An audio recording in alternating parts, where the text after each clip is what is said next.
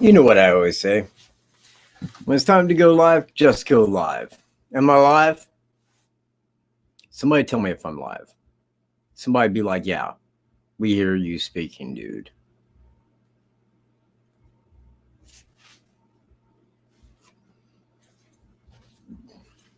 I will gladly vape until someone does.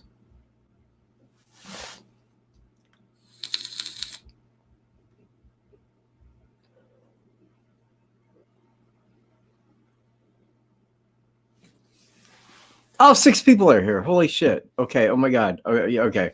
You know what? Didn't see you guys. Honestly, I didn't. Well, you know what? Tonight, kind of a special program. Firstly, I got up this morning and I was thinking it was Saturday. I seriously thought it was Saturday.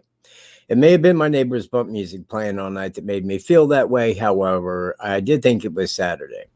So look, man, I'm in a good mood and I was kicking around the house and I thought, well, maybe, just maybe, this is a day to do a live show on this Saturday. But it isn't Saturday. It's actually Friday. That was my confusion. Call me wrong on that if you like. But you know what? Something I wanted to kind of explain to everybody. Because when I'm sitting here and I'm looking at myself on the screen, man, I look freaking luxurious, man. I look like that dude, you know? I look like the mayor straight out of Whoville. Allow me to demonstrate, if you don't mind. Wait, where in the hell do I go get that? Aha, that's right. One moment.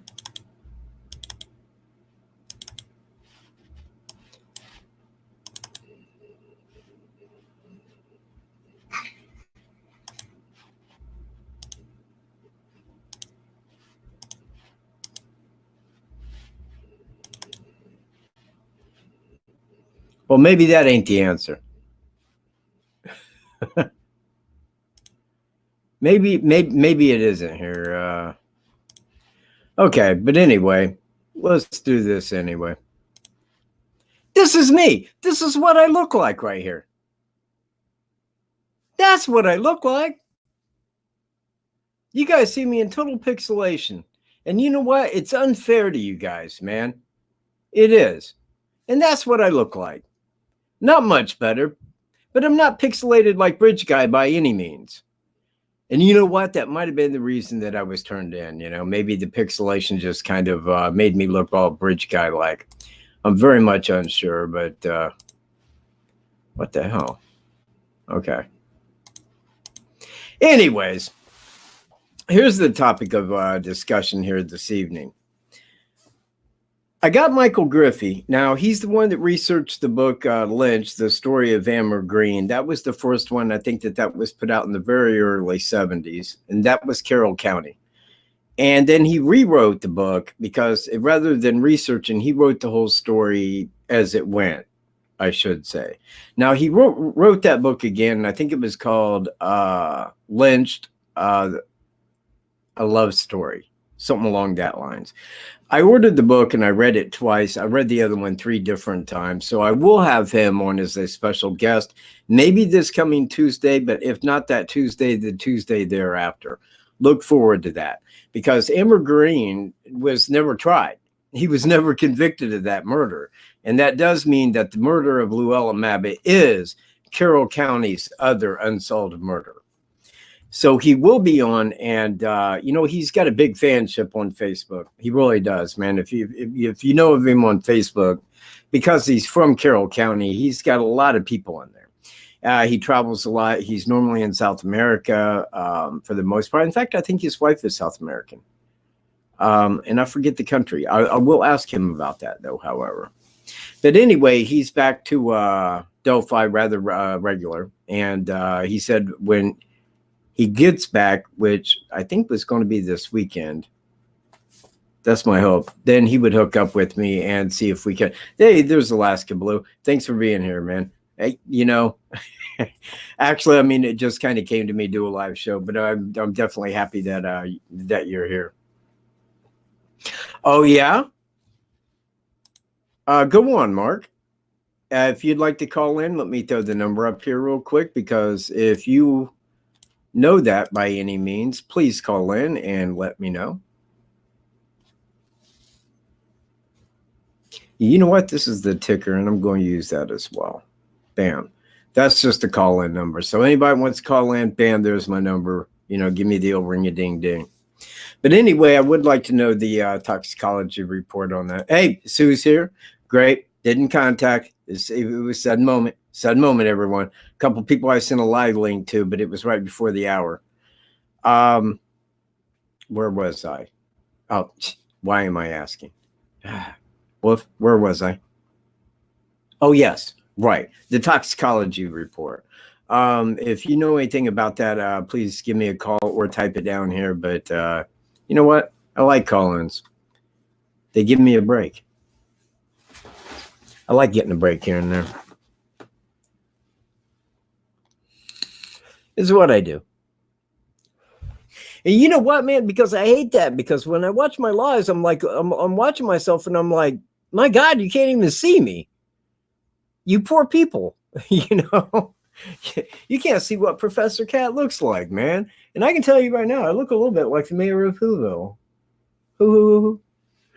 So, but anyways, the toxicology report, I would like to know, because at least it be some kind of an LSD overdose. I don't understand the consequences of what happened to her. I really don't. I think that is a very mad story.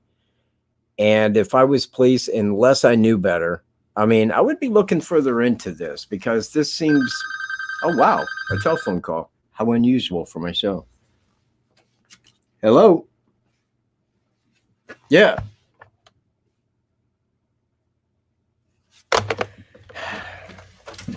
When people say, hey, man, who's this? Well, you know what? Don't do that shit.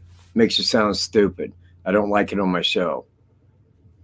Won't have it on my show. Now, here comes somebody in their loud car. You watch her go knock on my door. I know how this shit plays. You know what, man? When I had Delphi Justice on the other night, and I think that show ran for what, like 5 hours or some crap? Something like that? For real? Like 5 hours? Hang on. Yeah. Hello? Okay, when you call, please answer. Don't just sit there like an asswipe. Hello? Okay, fuck you in the ass. You know what I like? You know what I really like? I like people that watch my show just to be a douchebag. Watch. See? See how easy that is? You know, wait, look, it works like this. If I owned a television, all right, and there was a show on I didn't like, I wouldn't watch it. Okay? I wouldn't invite people over. Hang on a minute while I kill the ringer. I wouldn't invite people over to my house to then complain about the fucking show. Why? I have brains. That's why. Because that's exactly how you do it. Now, if you're subscribed to my channel to be a douchebag, then you really are one. There it is. And you know what? Here's the thing. I can't get demonetized for that middle finger. And here's why. Because they can't see it. Literally, they can't see it. They don't even know if it's this finger. They don't even know if I'm giving it a thumbs up. That's how badly pixelated I am. All right. So, anyway.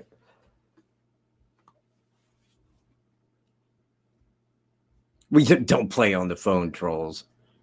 Yeah, don't play on the phone, trolls. Golly. So, anyway, this here, give me 1 second. Let me pull it up real quick.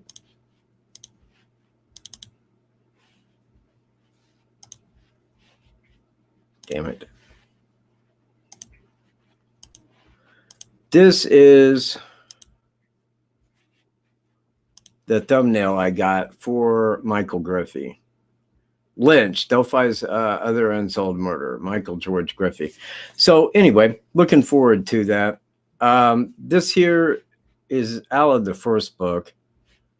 And you know what? This one right here, a Forbidden Love. And that's the thing right here. The story of Forbidden Love, Lynched. But both of those, he researched the first book and wrote the second one. Looking forward to having him on my show. Okay, you emailed me. Thank you very much. I read all emails. Well, most emails, not exactly all. I'm kind of in hope that Greeno will be joining me this evening, as well as possibly Incognito Society, depending. But it's just kind of my idea, man. I could get on here, maybe discuss that Michael Griffey was going to be on. 1, and 2, we got the press conference coming up. Will there be a press conference? You know, I want to see yays and nays down in the chat box there. I believe that they will, because at this point, 3 years after, to not have one, that's when the media would be going, is this a cold case? They don't want that. They don't want people to think it's cold, like they don't know what they're doing. It's one thing for them to say, look, we got all the pieces. We got everything we need. We just need one more piece. Who it is. Okay, fair enough. And you could say that at a press conference. But by not having a press conference, then what they're basically stating is, without someone telling us who the pixelated guy is in the video, we're without a clue. So is the FBI. So is the state of Indiana. So is John Kelly Profiler. And you know what? So will be John Walsh as well. Because we're all without a freaking clue. We don't get it. A guy shows up in Delphi, commits this crime, disappears, man. Just turns into a ghost. Nobody knows who the F it is. My backside. I don't believe that. In fact, you know full well I don't believe that.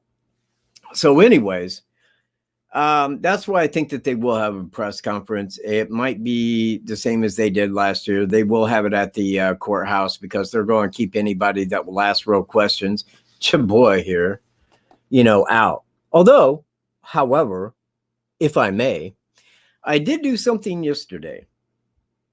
I filed my UCC-1 through the County of Howard, which goes to the Secretary of State. Now, I had filed that in Washington and filed the exact same as an informational in Howard County. So as of that time, now I can truly look you in the eye and say I'm a secured party creditor.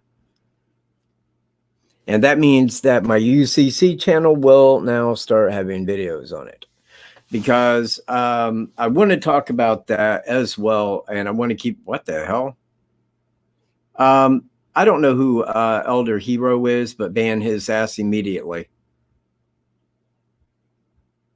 Like remove him. Aladdin. Okay, I will. Bye.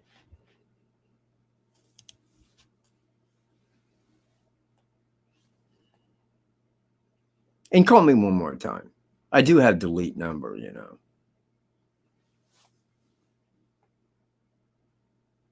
Yeah, but you know what, Mark? Here's the thing. For a person to freak out like Adrian Quintal did in the middle of the night and like shoot the place up, go out and put her cell phone and boots on the top, jump out with a I guess an empty pistol when guys were outside trying to shoot her, and then go running to the west until you hit the river and fall in 3 feet of water and drown. That sounds utterly ridiculous. It was stupid when she didn't call Benzie County and called a friend. So it makes me wonder what was up, you know. And again, man, hey, this is me, and this is just me speculating. Please understand that. However, it could have been the double play, man, by her boyfriend. Look, man, they had it set up. They had that set up, man, for his alibi. Now, if you was going to do this and it being 4.5 hours away, how would you get there? You'd leave at 10 o'clock at night, get there at 2:30 in the morning. Commit the murder that she thinks that they're getting away with to get money, then double cross her by killing her, and then go back and plant the body in the water. Because after so long of being in that water, what are they going to find? Well, even if she had ingested LSD, how would they find it, man? Do a spinal tap on a dead body? I mean, my God, man, what's it take? Like, I don't know, 300 to 500 micrograms, man? You know, I mean, they got to find out with the spinal tap. I don't even know if they could do that. But anyway, it is an odd story. It's definitely an odd story. And I think that there's more behind it than what we're being told. I think that if they do believe that somebody else had play in it, that they wouldn't be telling the public. But they did tell us that the body was found. So if they're doing a toxicology report, right on. I want to know what it is. Let me tell you, man, I was drunk for 12 years. Never one time did I do anything like that.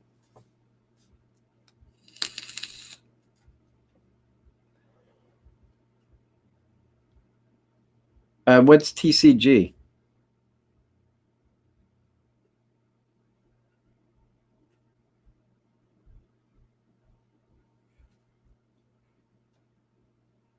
What? What did I overlook?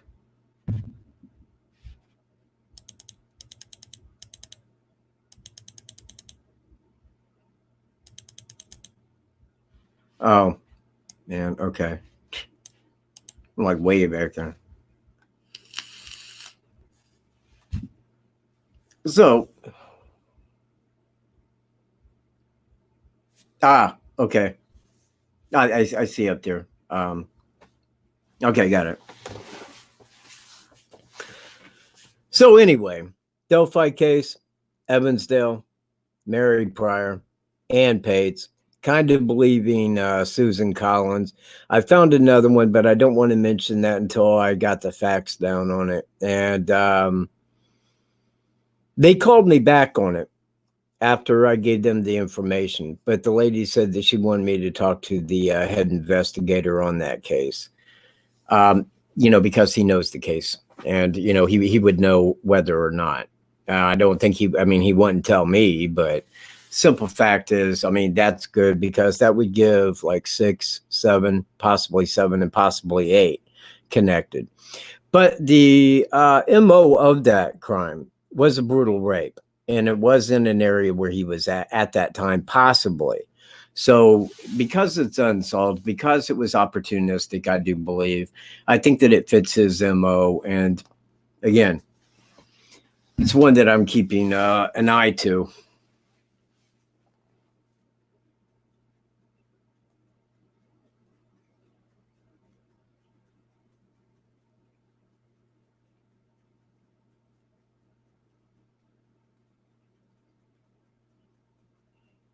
What? Are you kidding me?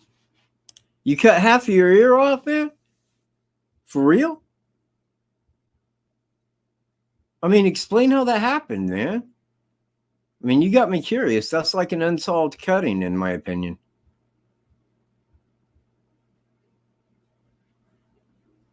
Go on. Start explaining. Yeah, I get it, man. Oh, yeah, you're an artist. Yeah. Wicked sense of humor there, Miss Chris. I like that. But not the fact that he cut his ear. That's not cool. Okay, well, he wishes not to explain. Fair enough. He needs not explain. So I am in wait and wait for someone to show up. That someone out there may show up. If not, man, you know what? I got the join me link, man. I'll just display it and everybody can show up. How's that sound? Y'all want to be on my show? You won't look pixelated like me. You're not going to look like Bridge Guy much. But you know what? Hey, Carl. Okay. You know what? I'd take Tyson on. Smart Money says I could take Norris out right now, man. I don't even think that man can get out of bed without Geritol.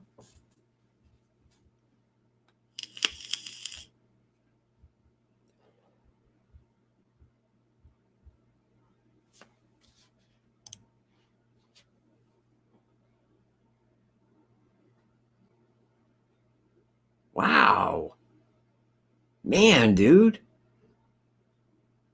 Man, okay, I'm sorry to hear that. Man, that's a real freak accident there, man.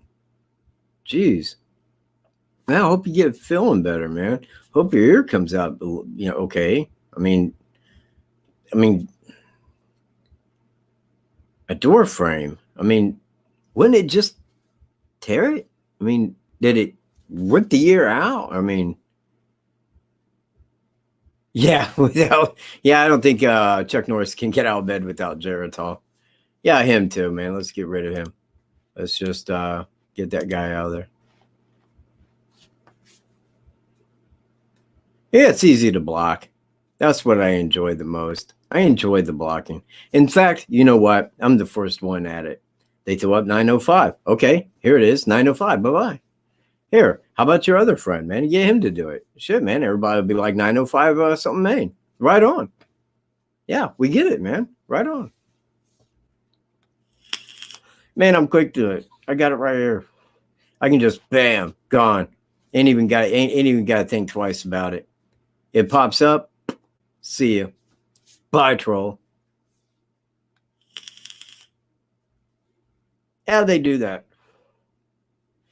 They do, man.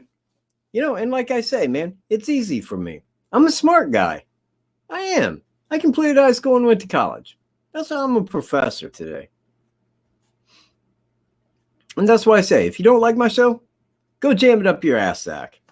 There you go. Enough said. Yeah, well, you know, it is Friday. It is after work, man. Wait, I don't know that trolls work. I think they just spend their day sitting at home, man, just going like, gee, golly, what kind of a douchebag can I be? Who cares? Somebody's address? I don't know. 905 something Maine. You know, who gives a piss? Questioning trolls. Why? Why question a troll? You know what? I like everybody, at least for a minute. Now, if somebody was to come up to me and say, oh, hey, I was the one that did that, you know, then they would be eating my fist real quick. But then I would like pick them up. I would apologize. I'd probably get charges. But, you know, que sera, sera. That's the way it would happen. Deep Snow in Denver. You know what? It sounds like an album, doesn't it? Like by REO. Yeah, we got a couple of inches. And my friend saying like, yeah, we're supposed to get 6 or 7 more tonight. And I'm like, yeah, ain't going to happen. It didn't happen. I don't even think we got a dusting that night. Me? Man, that's the way I talk. Woof. You can ask Woof, man. It's just how I play it. Yeah, you know what? Now, I grew up in Fulton County, Indiana, which is a couple counties north. So we used to get like a lot more snow than we do 2 counties south of there. You know, we would even here and there get lake effect, man, back in the 70s and 80s. Had snowmobiles. All winter long, we was out on the snowmobiles. Oh, come here. Come here, man. Yeah, well, I needed to ask you a question of you. If you don't mind, please come here.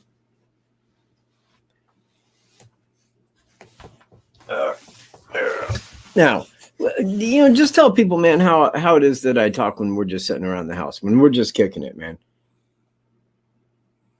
You know why he's very shy around people, but normally he'd be spilling it, man. Okay, well, you know what? I'll tell you what, man. Well, let me let you go here. There you go. Well, normally, though, I mean, I don't want to sound insane, but my dog does talk. Just like Mr. Peabody. Me, yeah, but it comes off of Lake Michigan. You know, if it's coming out of the north, we would get some amount of, wait, do what? Oh, really? Yeah, Kiwanis, man. Yeah, man, people went to Kiwanis and went to my school, Caston. I know exactly where Kiwanis is. Yeah, I know. But you know what? It's pixelated right now, Castlou. You know?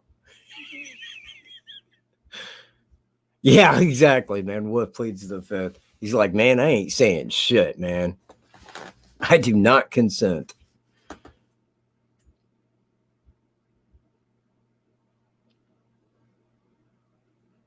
Oh, John. That's not cool, man. The guy got his ear cut pretty bad.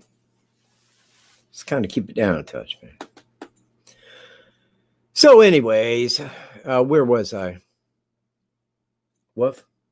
Any idea where I was? No. He's thinking pig right now. Incognito's here. Stand by, everybody, because here she comes. It's Incognito, everyone. How are you doing? I'm great. How are you? Hello. Well, you know what? I got a live show happening. I know. I actually got a notification. I couldn't get home fast enough. And then I had emails. like I said, man, I'd probably be on till about 8, maybe 9, depending. Greeno said he might stop by. He had some editing to do for a podcast. So he wanted to get that done and then get on here. And I'm like, hey, man, you know what? Do what you got to do. I said, because, depending upon, probably be on for a minute because literally I'm just kicking it. So how is your life hanging in there? Oh, it's been crazy today. Like I said, I was excited to get home and just watch your show, and then I had emails from you. So, hey, hold on. Freeman, please call back. Thank you. Hello. I got to fix the lights. Wolf tripped over the lighting.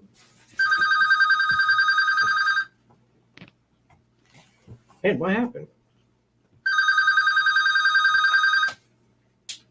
Ah, I see.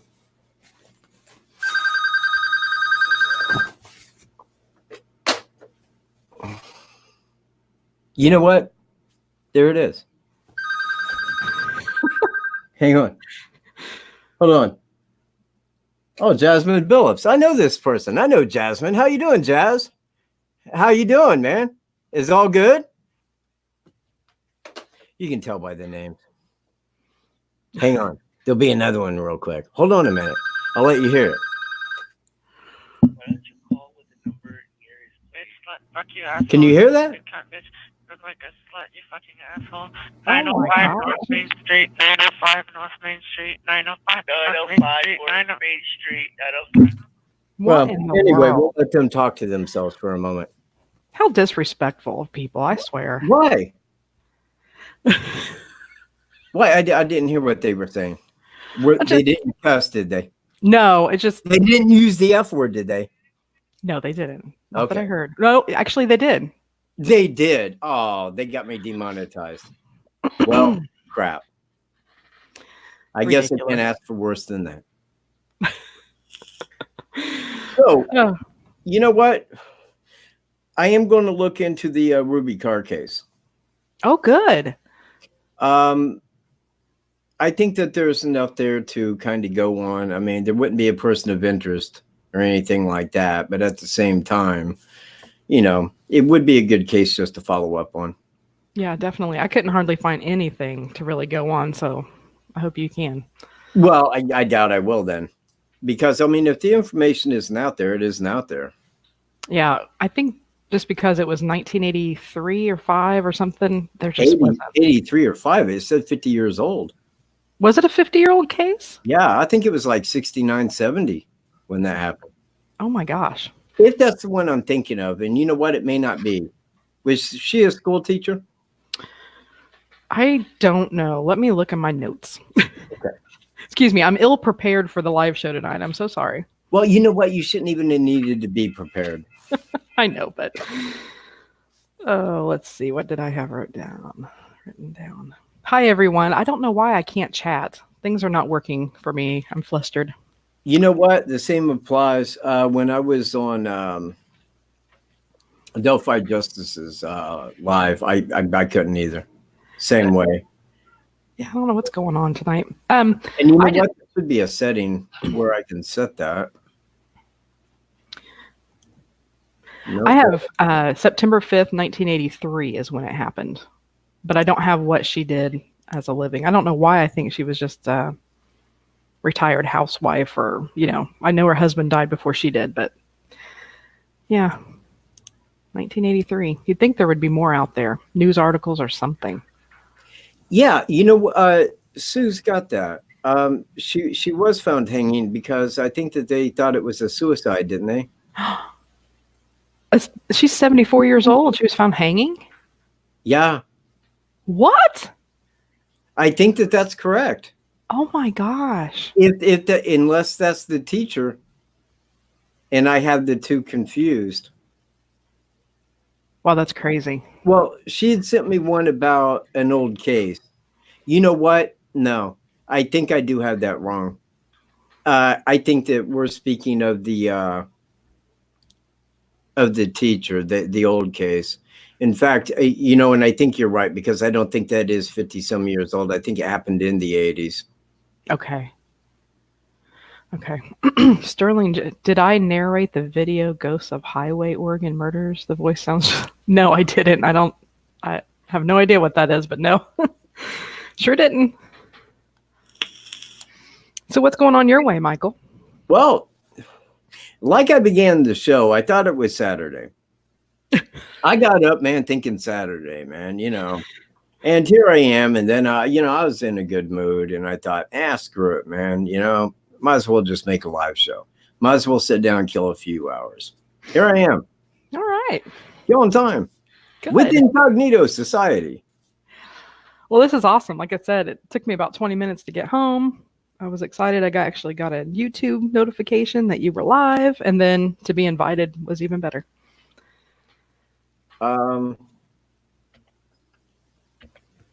Because you know me, I don't check my email all the time.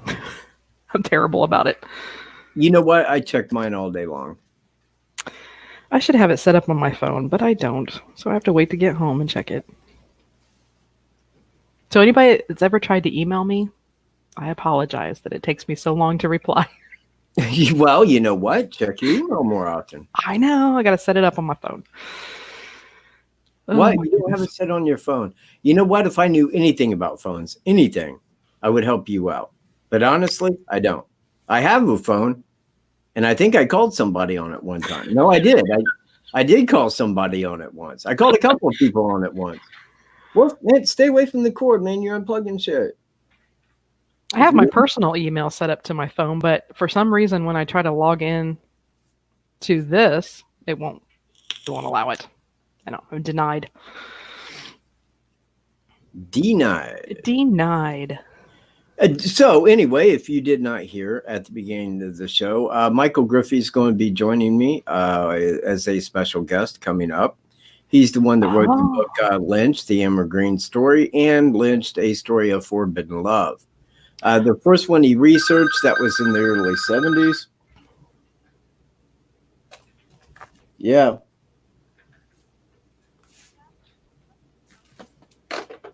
You know what?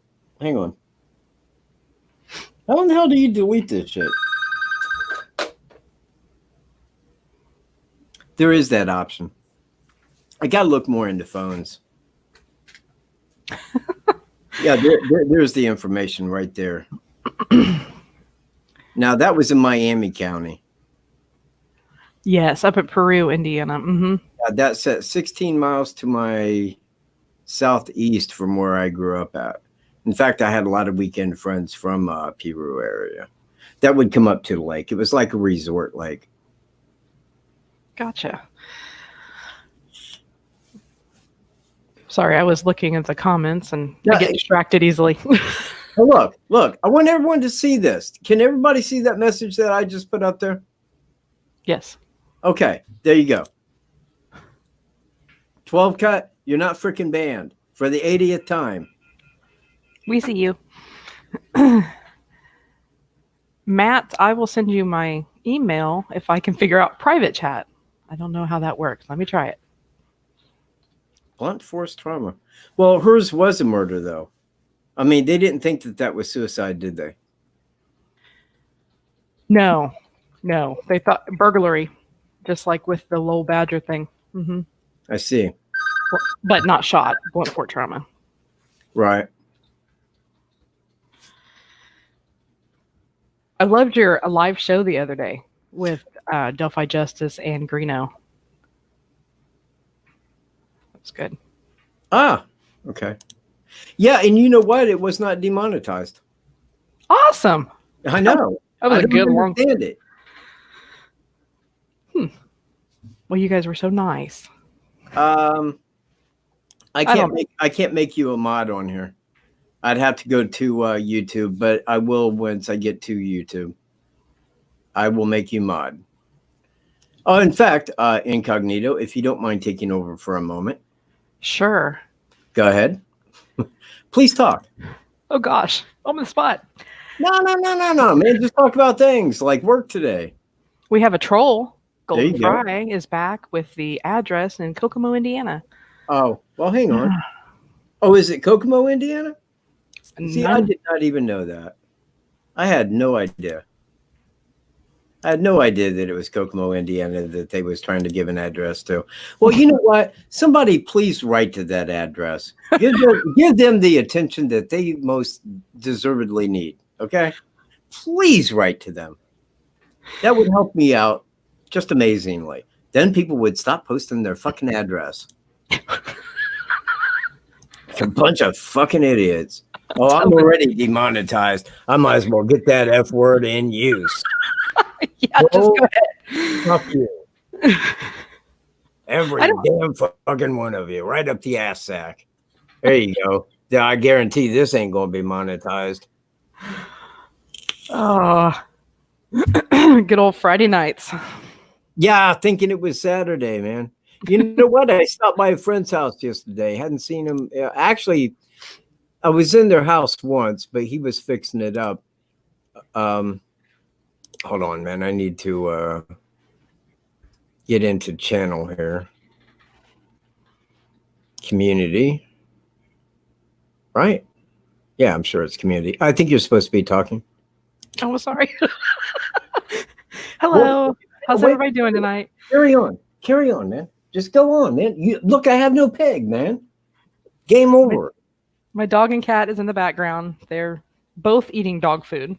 So that's what's going on here. No kids tonight. I'm excited. Decompressing from work. What's everybody else doing? It's a prison address. Oh, okay. So they want us to write to the prison. All right. It's a prison address. Interesting. Yes. So, right, let's see. Ruby Carr circumstances. September 5th, 1983, the body of Carr was found inside her residence. The cause of death determined blunt force trauma, stabbing, ruled to a homicide, missing from the property. Yeah, I can't add on there either. I had to be, you know what? Let me try this. View on YouTube. Okay, Amelia, if you would write something, please. Amelia. No treats for you. I know. I don't know why the cat's not eating its regular food, but it wants to eat the dog food. So, I know. Crazy animals. Am I too loud or am I too soft? Or as far as the... There you go. No, you're just fine. Okay. There you go. You're a moderator now, Amelia. Have fun. Yay! You got some good moderators. Alaska You know what? Blue. I got the best moderators. I'm telling you. Devil Ants. Alaska. Lily, Yeah, of course, Amelia. Alaska. Yes, Amelia Sue. now. Sue. So Couldn't ask for better. It's you such know a what? I got as many moderators as what a man needs. exactly. And In fact, I'd make every subscriber a moderator. There I would. I think Matt said something about he just feels comfortable with us. I agree. I love coming to Katt's channel Thank you. and just you can decompress after a long day, have a normal chat. No one has to agree with each other, but you can actually have an adult conversation. An adult conversation. There it is. It's amazing. Except you get the occasional troll and we can all laugh, you know? Well, we must laugh. We have to have humor. Oh my gosh, You know we what? go crazy. Went to Caston. I laughed. What'd you say? I'm sorry, I missed it. I was talking. I said the short bus that went to Caston, my school. I laughed at him. Okay. I was an evil kid. I laughed at the kids that were rather stupid. We've all been there. We've all done like that. Oh, good. Great. Okay, now I don't feel as bad. Oh, please. I thought it was just me going to hell. Nope. We're all doomed. We'll all be down there still discussing the Delphi case. Yeah, man. And Wow, I mean, this is 30 years now. What's up? and I don't mean it. Press conference. Smart money says no. Yeah, I don't mean to by any means dishonor that, but I just wanted to. It seems like we're going to be still talking about this for many years to come. I don't think so. But, however, man, it was brought to my attention by someone. I don't want to give their role. Well, I'll say Miss Cavalier. And she told me that they may extend. What the hell? Papa John's. Probably is. No, it was Domino's, everybody. It was Domino's. And you know what? Here's the truth of it. Will I get a pizza? No. No, I won't. Sad. Very sad. They don't make good on their promises. Now, what were you saying about Miss Cavalier? I'm sorry. Oh, right. Well, she had said that they may get continuances and so forth on Thomas Bruce's current trial. And that could be. But then again, man, I mean, I just point out like O.J. Simpson. Look how long it took them to wrap that up, man. And he had like the biggest law team ever. Yeah. That was paid. Now they stretched that out, but I mean, he was found not guilty at the end. However, I don't know that a public defender would necessarily, I mean, not that they would not try that, but, it's my hope that it will end in October. He'll be sentenced. Bam. Have a nice day. You can appeal as you like, but you got a bunch of people wanting to talk to you. Yeah, definitely. I think he'll continue it as long as he can because you can just tell he wants to be a real prick about everything. He can't just come clean with it. How can you not? I know. I mean, how can you not, man? Line and sinker. Look, in Delphi, 2 people that seen him. Mm-hmm. Now, I ain't going to be the graphic guy, and I ain't going to explain the lowdown, but I think that we all know what occurred at the Catholic supply store. Right. I don't think the other 2 women are going to forget his face. Yeah, exactly. No way. You see where I'm at? Absolutely. Yeah, believe me. That, you know what? I'm going to get the court transcripts for that because I want to know the ugly blowdown of that dude, man. Because I'll tell you right now, it will befit his MO to a T. Yeah. I've often wondered if they were adults, all of them that were in that store, because it was after school hours. I don't want to know, but it's one of those things that have crossed my mind.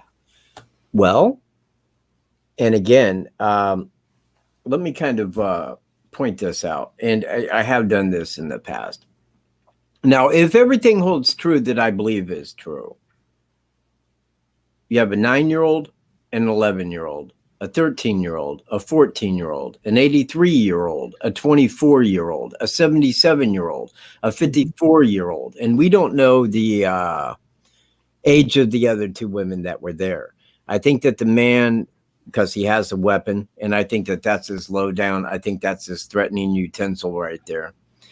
And I think that that's what makes them powerless. And I think that at that point, he's very sadistic. I think he likes to humiliate him. I think that that's how he operates as an opportunistic sadist.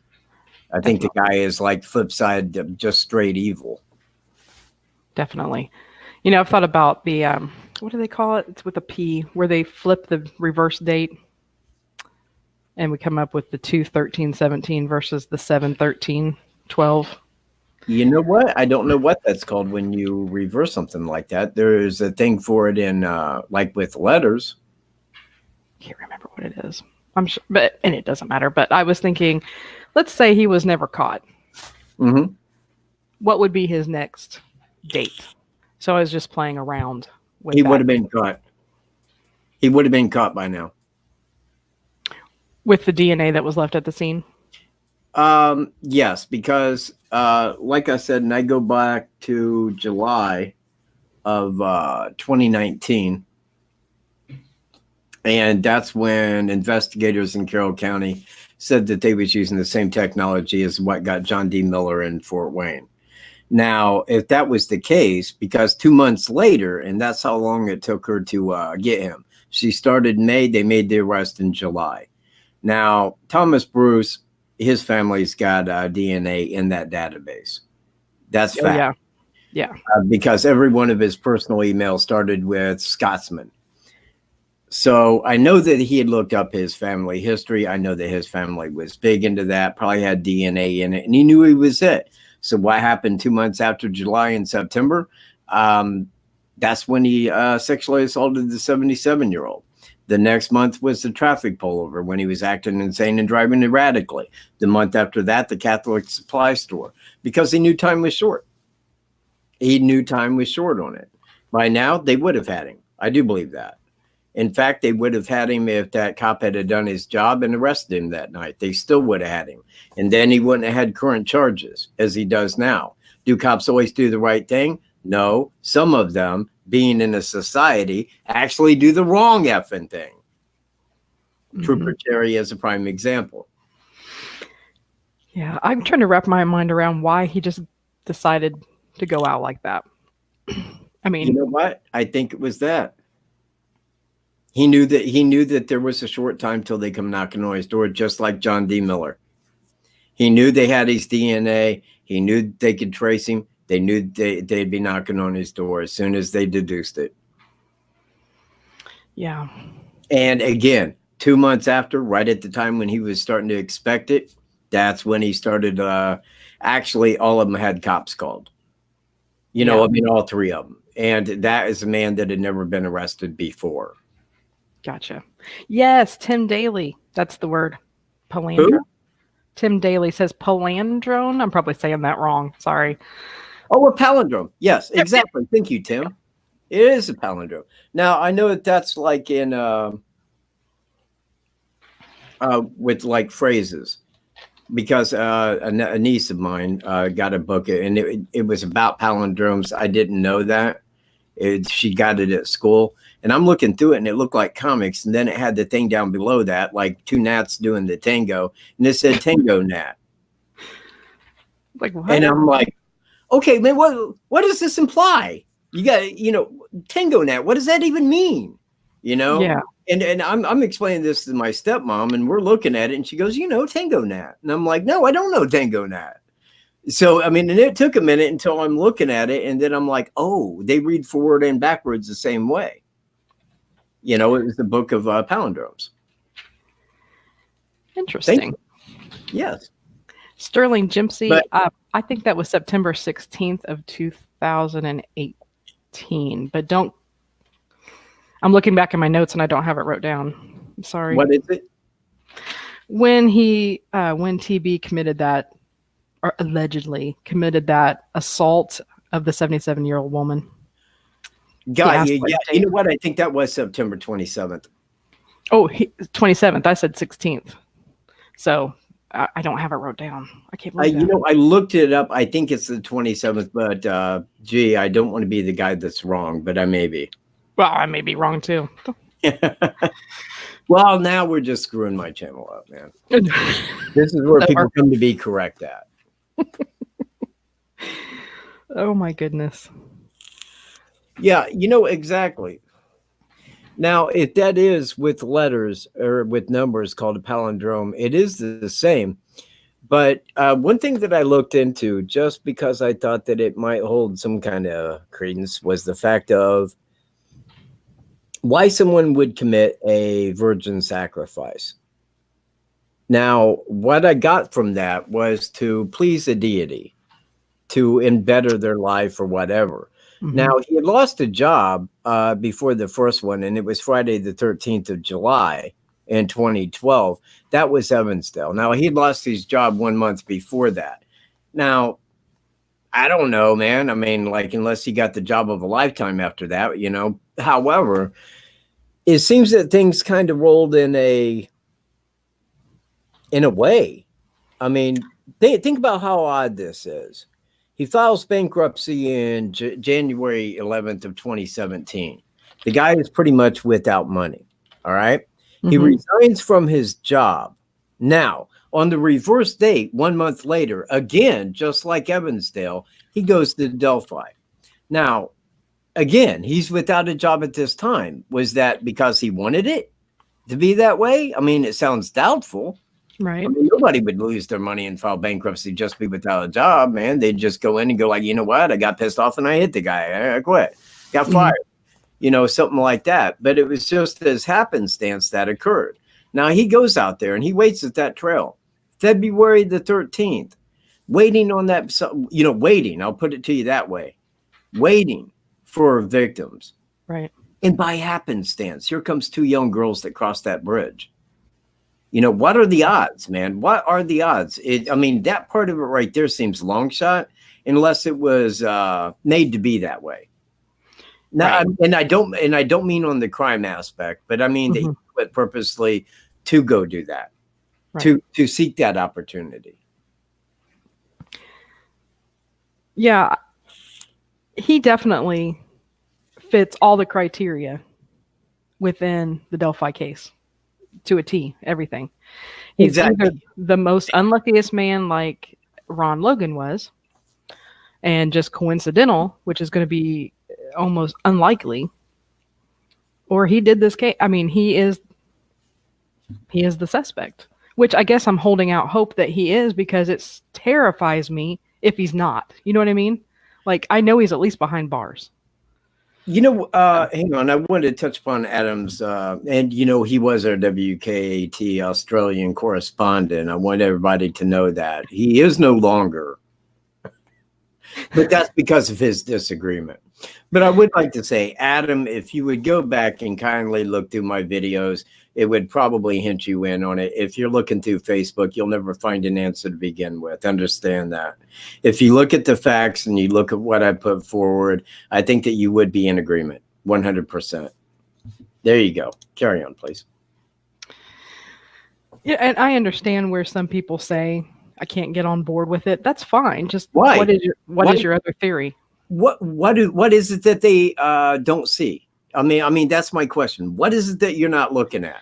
One person said, I don't think it's TB. Why? I don't think he was there. Fair enough. Bye. Right. You need to go on. You need to leave. I don't think you got brains enough to be here. I think some people point that out because I want them to come back and give me a thumbs down. That's the name of my game. Make sure to come back and give me my thumbs down. If I don't have 20 thumbs down, I'm not doing my job correctly. That's how I feel about it. Well, you've got 62 people off in a bad enough manner. It encourages me to do better next time out. Well, you've got 62 people watching right now, so I'm sure that you're pretty close to. Wait a minute. Now I got to touch upon this person's comment. He would be charged already. Okay, they charge him with it. Now he says, I want a quick and speedy trial. Well, we can't do that. You know why? Because you got current charges. That's why. God, I get tired of answering that question. Please, people, without a brain, you are an animal. Well, actually, you're not, because Wolf's got a brain. And you know what? He knows that 100%. But I explain it to him all the time. That's why. Good old Woofers. He's my little Watson. I really have thought, why do I cling so much that it is TB? Am I dealing with facts, or am I dealing with emotional attachment? Because let me reword that and say wishful thinking. Wishful thinking. Okay. There's also a part of me that doesn't want it to be him. And I'm sure that there might be somebody that agrees with me. I want the Delphi killer to stand alone only for this crime. I know it's not possible. Surely he's killed before. But it's like, I don't want to have to compete with any other state or crime. I want him to suffer here forever. Yeah, you know what? That won't happen. But you know what I mean. Yeah, like, but it won't, because the first place he's going to have to serve is Missouri, life without parole. So that being the case, anything that any other state does to him, once they convict, unless they go for the death penalty, he's going to do that time in Missouri. So he's never going to do time in Indiana. Yeah. And unless it's the court time that he's got to show up for. That's it. Right. Now, if we give him death, then we can extradite him back to face that. Will they go for death? No, because it's two young girls. They don't want that out there in the courthouse. They don't want it talked about. Carroll County don't want that. I'm sure the state of Indiana don't want that. But you know what? If I may speak for the people, I do. And not only do I want the death penalty, I want him handed over. Mm-hmm. Because I would drop him off the bridge with the noose attached. I would amber green him. I would give him that boot off the side if need be. He would have that drop to think about it. But I think a lot of people don't want it to be TB. They don't want it. They want the guy to stand alone for this crime. And I understand, because there's a part of me that wants that too. I don't want to have to compete. But the facts are there. I know people keep asking, well, have you put him in Delphi yet? Okay, I can put him passing through to visit his brother, but no, who could? Not even the law. So, I mean, they can't put him there. They can. They can. And I mean that's the lowdown. They know what occurred. And you know, we got the witnesses that are saying, yeah, you know, it's him. I believe. I mean, don't take me wrong. I didn't talk to him, but I know the law enforcement has. Yeah. I've been really just totally disheartened since the road show. It makes me question everything that I thought I knew, hoped for. Why? Well, I'm emotional. I'm a girl. I'm just going to go on that. I watched it and I'm like, yeah, I knew that. Yeah, I got what you're saying now. You're not saying it's not the first sketch. What you're saying is, well, both of them maybe. It's you know, it's a combination maybe. It's one or the other. It's, you know, but I think, you know, again, the reason that I gave that is on the second sketch being generic is because it did end their investigation. They no longer had to investigate this crime in knowing who did it. They had their facts and everything in order. They had talked to him. They canvassed all of his friends, family, neighbors. They knew it was him. When they showed the picture to the two people, they're like, yeah, it's the guy I seen. Okay, we're sending our DNA off. Guess what? Never heard results from that. You know why? Because it was positive. If it was negative for Thomas Bruce and they had checked that, then if called up, I could literally say, well, was it Thomas Bruce? Now, if they say, no, it is not Thomas Bruce, he's cleared, then I would say, okay, how do you know that? Did you test his DNA against it? And are you standing to the word that you tested that DNA and it came back negative? Because, see, they would not answer those questions. They would say, well, we can't really answer on that. That means, yeah, we can't answer on him. In fact, that's the question right there for them. Is it Thomas Bruce? You sent the DNA off. Did it match Thomas Bruce? Well, we really can't answer on DNA. You know, see, and that's how they would get by without telling you that. Yeah. Well, hi, Randy Gravitt.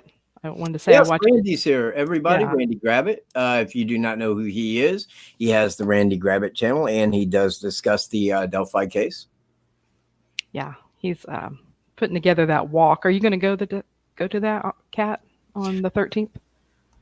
You know what? Probably not, because you know, and don't take me wrong. I mean, I would.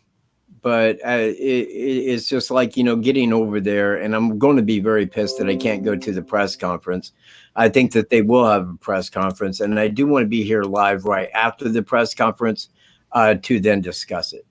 Yeah. But, you know, I mean, for anybody that's local that wants to go to that, I mean, it's a good thing.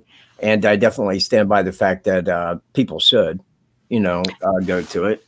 I mean, it does add more press to keep the murders alive. Definitely. Definitely. The flowers that he showed today on his live, they're beautiful. That's very nice of him to put that together and do that. So. Who, Randy? Yeah. Oh, yeah. okay. I mean, I didn't see it, Randy. I'm sorry. Yeah. Very nice. I would love to come, but I don't think I'm going to be able to get off work. And it's about a 3-hour drive for me. But I still would be there if I could get off work. Maybe a miracle will happen. You know what? You could get the flu. Have you heard of the coronavirus? Sure have. Do you know anybody from China? Unfortunately, no. Oh, okay. I was going to say, man, have them mail you quickly. But there was 2 Oxford, Miami University students in Oxford, Ohio.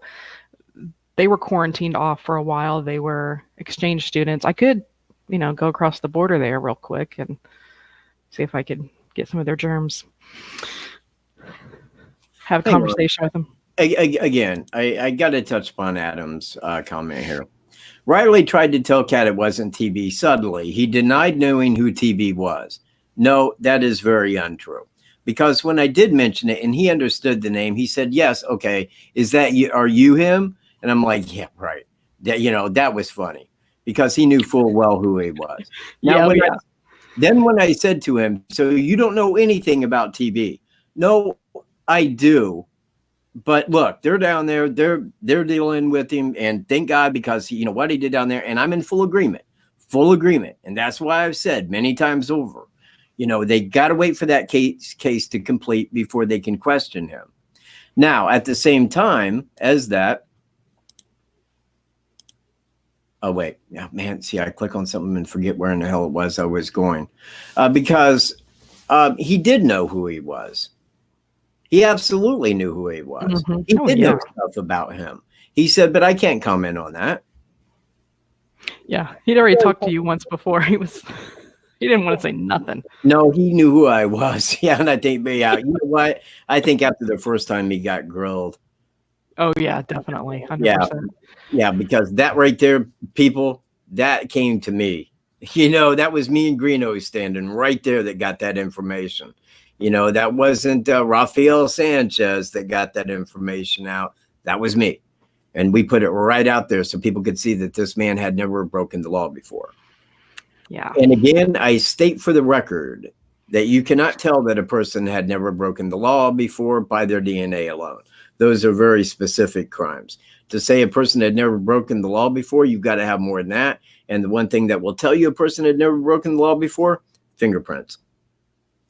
Mm-hmm. Because if there are none on file in this country, chances are they had never broken the law or got caught broken the law. People always like to I never got caught. Well, I get it, man. Please stop correcting a man that needs no correction. It hurts. See, Katt's fine to debate with. I know there was a challenge put out for anybody to call in and debate you. I have a fine conversation with Katt. He's not going to be mean and bite you across in the phone. No, I won't. But I do expect some evidence on their side. It's one thing for someone to say, well, I don't get the logic behind it. Well, I explained the logic behind it. Maybe you didn't watch those videos, but they're out there. I mean, I certainly put all the logic behind it because it fits all the criteria of the Delphi case, including the route, knowing he had stopped there, knowing he knew the trails. I mean, and then it makes sense. It all makes sense. And again, if I need to go further, you can look at Mary Pryor. Now, she was brutally raped and murdered in Lennon, Michigan.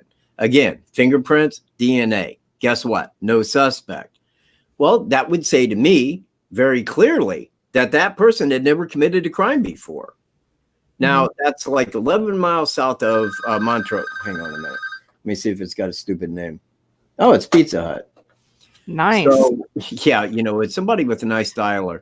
Well done, troll. You're a fucking real hoot. I would like a personal pan, extra cheese with garlic sauce on the side. Thanks. You know what? It'll never show up. Dang it. I'm sorry. I know, man. I waited for that knock. I was counting the minutes.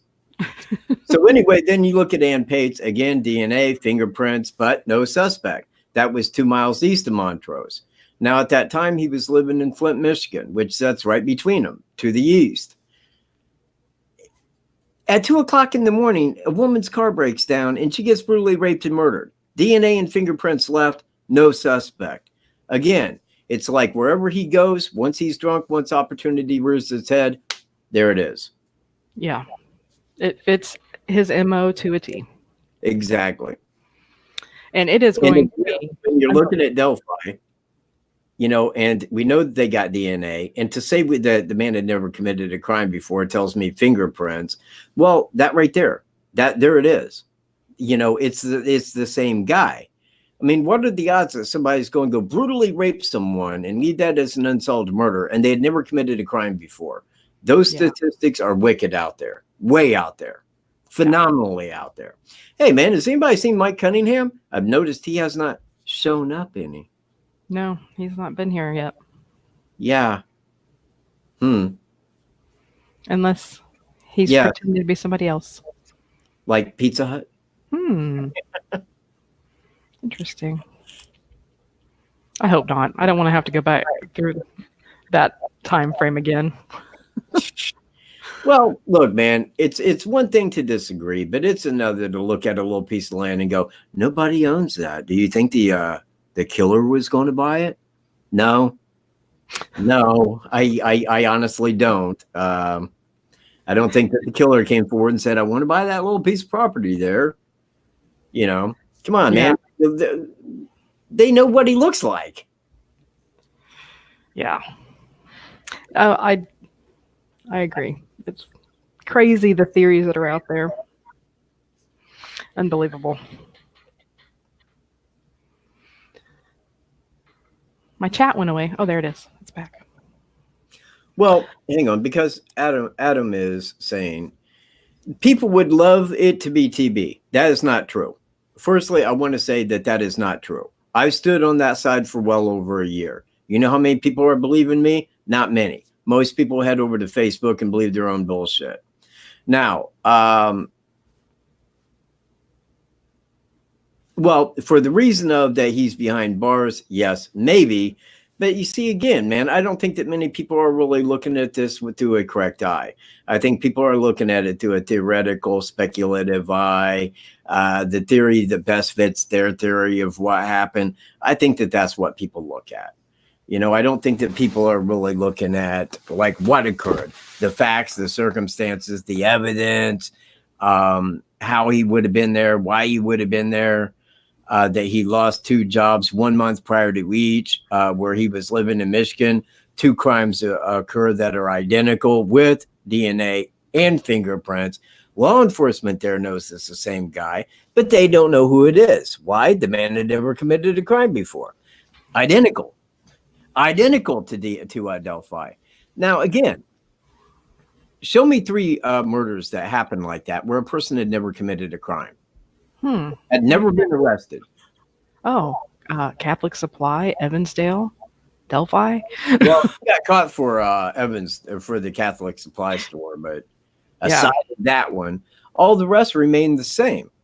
And I can show that he was right there at that time. Yeah. Oh, there's Double Ants. What up, D?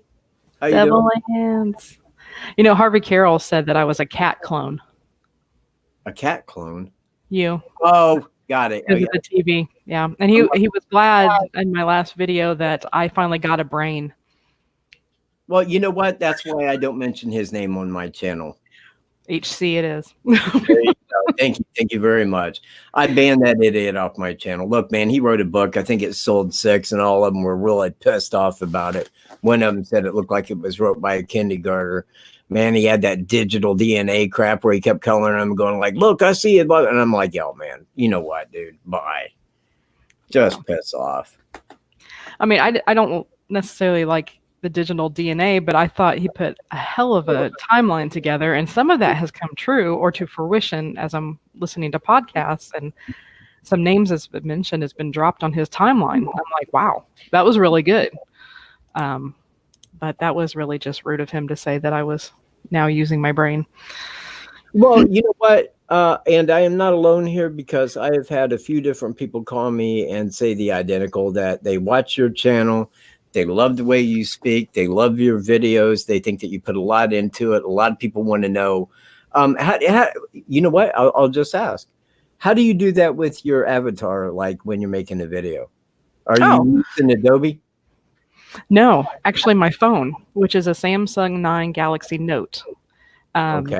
But unfortunately, when I updated it, I no longer have my bunny. I know. So then I had to go to the little girl avatar, which I don't like. But so it's called an AR emoji. And so when I go to my video, I can choose between using the Bixby or I can choose AR emoji to make a video. And it'll give me some options. Now, the bunny was the cutest. The other ones are crazy looking. I think I've used the bird once. And then when they took it away, I have an option to make one that, you know, sort of resembles myself. And that's why you now see the girl. But yeah, I just use my phone. Okay. You know what? I did see. I didn't know. I thought you was using like Adobe Anime. Nope. Well, there it is. That's how she does it, man. I tried to use the Power Director 18 and make a video. I had it all set up and I was going to review the podcast and I could not get it. I don't know if it was my computer settings or what was going on, but I could not bring it from Power Director over to YouTube. I'm like, screw it. I'm just going to go back to what I was doing before. What did you use when you rendered the video? What did you render it as? I don't know. I always use like Windows Media. It will upload to YouTube. Oh, so I should have went through Windows Media from Power Director and then to YouTube? No. Like as an example, say I'm sitting here and say I'm not live and, I'm sitting here filming myself with my handy cam. Well, then I take that video and I put it on Power Director. Okay, once I've done everything to it and edited it, then I got to render it. Then I put it to Windows Media. Oh. And then when I do that, you can select down to the pixelation that you want. Now, if I go up to the highest pixelation, it's going to take longer. So I usually do the second 6 pixel on it. That usually comes out pretty clear. See, I didn't even know I needed to do that. So there's the problem. I'm not that savvy. Should have called. Should have. I try not to bug you. You know what? I am in need of being bugged. Yeah. Well, look, it's wintertime. It's Indiana. I mean, all the animals are hibernating or they're a little pissed off about food, one or the other. So I'm never really out hiking. So, hey, if somebody's got a question, that's why I give my phone number out. Hey, if you want to troll me when I'm not doing live, go ahead. Do it. I've had it happen. I had it happen one time. One time. I picked up the phone and I'm like, it's quick, to the point. Oh, I don't know how you put up with it. I'd be like, it gives me and Wolf stuff to do. I know. I love the bunny. I love the bunny too, Alaska, but I can't use it anymore. Well, you're using it here. Well, as just my little. It's actually what you made me when I first came on. It looks cool. Yeah, but I can't get him to talk anymore, or her, whatever. You know what? There should be a way. There should be a way. If I hadn't updated my phone, it wouldn't have went away. I'm sure I owe Samsung Galaxy money for, using their AR emoji. Oh, no way. That would be my man. I'd be like, up yours, man. I know. I ain't paying dick. I'll get copyrighted, You know what? I wonder if you couldn't make one like that. I mean, can you upload your own avatar like that? Or does it have to be one that you have to pick out? Yeah, it's the options. I have. If there is a way to do that, I don't know about it, but they only give you like 4 or 5 options.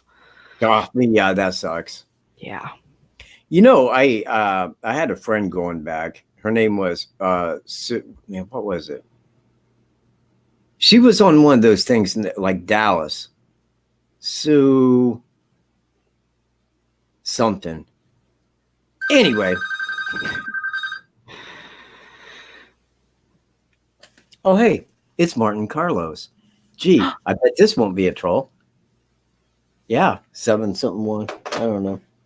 It's some BS. It's amazing they have nothing better to do, but to do that's crazy. No, they got stuff better to do. It's a troll's job to be a fucking asshole. I mean, it's what they do in life. At least they're giving you a view. 70 people watching. Does Katt know he's live? Hang on. Yeah, I think he does. I think he gets it about now. Oh my goodness. How are you feeling, Devil Ants? Yes, was waiting for a call from Devil Ants. Do not be afraid to call in. Yeah, don't be afraid to call in. Cat doesn't bite. I could, but I don't have the teeth to make it anything worthy. Yes, a question. If you have a question, please throw it at me. Us, I should say. Please, if you don't mind. 12 Cat. What? Hell, I'm at work. Butthole tried to swat us the other night and it backfired. I'm not sure what that means. Yeah, I don't know either, man. Oh, okay. No. He's talking SWAT, man. Like special weapons and tactics. Okay. Swatting, you know. I think, yeah, but he was telling me something about that. If he would call in, he could tell us all about it. Have you watched the new podcast or listened to the newest podcast that's out there about Delphi? No. Why would I? Just wondering. Well, look, I'm a man of deductions. I care not what others think. Aside of some, and don't take me wrong, like Miss Cavalier, man. Miss Cavalier. I mean, you know, she's that person. You know, I mean, she really gets me the information I can't find, man. And she does a lot of digging, man. I respect that. And she knows that. I mean, you know, she is a damn good lady. Yeah, she's a sweetheart. I love her. And she can dig and find stuff, I'm telling you. She can. You know what? She found TV's high school. Shut the front door. Nope. Serious as I can be. And That's awesome. And getting yearbook pictures. Oh, en route. Nice. Thank you. That is nice. Can't wait. Man, I'm envious. I'm not crying. You're crying. You're crying, man. Knock it off, you know. Stop. You're spreading it like the coronavirus. I'm telling you. Any news on our suspect? If you're speaking of my suspect, not really. I don't have anything new to add. 8 months and 6 days. Do what? It's just 8 months and 6 days until he goes to trial, maybe. Oh, geez, really? That long? God, it's going to be long. It's going to be frightening for Katt. And it's my birthday when he goes. Get out. Yeah. Wow. Isn't that crazy? What? Happy birthday. And Thank I'll tell you that right now because, man, you know, if they sentence him and get this ball rolling, that's going to be the greatest birthday that you've ever had to me. Amen. Amen. That'd be awesome. I was really mad at the new podcast name for a long time. What? Called? Well, do you really want me to give it publicity? What? Yeah. I mean, people know about the podcast. I mean, like, I don't even know who has the podcast. People just ask me if I watched the podcast. No, I hadn't. You know, maybe I should. But the thing is if somebody else came up with anything, well, it wouldn't be me to use it. Yeah. And then you see where I'm at. I don't want to say, oh, on this podcast I heard. Well, shit, man. If I overlook something, man, that's me overlooking it, man. And congrats on the other people. But, yeah. I mean, wait. On this podcast, are they stating that it's TB? No. Then why do I give a rat's ass? But they are mentioned without. I haven't. This one, the third one, they haven't mentioned suspects yet. But yeah, you were mentioned, and the suspect was mentioned in both the other ones. And then how great of a job you've done to put together your information on TB was mentioned on another. So. Oh, wow. Can you explain TB and podcasters? That it means a lot. Oh, see now. You can call in, Devil. Go ahead. But I did want to answer on with Susan Collins. Yeah, go ahead. Now, this is me. And look, you know what? I don't know if anybody watched that video that I made the other day where I uploaded. And I'll kind of start there. And I did put a picture of Smedley Alley and her where it said executed new suspect. I don't know who made that. I didn't. But I did find that photo. Now, what I did was I was just going through, man, and I was putting together a lot of like really cool licks out music that I like. That's how it started. So when I started adding them, and you know, it started going. Hang on. Yeah.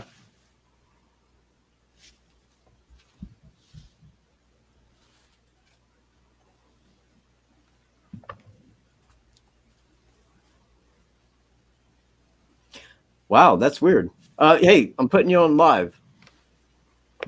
All right, you're on live, Devil Lance. I'll get right back to it. Everybody remind me to go back to Susan Collins. All right, go ahead, man. What's up? What's on your mind? All right. Well, actually, go ahead and explain the Susan Collins deal. I was going to ask about that, but go ahead and explain that. Well, as it goes, I put all those links together, and it started going like over 2 minutes, which I expected to be long. But then I was thinking like, well, okay, you know, if I cut all those down under 10 seconds, it wouldn't make a copyright violation. So I kept all of them under 10 seconds. So then when I started putting them together, because I was thinking like an intro with all this cool music.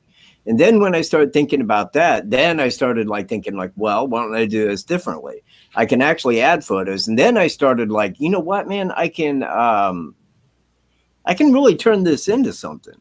So then I started adding video over this, man, and fading the pictures out and then moving the picture, you know, with the music and so on. And then I thought like, well, I can use this as like maybe a way to introduce the fact that I'm going to be making the Final Stance video series. So I did that. And in that, it had that photo. And I'm just relaying the fact that I had made that video. I think only like 200 people watched it. It wasn't live or anything. So anyway, when I seen that photo, because it makes me think, and it really makes me wonder, because of the brutality of the rape of Susan Collins, which was at a base that Barry Scheck is saying that Thomas Bruce was at that time. Now, if he was in the area code of where that happened, because it fit his MO so well, I put him as my number one suspect, you know, the primary suspect in that. So hang on one quick second. You can go ahead and join whenever you want. So anyway, if that is the case and they do test that against TB, man, it might be a good shot that he did commit that. Now, if they did, then there's an issue. There's a big issue. Yeah. Because then that's going to kind of take death penalty off the plate. Right. And I don't think they would go to all this trouble just to throw out a name that might possibly be to overturn the Sedley Alley case. I mean, they're not going to go through all that and waste money to try to prove something that they didn't have more on. So I have a feeling that it might be him. Yo. Hey, take me off live real quick. I got to ask you something. Okay. Hang on a second. Go ahead.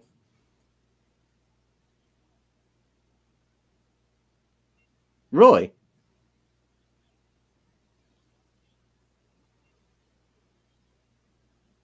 Huh. Yeah. Okay.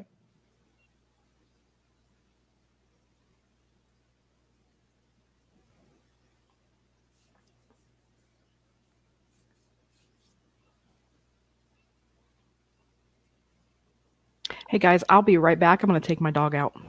Okay, go ahead. I'll still be here, I think. Well, don't fret it none. Okay. Well, I know, but at the same time, there's a reason why. You see where I'm at? All right. Okay, I'm putting you back on live, okay? No. Hey, you're going live, man. Not bye. I'm still here. Okay. So carry on. Go ahead with what you was wanting to talk to about. Sorry about that. The reason I called in, Mike, is a lot of them in your chat, and it wasn't trolls, it was some of the other guys. We just bring up, we talked about Prince. A lot of them was bringing up where he served in the military, that his fingerprints was in the system. And Yes. I kept telling, you know, at that point, you know, the military was not putting our fingerprints in the CODIS. Right. And it just is not sinking in, you know, and it's still being used as arguments. And I Go was fuck like, yourself, well, Carlos. Up your ass. Yeah. Do what? What'd you say, Mike? No, I was talking to somebody online. I said, I'll throw this, you know, up the mic and let him go ahead and put it out. knows. Okay. I mean, because, you know, like I said, when I served, you know, ours didn't go in.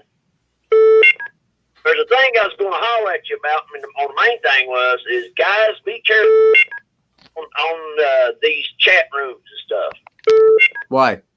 People are doing this crazy thing, and if to the end, or if somebody just recognizes you, So real life, you know, accident. Be careful, because cops are showing up at people's houses. I don't care. It's getting nuts. It's getting crazy. I don't give a shit. Chat no, Mike.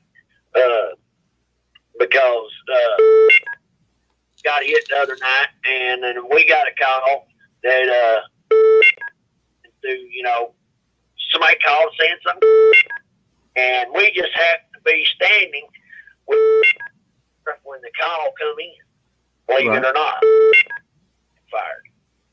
It goes to show you that, but it wasn't on me or anything I'd done, gaming and stuff like that. It happened. World of Warcraft and all that stuff. What? But anywho, World of guys, Warcraft. Careful. So- On the community, they is some kind. I don't know what that game is, but I reckon it's supposed to. But I don't have the time of the day to play it. Well, I don't know how that could, you know, preclude like a SWAT team. Go into these. They have. They go into like a team in that game. Right. Yeah. And you're talking to one another. Yeah. Evidently, you know, they can pull up your ISP. And ISP. Now, this is how it was explained to me. You got the ISP. Indiana State Police. Your address. And once they've got in what it, you know, and the bad is you'll be online gaming when it happens. Do it. You know, so they can sit back and laugh. But yeah, in our instance, standing outside at the fence, and we was talking about, you know, the horses had got loose, and when the call come in, and so we dodged the bullet. Hold on a minute. But I keep talking. I'm going to get the thing so I can end the fucking call waiting.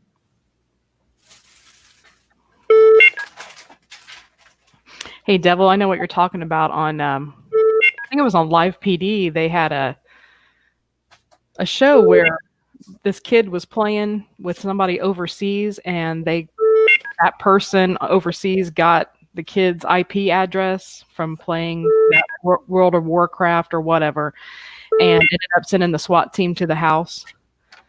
So I know exactly what you're talking about. I don't think that would apply comes to chats, though, because they would have to know everybody's IP address. Well, I mean, it wasn't for Katt. I'm just... Hey, Devil Ants. Devil Ants? Yeah. Let me call you back in a minute. Is it the phone? Yeah. I'll call back. I'll have you call back in a minute, okay? But Yeah, I get tired of trolls. I'm going to kill the call waiting. You know, it's oh, you're still there. Oh, wow. Okay, my bad. Hang on. There you go. Yeah, kill call waiting. Go ahead, man. Please talk while I read. Oh, so True Crime Investigate says actually, he's here. they just know the address. So There he is. There we are. True There Crime he is. Investigates. It's called swatting, ladies and gentlemen.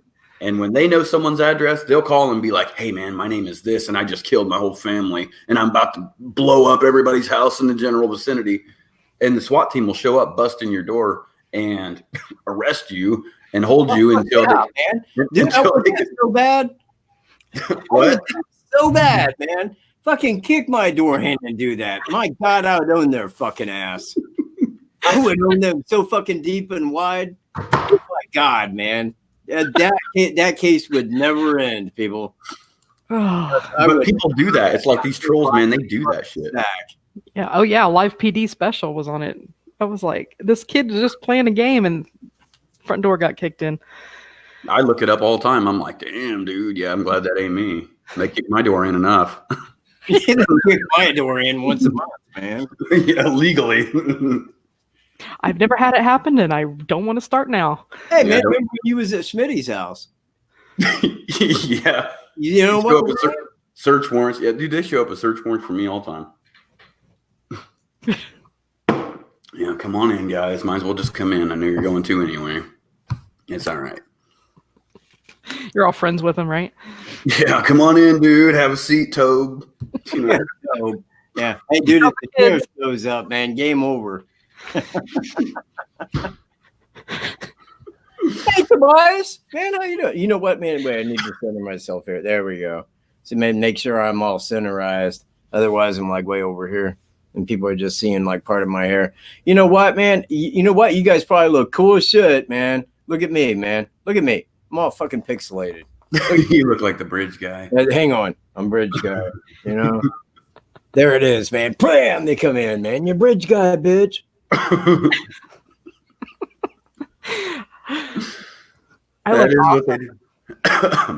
So yeah, I'm sorry I'm late. I've been like editing like crazy. I just edited over an hour and a half podcast that's supposed to be out at 8 in like an hour and something minutes, and man, I was stressed out during the whole time. Man. Yeah. By the way, I like your podcast. Thank you. That's what I was trying to put out was episode 4 tonight, but I was wait, shit. Is it your podcast? Yeah, it's my podcast. So you're the one making the podcast? No, not the one I was talking about earlier. Oh, okay. Because I was going to say, all right, man. Okay, I didn't know this. Nobody informed me. I mean, because somebody would have said, you know, Greeno's fucking podcast. Oh, no, I have a podcast called Unsolved Indiana. So, no, I don't know what you guys were talking about earlier. I was kind of in and out because of the audio editing thing. We weren't really. I just mentioned, I asked Katt if he had listened to the newest one, and I said I was upset about the name of it. But that's about as far as we got. Oh, down the hill? Yeah, it pissed me off.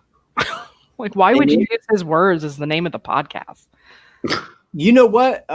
Because it's already Because they want publicity. Recorded. I do, man. I had the greatest name for the book that I'm writing. The greatest name ever, as far as this goes, man. If I was to say it, man, people would, you know what, man? Somebody would probably steal it, man. But it's recorded, man. So up yours, you can't. It's recorded. Hey, do you want me to let you go, Katt? Fine for the book. Do what? I said, do you want me to let you go so you guys can? No, stay on. No. Okay. All right. Shit, man. It's like a party with 3 people. All right. It is. It is. And I can't stay on forever because I've got to go air that podcast at 8. But I wanted to jump on here and join the conversation with y'all. I kind of caught a little bit of what you guys were talking about. What was your primary topic there? Oh, you guys were talking about the Thomas Bruce and the Sedley Alley deal. Mm-hmm. Oh, yeah. Right. So did you guys see that the judge had denied that DNA testing?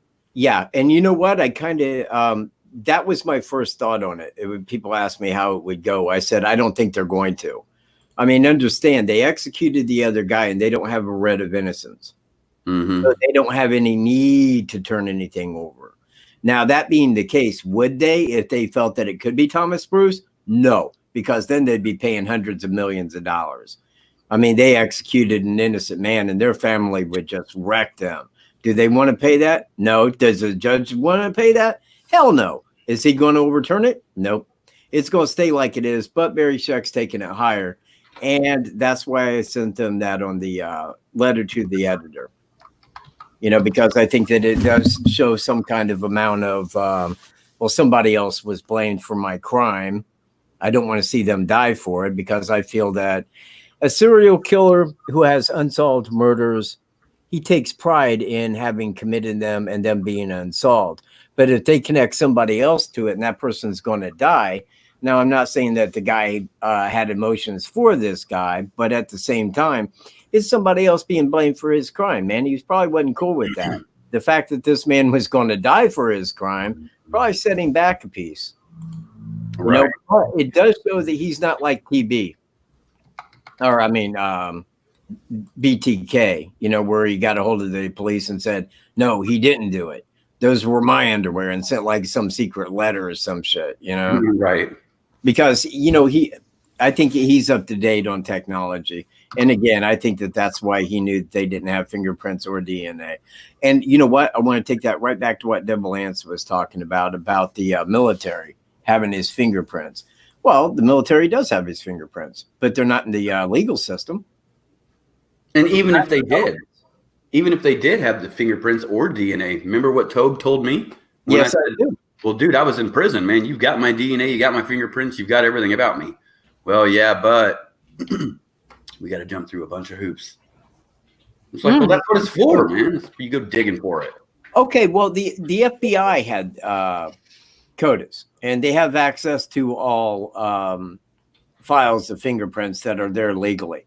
But understand, man, the Ancestry database was not in the database, you know, that CC Moore used. Well, the same applies, because in the military, you're under a different legal system than what you are on the outside. And I don't think that they were connected to federal, you know, military to like local or national legal database. Right. That's my thoughts, because I think that if it was otherwise, then I would have to make a decision as to, well, would that be or not? Because if it is, and they could have came up with his fingerprints through that means, then it would kind of really wreck it being TB. But I don't think that that is the case.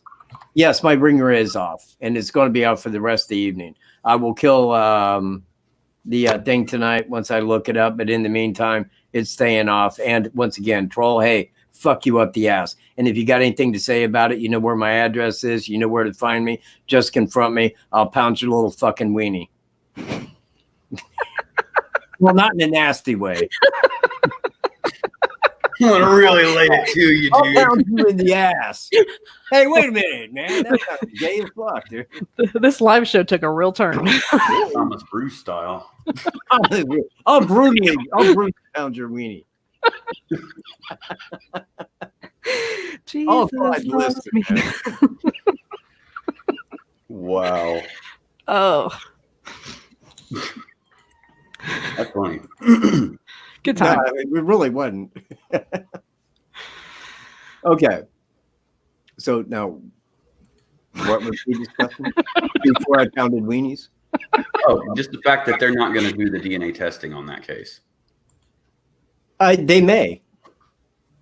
Why? Well, he's appealed to what, the United States Supreme Court. Yeah, but I mean, you know, and it's like I was telling another person that's going to take some time, because, you know, you're stepping it up to the next level.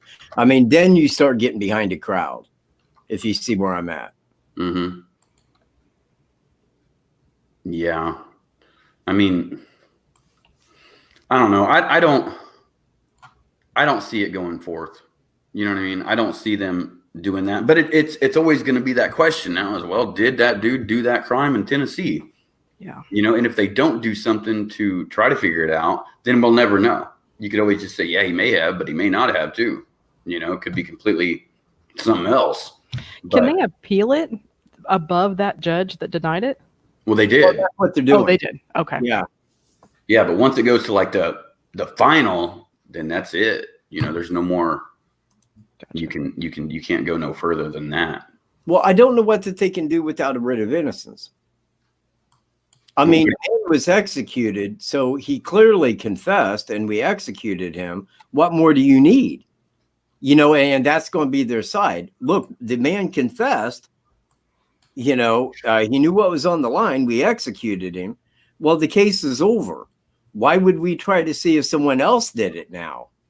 Yeah. They're going to stand on that, because they know, in fact, that it may be somebody else, and they're not going to pay out that money, man. That's a lot of money. Not only that, that would be national news, man. You know, they executed an innocent man, and there it is, publicly known. You never hear about that. When you do hear about somebody being like wrongfully executed, I mean, it might be like a blurb in a paper, but it's never headline news. Now, if it ended up being Thomas Bruce and then they had to openly admit to the world, yeah, we killed this man. We executed him, had him in prison for 20 years. Yeah, we're willing to pay hundreds of millions of dollars that we ain't got. That shit ain't going to happen. I don't believe. I think that they're going to withhold that clear till the end. And as much as I believe that it very well may be Thomas Bruce, and I want what's right done, but what right is already done. I mean, when he goes to court, what is right is going to be done. What if he confesses to it? He won't because he's a prick. But what if he was to confess to that one? You know what? Let's say that he did. Would they reopen it? Well, it's questionable there. Well, no. I mean, if he admitted to it and he gave them everything that was in their investigation, I mean, they would have no other recourse except to reopen it and try him. Interesting. I mean, it wouldn't really be double, or would it be? Because they did convict somebody and execute them. I mean, to open a case on him now, I mean, I don't know where his legal standing would be. Well, it's kind of, I don't know. I mean, it's kind of like if one of us tried to admit to something that ever happened like that, what would they do? Arrest you and hold you? Would they just be like, okay, we'll take your statement and move on? You know? Oh no, that is a good question. Well, I mean, there's a part of me that says that they can't do that. That if a person had did it and they knew that they did it and they confessed to it, I don't think that they would have anything else to do except to try them. But at that same time, I believe that, I mean, they would have to get rid of innocence on the other guy because they couldn't have him as executed and guilty and then try someone else for the same. And again, that would be admitting that we was wrong. In fact, you know what? Hey, if TB wants to be a real prick, that's the way to do it. But I mean, he knows that in order to do that, because she was raped and they do have DNA. Yeah. I'm positive they got DNA down there. And I'm positive that they could tie that to him. But would they do that? That's the question, because then you're looking at the legal system losing money. They don't like to lose money. That's why we have a legal system that's there to take money for everything. Right.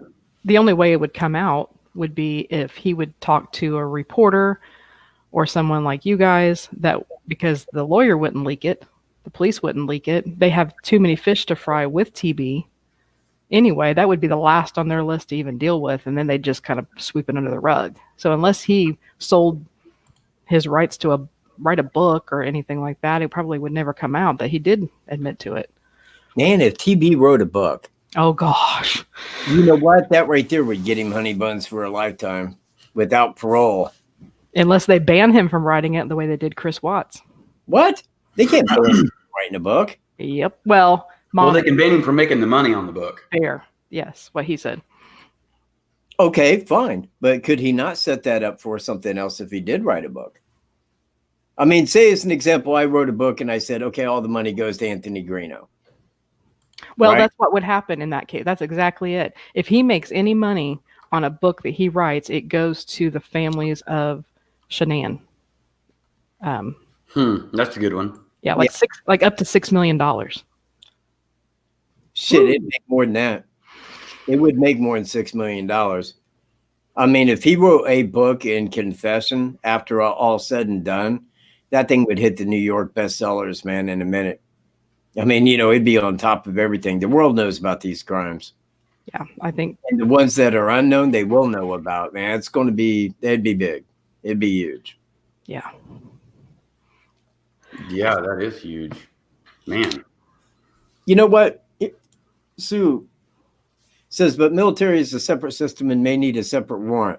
Now, that may be true. I mean, they're under like JAG law.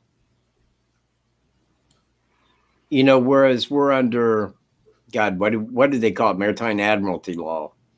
They're not one of the same, and I don't think that they share those. Again, man, if I'm wrong, I'm wrong, but it's just my belief. I was never a an officer that would know. We think about what all It could be. Right. I don't think military just gives up anybody's record for just anything. So Nobody just gives up anybody's record for anything. true. I mean, Carroll County, we had just wrote the coroner's office just to see what kind of response we'd get back on. Can we see the coroner's reports and the death certificate Of what? For Abby and Libby. Oh, and we just wanted to see what they'd say. And so they wrote back. The prosecutor actually wrote back and was like, well, we received a request to the coroner's office and we have to write back. And according to this, and this is under investigation. So not only is this a denial of your request for these documents, but we are also denying the fact that these documents even exist. Oh, that's like gag, man. Yeah, that's exactly what it says. That's exactly what it says. It's on a formal letter from the prosecutor, signed Nick McClelland. Okay, man, you remember back when Daniel Nations was out there, what did they do with the crime there in Carroll County? Because they kind of made it disappear. You remember what I'm talking about? Yeah, they filed that motion, and then they also issued a Deuces Tecum subpoena. Yeah. For like it's a legal way of asking for documents is what I've said. But they had filed that motion to basically make all this stuff non-public to where it doesn't show up on my case, where you can't get the coroner's report, the death certificate, and all that stuff. That's what they did. They filed that document asking that everything be taken off of public record and be secured for the course of the investigation. You know what I'm going to do? I've given this thought over quite a while, man. I'm going to reach St. Louis and see if I can't get the coroner report on Jamie Schmidt. There you go. Because that would show the caliber of gun that she was killed by, and that would tell us the gun that he generally carried. Right. You see where I'm at? Mm-hmm. That is good. You know what? Because they probably haven't sealed that up yet, have they? You know what? Smart Money says that was sealed up immediately. Yeah, but they told everybody what happened. They told people what happened, but they never gave the caliber of weapon. True. So I think that him being involved in other cases, I think that the FBI would have sealed that rather quickly. Like, well, it's still an investigation, so we can't give it out. It's still in court, so we can't hand that information out. You know, they'll have a reason, I believe. Now, okay, you remember HPD 77? Mm-hmm. Now that's how I found out about him. I mean, I got a hold of Houston, man, and ordered his autopsy report. That told me everything I needed to know. Yeah, it was HPD 77. That's interesting. And you know what? It is cool when you can finally get those documents and look at them and stuff, because then it really opens up. Like, okay, now I see, you know, how this stuff works and how they word it and everything, and what it looks like when they show like the pictures of the bodies and like arrows to the certain areas. You know, like with that guy, they were showing like where the wounds or where everything was. It's really cool to see how those are made up. But it's like, I thought that with every case, they had to at least release the cause of death. You know? Like it's what it says in the Indiana statute, that they have to release cause of death. How are they getting by with that? I mean, it doesn't say unless there's a court order. It says that they have to. Like I've even got the statute and on that letter somewhere, wherever that, I don't even know where it's at right now. You know what? This is me on that. I mean, by whatever it is, I would never release that information. Well, if you were like the investigators. No. I mean, me publicly. Like, say I knew.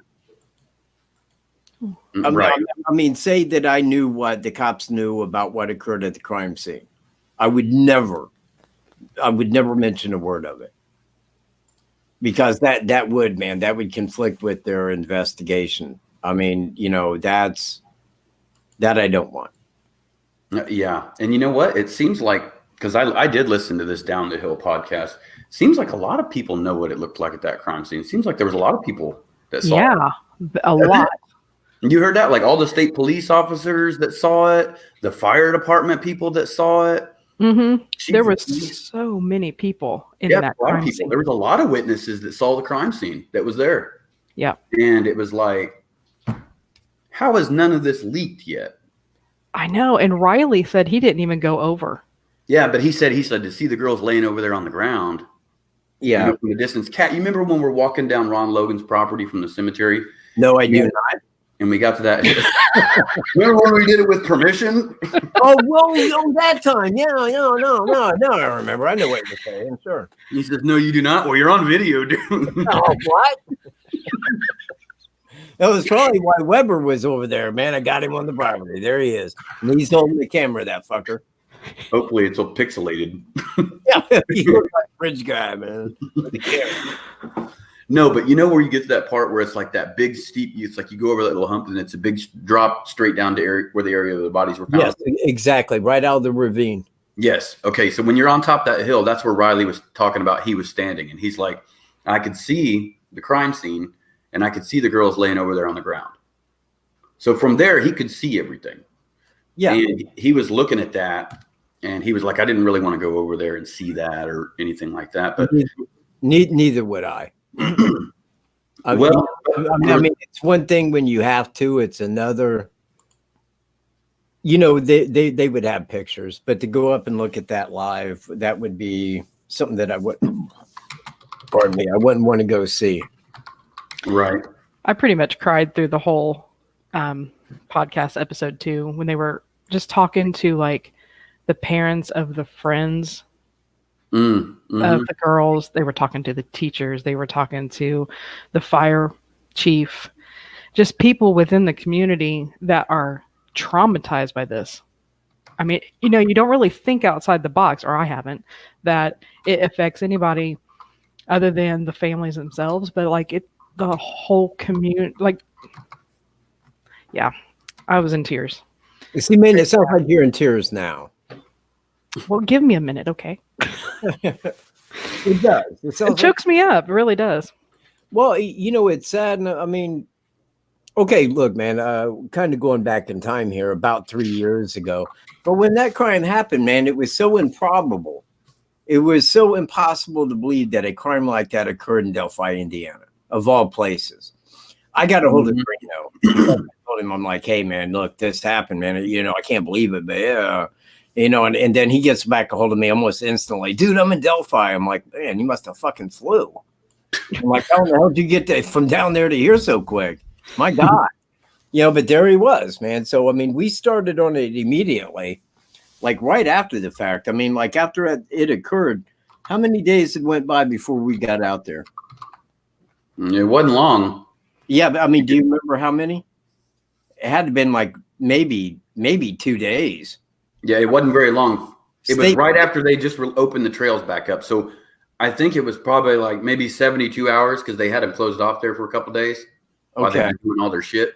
So within 4 days, we were there, I would say. 4 to 5 days, maybe right there. We was there because the state police were still out there. Flannel shirt guy was still hanging around. And the crime scene tape was still up. So it was quick that we had got out there. And it was interesting to see all that so fast. And then what? It was, I'm trying to remember like how long it was till we got over there and walked down the south side.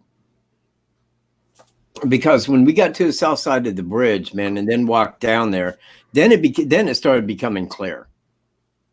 You could see the area of travel.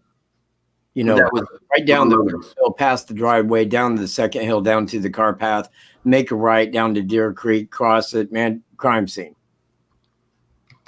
That was Ron Logan's first hearing when we did that. When we actually walked all of it. Remember? Because we was filming that one video. First, we started with the one video, but then we filmed like that longer video when we went to Ron Logan's, because we figured, well, we're going to be at Ron Logan's, so we can go ahead and do this too. And then, so that's when we actually started going down all those little areas and checking out all those other things and really making some deductions at that point. That's when we found that driving path that went underneath the bridge. Exactly. Yeah. Now, you know what, and again, man, because I always tell people that if you ever go out there and you walk that path, now I made a video where I walked the entire path, you know, and that was just to show general walking speed of the entire, you know, from his car all the way back to his car. Now that's minus abduction time. That's minus any wait time prior to, because it was about 3 hours he was there. Yeah. You know, but minus all that, that was general walk time from any one point to another. Now, flannel shirt guy probably walks a bit slower than I do. But I wasn't walking fast. I was just doing normal walk. You know, so it's just like normal walk speed. When did you guys do your first live about it? Because that's when I found you guys. What? When you guys did a live show together, I think. Did you do a live or did you pre-record it? We together? pre-recorded a lot of stuff for a while, and we only went live like once a week, I think. Okay.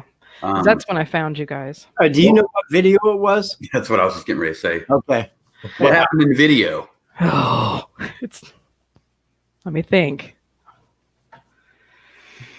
I just know both of you were wearing, I think the hats you're wearing today. It looked like the bridge guy's hat. It was after all the information. He was your came out. suspect at first. That's what it really was. No, You're just not at in. all. No, not at all. But I remember it was after the information came out about Bridge Guy, like, you know, the video still. And, oh gosh. Anyway, it's been a minute. I've slept since then. But, you guys were talking about this guy is a sex offender. And, you know, I just remember like getting involved with you guys. Okay. Yeah. You know, I got this hat at the end of 2017. So you started following us around the time that Daniel Nations was a person of interest. Okay. Did you have a different hat that was at like the end of 2017, man? That was shortly after Christmas. I don't Did you have a different hat like that, Greeno? No? No. No, he used to wear the cowboy hat. Mm-hmm. But I mean, that was way more recent. Yeah. But like I said, I think I started following you guys pretty close to whenever you guys started. But yeah. Or no, you know what? You're right. It would have been closer to when we started because I actually had this hat on in the Ron Logan video. So, yeah, you know what I mean? So that I had that in March 2017. So. No, wait. Somebody said it wasn't that hat. Okay, that was the Ron Logan modification hearing. That may be. Yeah, okay. You're right. So, well, it all depends. Was it a live show or was it we were out in the field doing something? No, you guys were sitting at Katt's house. Okay. Yeah. All right. Long before the green screen, I think, and everything. Oh no, we always had the green screen. Really? Oh yeah, man, we was green screening like ages before we was doing live. Okay. Yeah, I couldn't comprehend it at first. You know, yeah, which is it's almost ununderstandable to me because every time it would come to green screening something, man, he'd go, "Okay, you got to go to a green screen." And I mean, like after so many times, I'm like, "Dude, man, look, come here, man, just sit down. Look, this is so simple." And after he got it, he's all like, "Oh, well, duh, okay." You know, it is simple. It is. It really is. You know, once you figure it out, doing it once or twice, and you're like, "Yeah, okay, easy peasy." You know, I mean, it's really elementary. But you know, I never understood what the deal was because it's like it's nothing hard, man. Just look. You know, I mean, he's an editing machine, and I thought, like, look, dude, you got to know this. And then look at him today, man. He's premier. You guys have both done great work on the case. I know that you probably didn't expect to ever do something like this as big, but you guys, for me as a fan, sitting here getting to talk to you guys are local. You know, you have been for all of us the news. And The it's not been the other guy that does all the animation. He may have 40,000 people watching, but we get just as many views. exactly. And and I like his channel and everything. You phrased that with the animation. Thank you. That was very proper. Thank you. Yeah. So anyway, I've seen you guys break up. I've seen you come back together. I've seen, I've been here through it all. I feel like I'm going to have an emotional attachment to the two of You know them. what? We're going to release a new album. Okay. A new album. We're on a comeback tour. Awesome. It's going to be called Let It Be.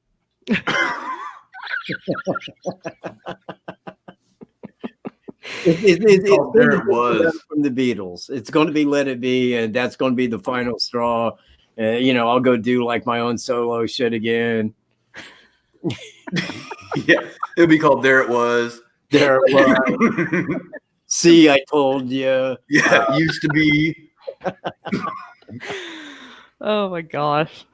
All right. Well, hey, listen, I've got to run over to my podcast page. That thing's getting ready to air in 1 minute, so I've got to be over there to join that. Oh, look at him. He's got to be at his podcast page. I do, because he's so big time ready now. to air, and there's going to be people in the chat, and I'm going to be like missing out on them.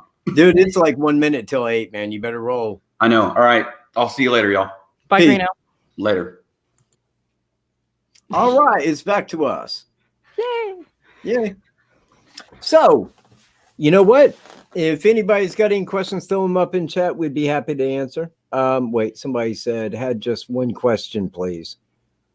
Heartlove, if you could get to that question, please.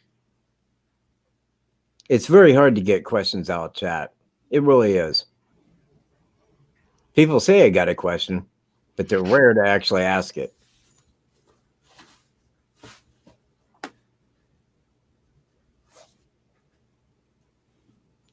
Me?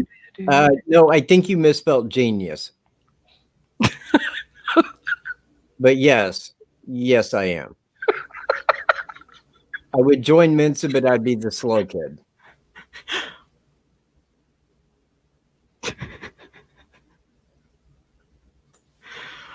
But where's your bottle? There, I haven't seen Mensa solve this crime yet. I'm ahead of them, right? Ahead of them too. I will not go to the third year presser. However, I did want to state that, you know what? I could get in. I mean, I have an LLC that is press. I don't think that they could deny that. But the simple fact is they would not answer me. So it's not that they would call on me. I'd just be screaming and other people would edit it out. So it's really of no use for me to go. I'd rather sit here live and then come on and go, yeah, see, I told you they'd say that. That makes me feel better. They're scared of you. Who are you talking to? KC Armory? Hey, excuse me. You know what? Pardon one little moment there.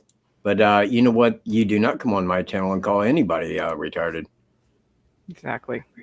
Because I will delete your ass in a New York fucking second. Yes, I do. In fact, you know what? Now, here's a man that is in the know. Let me go get my trophy real fast. I love this part. I am Mr. Mustard, man. I remember you showing the video of you eating the mustard. You know what? I can show it right fucking now. Do it. Why? I don't think people want to see me eat mustard. I think they do. World trophy right here, man. Coleman's spicy mustard, 6 jars in under 4 minutes. That's right. Nobody came close. Let me think of what that guy's name is, man. Nadar, and that was from something eating channel. He ate 6 jars. He did. I mean, he tried eating 6 jars, but it took him 20-some minutes. Mine was done in like 3 minutes and 45 seconds, maybe 46 seconds. Holy cow. Did you puke afterwards? The first time, yes. When I ate 5, I got sick rather immediately. Now, when I ate 6, and I did that, it was like after it settled in my stomach because I was waiting to vomit, but then it like went away. I got sick, man. I got bad sick. It was like I had the flu. I felt like shit. I went down to my friend's house and I sat there and I was just like, God, man. I mean, I felt like death. What came back home, laid down, and I don't know, man. I probably laid there for about an hour and a half, man, feeling just like terrible bad. And then I started to walk back down to my friend's house and vomited right in the snow. It was a big pile of yellow. But after I got sick, I felt fine. But it was like 4 or 5 hours after I ate it. It was crazy. Now, did you do like other food items besides? Yeah. I have the internet record for eating 6th century eggs. I got that as well. In fact, you know what? If you don't mind talking for a minute, please just continue with stuff. Okay. Go ahead. Since I know a lot of people have been asking questions about the Delphi case, somebody had said that they watched or listened to the podcast. I just wanted to know what everybody else thought. Of the podcast? Of the podcast, yeah. I see. So you're basically promoting other people on my channel. Thank you. No, just looking for things to talk about. I see. All right. Fair enough. He has a channel called Freak Eating. Who has a channel called Freak Eating? Oh, you know what? That may be where Nadar was from. Oh, okay, cool. No, okay, that's LA Beast. Yeah, this is the century eggs. Being here, YouTube. Today, hang on a second. Mail 6th century eggs sent to me from a very loyal subscriber. Oh, hang on, because this part right here is very funny. Damn it. You know what? I kind of wanted you guys to see this, and I want everybody to know that I'm wearing a keffiyeh for a reason. Please understand the reason. I was a food challenger. So I thought what would be funny would be to go by Abdul Knievel. You know, like Evil Knievel. You see where I'm at? Oh, so that's why your PayPal is that way, right? Yeah. So I had the keffiyeh that I wore when I did food challenges. That's the reason. I got a lot of Muslims that like, you know, was like my fans and shit was sending me shit out of the Quran. I mean, like literal paragraphs and pages. And I'm all like, dude, please stop. You know, I'm just trying to look like Yasser Arafat, if you don't mind. If anybody knows who Yasser Arafat was. I always thought Yasser Arafat looked cool anyway. That's me. I thought, man, yeah, he's a bad dude, man. I like him. He's cool. Yeah. All right. Hang on a second. All right. And let me show this here. Now, listen to what I say at the beginning because this is the humor in it. All right, thanks for being here, YouTube. Today, I got in the mail 6th century eggs sent to me from a very loyal subscriber. Chinese. I hope I'm pronouncing that correctly. It was actually from China. Yeah. If you see the Got point. Now, if you don't see up here, right there, that's my mustard trophy. I know. Well, I put it behind me so it'd be in every video. I was very proud of it. Absolutely. So anyway, let me get to the end here when I beat it, because other than that, it's just me squishing eggs in my mouth, and literally they was getting stuck in my throat. All right. Oh, thanks shit. for watching this Hang on. video. I got to back that up. Is that Dr. Topper? Yes, it is.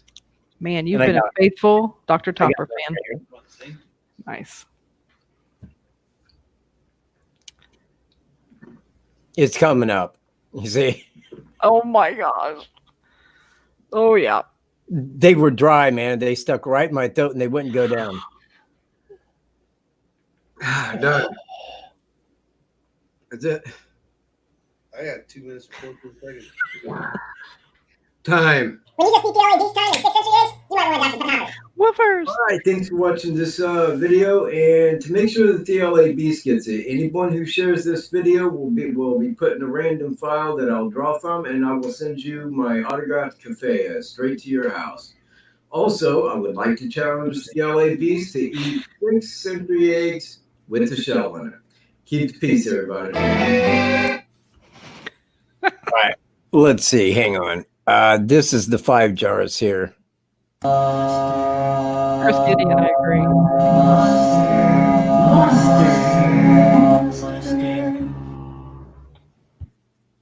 Thanks for getting here on time, YouTube. Today, Michael. That's Dave in the back, man. Greatest drummer. He's got a $15,000 drum kit. Plays death metal. Awesome as fuck. Coleman showed up. All unopened. You see? Now, on this one, I got sick right after the fact. And when I got sick, Sealed it was still cold when I vomited. in plastic. Let me just speed this along here. Are you ready? I am ready. I'm doing Abdul. Okay. Here it begins. Hoping against failure. Now, this screwed my time up because the spoon was too big. Should have cut about 10 seconds off of it, but this is where it starts. Sorry, baby shit. And I will kind of... It does look like baby poop. Is it spicy? It's extreme. Okay. Yeah, it's definitely horseradish, man. Oh, yuck. Yeah, he asked me how it tasted. I said, it's fucking evil. Come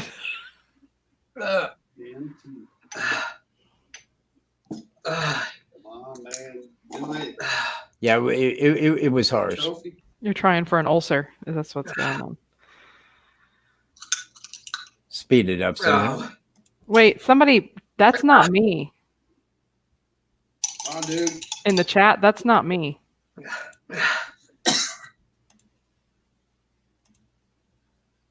We're at incognito up here. Any of that, I can't even type into the chat whatsoever. That's not me at all. No problem. I can block them. That's, you know who that is, right? Mike? Yep. I'm doing it. I'm doing it.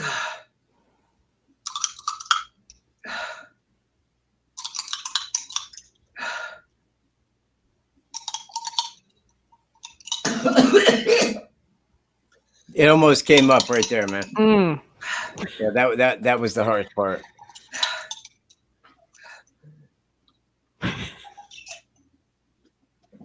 Done. Get it? Can't talk. Coleman's challenge is complete. 5 jars down. I would like to thank the people who have done this. Kaylee of Devonshire Idiot and Co. Chuck from the Bronx and LA Beast. You know, there you go, though. It's done, and I'm hoping I have the trophy. Peace. Look how short your beard was. Yeah, I know, man. I know. I had like short ass hair and shit. But I had a nice beard. And actually, right in about that time, I made that video, Ebola Zombies. Oh, and yeah. It got like 660,000 views, man. I made like $2,700 on that one video. Oh, my God. You know why? Because I looked like Woody Harrelson in 2012. That was the only reason. Everybody that watched it shared it. Everybody said, man, I want to see it. And I said, dude, I didn't say dick. It was stupid as shit. Man. Crazy. It's so sad. It says Incognito Society was blocked. But it wasn't me. I know. It looks sad. There's only one person that has commented on my Every on my channel that has it's been one person's name and then they changed it and that person was Mike. Yeah, you know what, man? He's got a way about things. I actually kind of told him I didn't want him on my channel, man, talking about Facebook shit. That probably pissed him off. This is where I got the trophy anyway. It was from them. They're the ones that made it. That she was the ex-holder of it. Let's pack that in. Look Come at on. And What? come on. What? Trophy. What do you mean? Trophy. What do you mean? This is mine. Not anymore. What do you mean? Abdul Knievel has taken this trophy from Katie's clutches. My what? What? No, What? This is a mistake. This is a mistake. He has won a trophy for beating our world record on RocketSet.com for eating Coleman's English mustard. My trophy. The bloody bastard! Well done. Check him out. Well done, really nice one. Yeah, thank you, Kaylee. You rock, man. Check him out, legend. Oh, that's too much. Congratulations, sir. Once I've engraved some names on it, it'll be winging its way to you in the post. Take it like a boss. God damn, I wish I spent more time following you there. Damn you, Michael Stoop. I bet that's not the first time you've heard that. Damn you, Michael I Stewart. have heard it prior to. Yes, I have. Should be a tagline. Yeah, it's what I used to go by. God damn you, Michael Stewart. How dare you? Oh gosh, good times. At the best of the times. But you know what? I have given thought to. Now, here's the lowdown. I had the 6 jars and it was on my video, but I did not upload that to Record Setters. Okay. I tried, but it was on my old computer, man. And it would sit there and it would basically time out me trying to upload it. So I stopped trying because it was on my channel. You know, it was right there where it was all done in like, you know, under 4 minutes. So Nadar did 6 in 20-some minutes, uploaded his to Record Setters. So he does have that advantage. However, he does know that I did it in a quicker time. So what I wanted to do was go ahead at some point, order 7 jars of Coleman's, eat them, and then just call it a day and upload that to Record Setters. That way people would go, he's a mustard god. Like the god of mustard, yes. No. And I would have that engraved on the trophy, the mustard god. Mean Mr. Mustard God. That would be awesome. Abdul Knievel. Was it you or Greeno that did the Bacon Fest? That was, you know what? Both of us did. Did you guys place? Well, I'll put it to you like this. I don't know where I placed that, but I realized really quick that without teeth, you cannot down bacon. Well, you know, you can't. I asked him, well, can I have water? Yeah, everybody gets water. I'm like, okay, great. But then when you put it in your mouth and you're trying to chew and swallow it with water, it don't go down. So I didn't win. I told him, man, I'm like, dude, you got to do it. And you know what, man? He placed to where he got in. He ate it in time, same as I did. Now, he got up there and he was winning, man. And then that guy at the end started tearing it, throwing it in his mouth, and he won it really quick. And I mean, I thought he was going to win. I thought it would have been cool as shit if he won.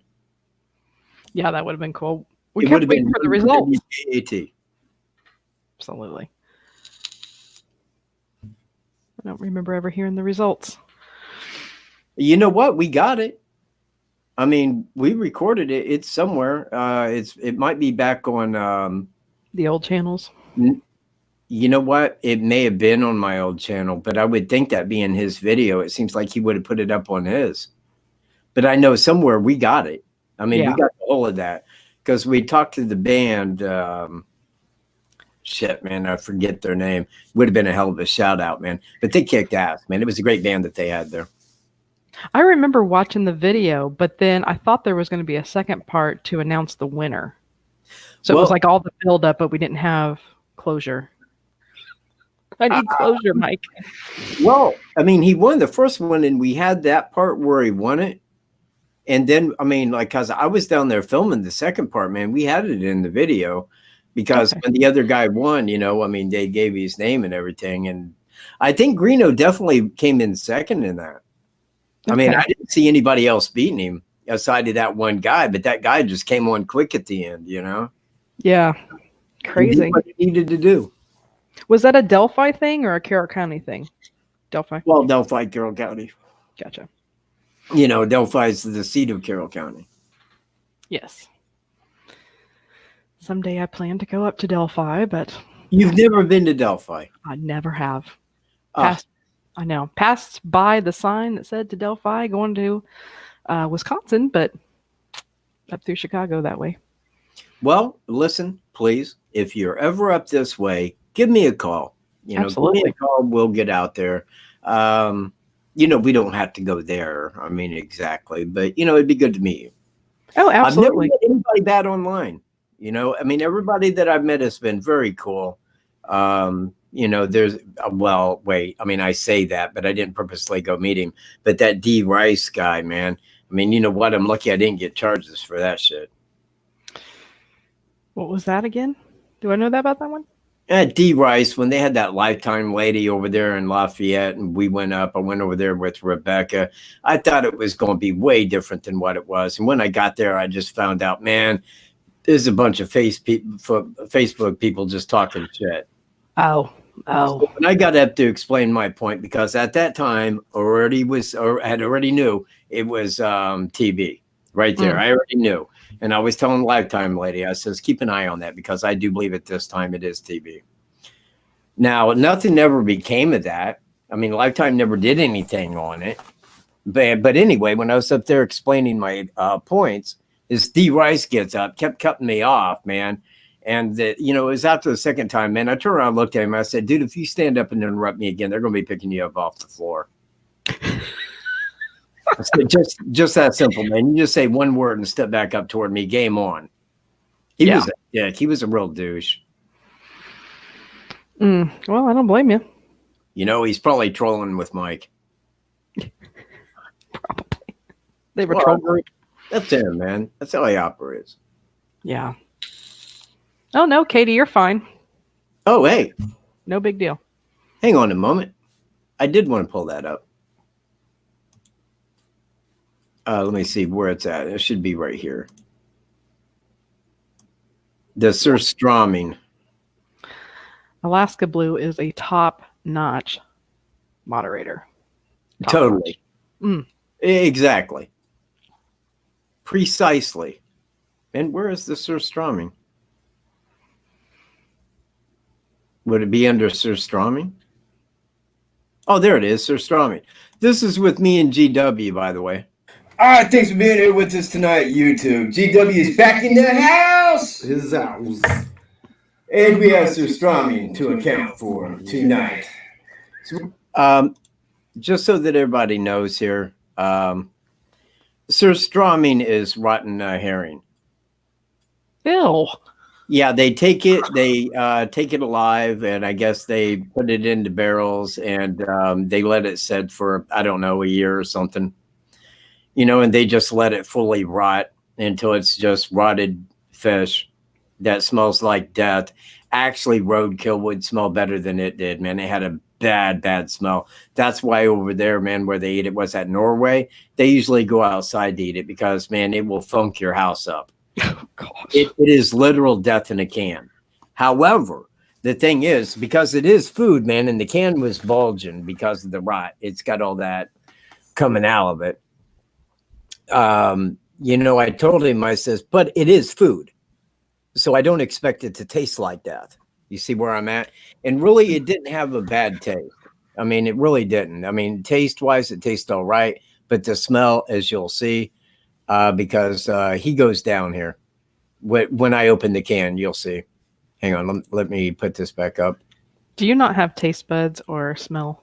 I would just be vomiting everywhere. I do, but the taste was good. It wasn't We're going bad to open tasting. this shit up in my living room. I just want to point that out. We're going to make that mistake real quick. Yeah. Here, I want to point this out. This thing is bulging already. Like, I can't even, how, like, you get shit. So that's going to splatter. So, Oscar business right here. We're going to let, Master Hip Cat, oh, man, he pulled out a big-ass plate and shit. Well, you got to fill it up, man. Ain't got to be like that. All right. There we go. I'm going to back up. Oh! Oh! Cake! Sorry. So, you hear it bubbling? It smells like fuck. Oh, God. God damn it, man. It's going everywhere, bro. Yeah, it smelled bad, man. Oh, snap food. Smell it? Oh, fuck. God, man, my house is never going to air out. I think you went in my mouth. Oh, yeah, dude. You're hit. On my head? Where? I think you got some spray on. Oh, my God.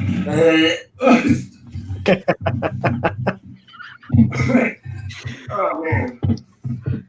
Oh, wow. That's it. All right, hold it. Cut. Yeah, we're cutting this shit. Holy fuck.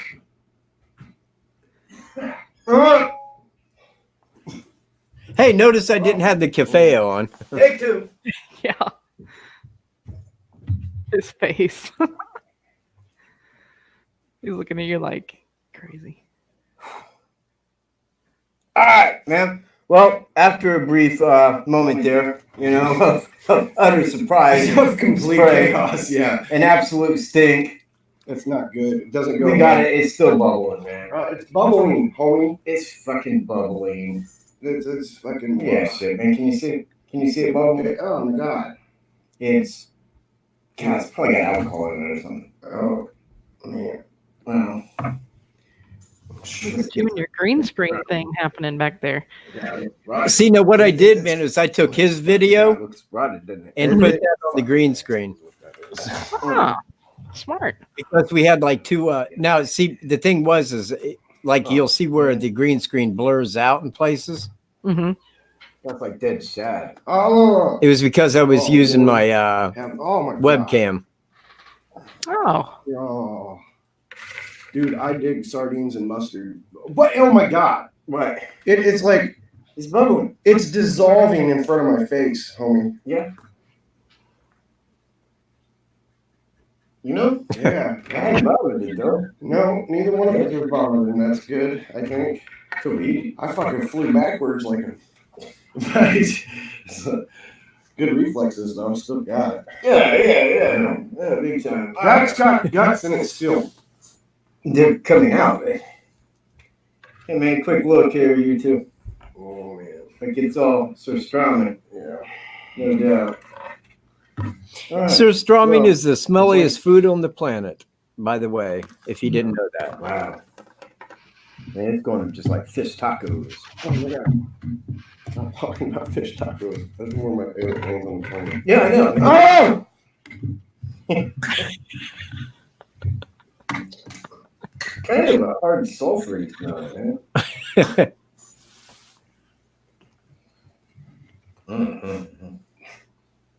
See, man, look, the guts just whirl around. Yeah. Man, It looks disgusting. Get in there with it. Yo, I do, man. I want the meat. Man, I bet if I do this shit outside, man, I bet the cats would roll all up in it. I don't think it can roll in that dude. I don't know, man. I've seen where dogs fucking like roll around a lot worse than this. I'm glad I'm not eating right now. Yeah. So I just wonder, like, what Swedish guy ever said, "Hey, let's rot this shit for 3 months. It'll be the bomb." No, like maybe it was a bomb, like explosive fucking shit bomb. There it goes.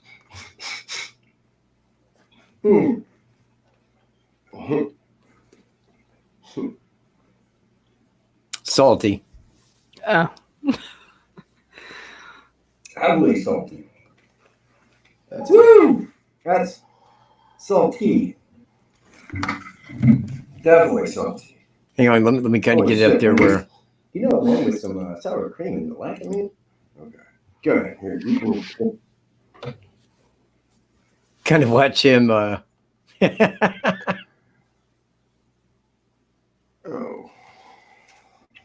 What's food for Sweden? Staring at Sweden. Food for Louis.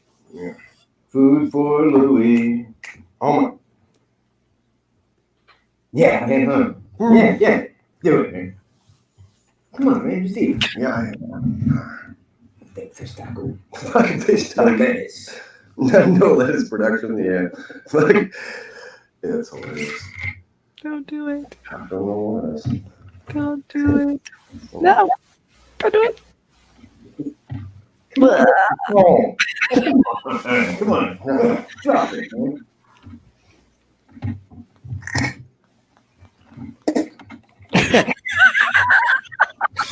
It's just too much dangle. I'm gonna have to break it.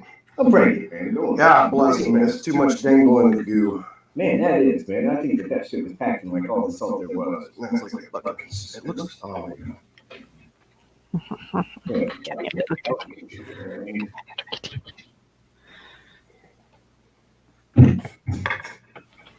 See, people paying huge money for that shit. They could have made it in a couple of days by laying in the sun, you know. Ironically enough, it doesn't taste bad. Yeah, that's what I was saying, man. I figured it would be food. Yeah. Just really salty ass fish. It tastes like. Well, there that is. That was the days of surströmming. But yeah. Good times. Yeah, good times, man. You know what? Every week he would come out because we was doing football picks. So he'd come out every week where we'd make our picks, right? So, I told him, I says, like, well, what do you think about like doing some food challenges? Food? Yeah, dude. Don't even worry about it, man. I'm there, man. I'll do it. You know what? He ate everything, though, man. We got those, and I forget what they're called. There's some kind of a bug. And I forget what country they're from, man. But anyway, they go out and they gather all these bugs and they boil them, and then they put them in a can. And I was like, man, that doesn't taste bad at all. I'm just sitting there eating bugs, I thought, man, this is good as shit, and he's all, he didn't think it was all that. I did. I thought it had a good flavor, man. I need to look at what those were because that video is lost now. It's gone. It's long gone. You're crazy. You are crazy, Katt. I've been called that. I believe it. Well, it's true. I am crazy to a degree. Alaska Blue's like, they're eating guts? Ugh. Well, actually, rotten guts. It's quite different. Mm-hmm.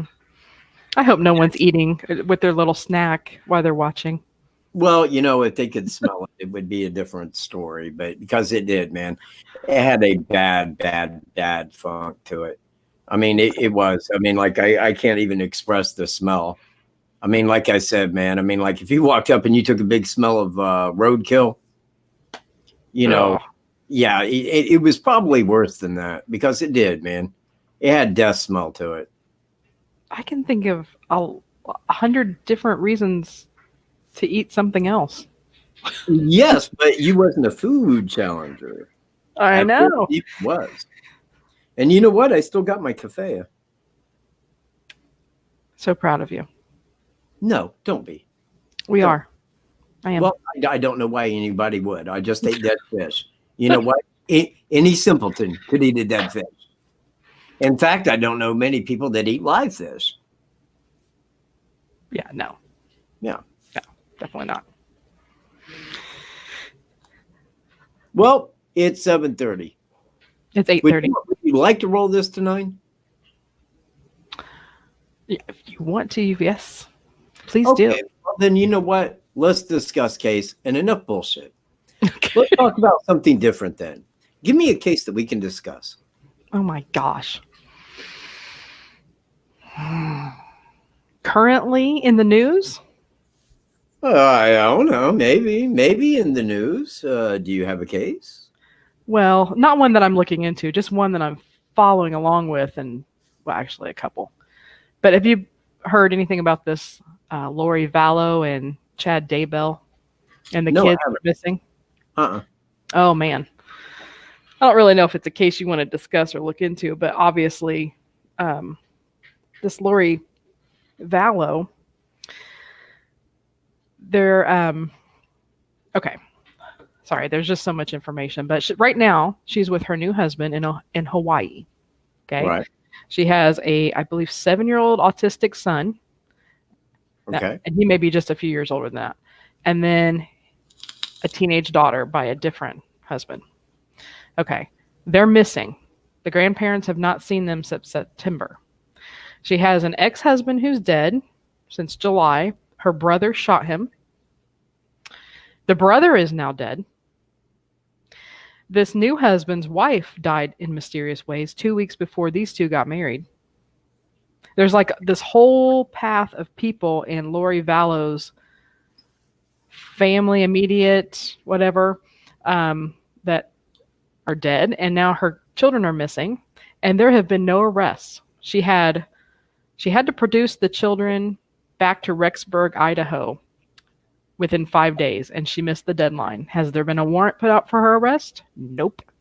She's just sitting over in Hawaii with her new husband. Well, do you think that she may be possibly to blame? I mean, absolutely, 100%. Well, you know what? Then I will look into this case. Lori Vallow, yes? Vallow, Vallow. Now, recently, VALL? yeah, VALLOW, but that is her new name is Daybell. Daybell. Spelled like Daybell? Just like it. DAYBELL. Okay. Yep. You know what? I will check into that. They have new surveillance video. Now, there is a reporter for a local news in Idaho. I can't think of his name right now. He went to Hawaii. Now, you know those news channels don't have that kind of money, but he went to Hawaii and like put a microphone right in her face, just like Greeno or you would do, and just like was asking her questions. She went and talked. But they have surveillance video that just came out where her brother and her were entering like the first 2 days of October. And that video, Katt, you'd have to take a look at it, but it looks like they are carrying a tote out from a storage unit that looks like there's a leg hanging over it. Really? Yes. Now, it also can kind of look like maybe, the way the light plays, it could be like a lid. Maybe it's not a tote, but it looks like there's a body in there. Well, that would make 2 people. Right? Well, and all the kids' stuff, yeah. All the kids' bikes. And, you would think that, let's say she put her kids somewhere with family members or something, even though nobody knows where they're at. You would think they would need their bikes or their clothes, or maybe she'd want to take pictures with her, but all pictures and everything is in this storage unit. Kids' bikes, kids' things that they would need are all in that storage unit. She thinks she's a god, by the way. It has something to do with a religious cult. Oh, look, let me tell you about gods, okay? Like little goddesses. Let me tell you all about one. What's her name? Lori Vallow? No. The hot one. The real hot one. The nerdy one. Oh, you know who I'm talking about, man. She was so adorable on the stand, man, denying everything. Jodi Arias. Who? Yes. Jodi Arias. Yeah, Jodi Arias. Oh my God. Oh my God. Holy crap. Is that your level of crazy? You like her? You know what, man? Seriously, man. Me and Wolf just pull up images of her a lot. Jeez. I'm like, hey, man, can I see that video where she's denying that again? Oh, that is so cute. Because she is, man. She is just so adorable, man. I mean, like, you know what? Will I wake up in the morning? I don't know. And that's the fun of it, right? No. One way to find out. You're a sick and twisted soul, Katt. You know what? You're just really calling me all the names I've been called before. I'm sorry. That's right. Exactly. I mean it in a loving Michael way. has a thing for Jodi Arias. A big thing for Jodi Arias. Well, I don't know if she's necessarily your cup of tea, this Lori Vallow, but she's quite pretty.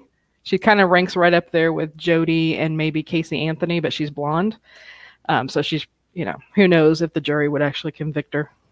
Well, they convicted Jodi Arias, and I wouldn't have. I'm glad you were not on that jury. Well, you know what? I mean, I have a thing for cute, hot women.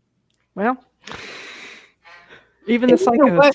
Something very weird that I've noticed over my life. I am always attracted to bad women. It's like Susan Adkins. I'm like, oh my God, Squiggy Crom. Oh, what would I not do? It's like, holy shit, man. What is it with evil? Susan Smith, the same way. Well, here I am. It's just like, oh, she's too adorable to kill her kids. Oh, I guess she did though, didn't she? Well, I guess I shouldn't say that to you because I thought Scott Peterson was hot too, but I seriously think he killed his wife. And then of course Chris Watts is hot too, and he definitely is a murderer.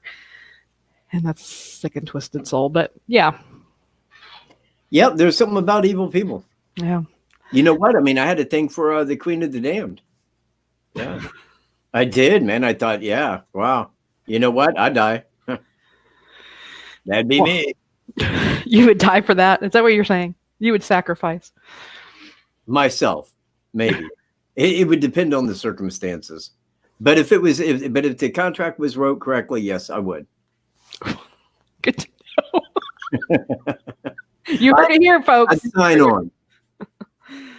Yeah, look into that case. Just, man, I can't wait till more comes out on it. It's one that I'm just like eagerly like looking up every day. What's new in the Daybell and Valor? You know what? I mean, where do you get information on that? I mean, I haven't seen it on the news. Well, I just type it into the YouTube search, and it'll pull up like the Idaho little news clips. Yeah. Okay. Yeah. Mm-hmm. All right. That channel. Lori Vallows, man. Yeah. We'll look into that because that does sound interesting. Yeah. And if there's anything that I could come up with, you know, you never know. Oh, yeah. They have body cam footage from when the brother shot and killed the husband with the last name Vallow when he called 911 and the police showed up there. I personally think she used her brother to be her hitman because there is a nephew that's now coming forward saying that somebody tried to shoot him, like broke his car window, tried to shoot him on the road. Yeah. And luckily he's still alive and lived to tell about it, but new evidence is showing that it could possibly have been a brother too. So she's trying to take everybody out. It's possible. That is something that you don't really see a woman do often. There's a whole slew of people dead in her path. Yeah, but like a woman that's just killing all these people and getting away with it. It's like, what was that lady's name? It's another name that always escapes me. It's like that one lady serial killer. You know who I'm talking about? Not off the top of my head. Well, keep talking though. When they was taking her to death row, man, she was talking about aliens and I mean all kinds of strange, weird shit. The lady was out of her mind. I'm sure people know who I'm talking about. If I seen the name, you know, I'd be like, yeah, her exactly. But she was one of the very rare women serial killers. I mean, women just don't do serial killings. She was one of them. So when you see a woman that had killed that many people for whatever reason, Eileen Wuornos is, yeah, that's her name. And I mean, she was batshit crazy. Wow. That woman was straight out of her skull. And you know what? Not attractive. Darn it. I just wanted to point out, I had nothing for her. But, you know, she was that kind of twisted soul. I don't think I've ever heard of her. You know what? I was in a state hospital this one time, okay? For drinking, and I want to point that out. All right. It wasn't because I was crazy per se, but I was definitely a drunk. But anyway, man, I won't give her a name. I mean, she's still out there, but she's schizophrenic. Holy mother of God. My man. Really? Yeah. And I had to be in there with her, and I was just like, man, if we wasn't here, honey, if we was anywhere else, anywhere, the things that I would do, you wouldn't believe I was an American. I do things that like foreign women pay for. Thanks for sharing. She was adorable. She really was, man. And I mean, there's a thing. I don't know, man. Some crazy women just have that going on. You know, no different than Jodi Arias, man. You know, the same applies. Yeah, they're not right. Man, maybe that's why they're so hot. I don't know, man. It's a genetic thing. I don't know. I'm just throwing it out there, but it must be true for me because I've noticed it my whole life, man. There it is. You might want to seek therapy on that.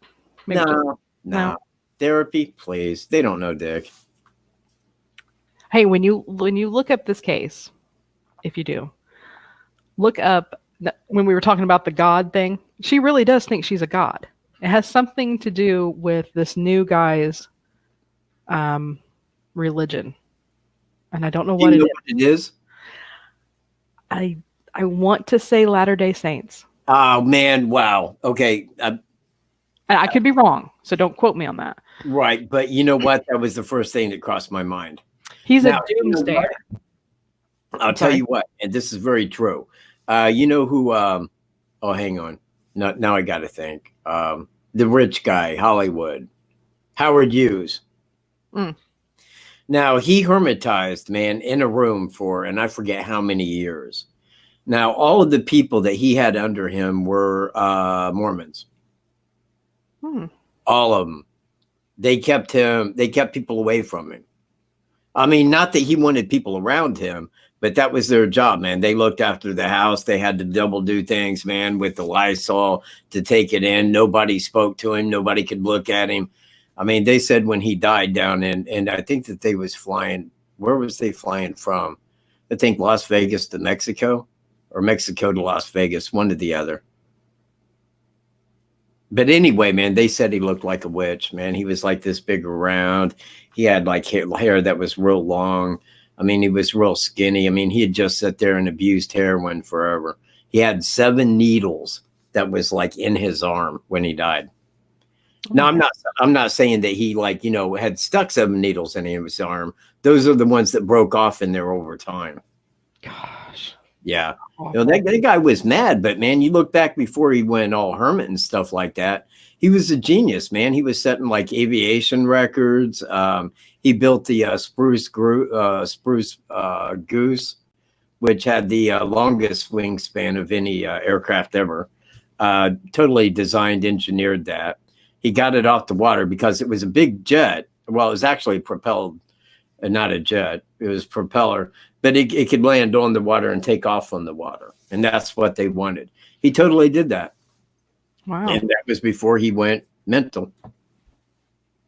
In fact, man, let me take that one step further. This guy, man, he wrote a biography, an autobiography, okay, by Howard Hughes, because he knew that the guy was a hermit and would not come out to sue him. And when he released that, he made X amount of money off of that. And then they turned around and they're like, hey, wait a minute, man. This ain't from Howard Hughes. Too late, bitches. You know, and he got his money on that. Wow. Yeah, very crazy, man. But true story, man. Look, you know, look into Howard Hughes because he lived a very weird life. I mean, he was a billionaire. He had Hughes Aviation, and he would go work a job for like Boeing, like a little minimum wage job for like no reason. Live on the street, man. He was arrested, and he told the guy, "Man, I'm Howard Hughes." And the guy's like, "Yeah, I bet you're Howard Hughes." Come find out when they got him in there, it's like, dude, that's fucking Howard Hughes. It's like, what? Guy's a homeless man, you know. Yeah. I mean, he wasn't right. And as weird as that is, man, I mean, when you go back, okay, he had this lady, man. She was a starlet. She said, well, we're not going to do it unless we're married. Now, he took her out on his yacht, had the captain marry them, all right? But it wasn't a real marriage. You see where I'm at? Uh-huh. And he had the captain marry them so that they could do it. And then he dumped her. And then she says, but we're married. Well, we're not really married. No, it's just a put on. I mean, that was the playboy that the guy was, man. He was good. Yeah, well, I'm just saying, man. I mean, if I had that kind of money, my God, man, Stroop would like outweigh Smith in America. Yeah. Do you know how many cops would be running around right now? Oh my gosh, I'd hate to think. There'd be a lot of them, and they'd have a goatee just like mine. Well, they were doomsdayers. Is that the same kind of thing with Hughes? Because these Daybell people, he has wrote some books about doom, you know, the end of the world and times, things like that. Is that kind of the same cult? I don't know. I mean, okay. The only thing that I had heard about that, it was the Desert Sands Casino. Now, okay. He had a suite there, and I forget for how many years he was in that suite. Finally, they're like, okay, you know what? You got to move. You got to go on. So he sends his people in, and he says, okay, I'm buying the Desert Sands. And he bought the Desert Sands because he wasn't leaving that room. That was the money Howard Hughes had. He said, you will not kick me out, man. Crazy, crazy, crazy people. Well, you say crazy, but again, man, if I was in a room and I didn't want to leave and I had that money, I'd buy the fucking place too. I'd be making that big gaming money. Yeah. Ooh. I'm Marlene. making gaming money. Yeah, Marlene, I follow that on his channel too. Yep. On what? The message you put up there, Marlene Griffith Gray H has a whole study of that. Yeah, he's covering the Fallow case. I put that up there for a reason. He has a whole study of that case. That's nice. That's sweet. That's very cool of him. However, I don't think that the guy is very investigative. I've seen nothing come out that substantiates anybody in the Delphi case. I think that he's good at his editing, and I give him that. But as far as he don't investigate.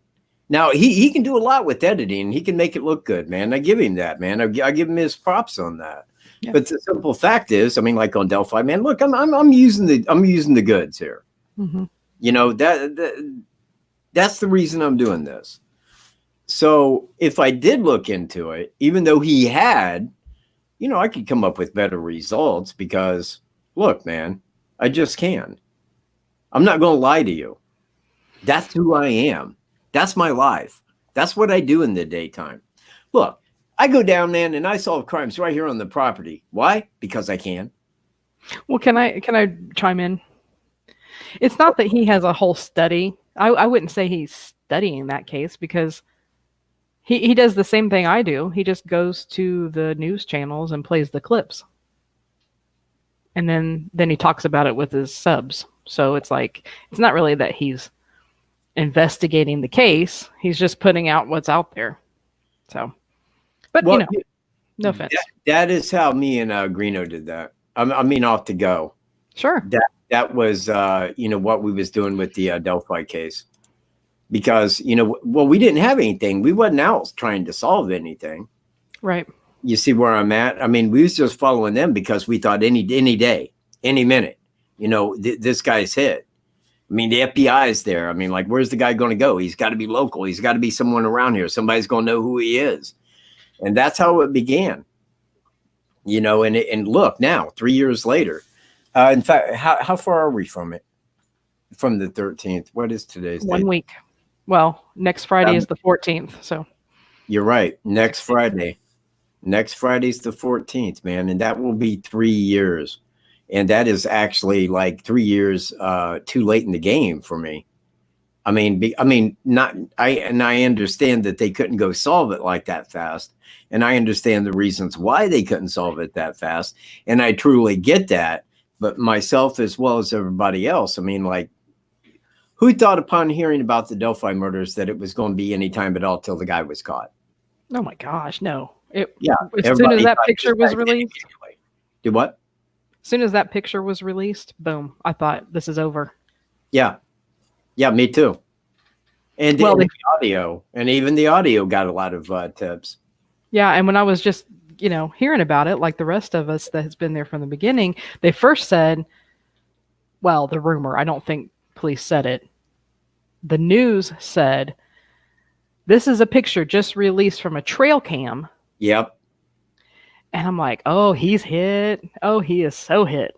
And then here we sit 3 years later. Now, you know what? And I'm glad you brought up the trail cam. Because I released that in a video that photo was taken from a trail cam. Now, when I did that, because it was like as soon as that was done, man, I made a video speaking on it on my old channel. Now, if you went out there to the trails and you seen where it was taken at, where he was standing at, you'd be like, man, nobody would have a trail cam 70 feet in the air on a tree. Yeah. You see where I'm at? You would know better than that. But now here's the reason that they said that. Because they didn't want the suspect to know that it came from the cell phone. And they thought, well, the guy might turn himself in. Okay, right? Mm-hmm. Because if we say it was taken from a trail cam, that's how we got this video or, you know, the pictures thereof. And I think that that's what they was in hope of, man, that the guy would show up and be like, oh, yeah, no, I was there. But I mean, like, I didn't even see him, you know, without realizing that it was on their cell phone and he was hit. Because then they came out with the fact that, no, it was taken from her cell phone. Now, then we knew it was on video record, so we knew the pictures were taken from video. Yeah. And again, that was too late because, I mean, again, that part of it seemed too late because it seemed like, why don't you have it with everything that you guys got, man? What's the holdup? I mean, you got the FBI in this state and like local. I mean, like, what the hell? Exactly. You know, why can't you find this guy?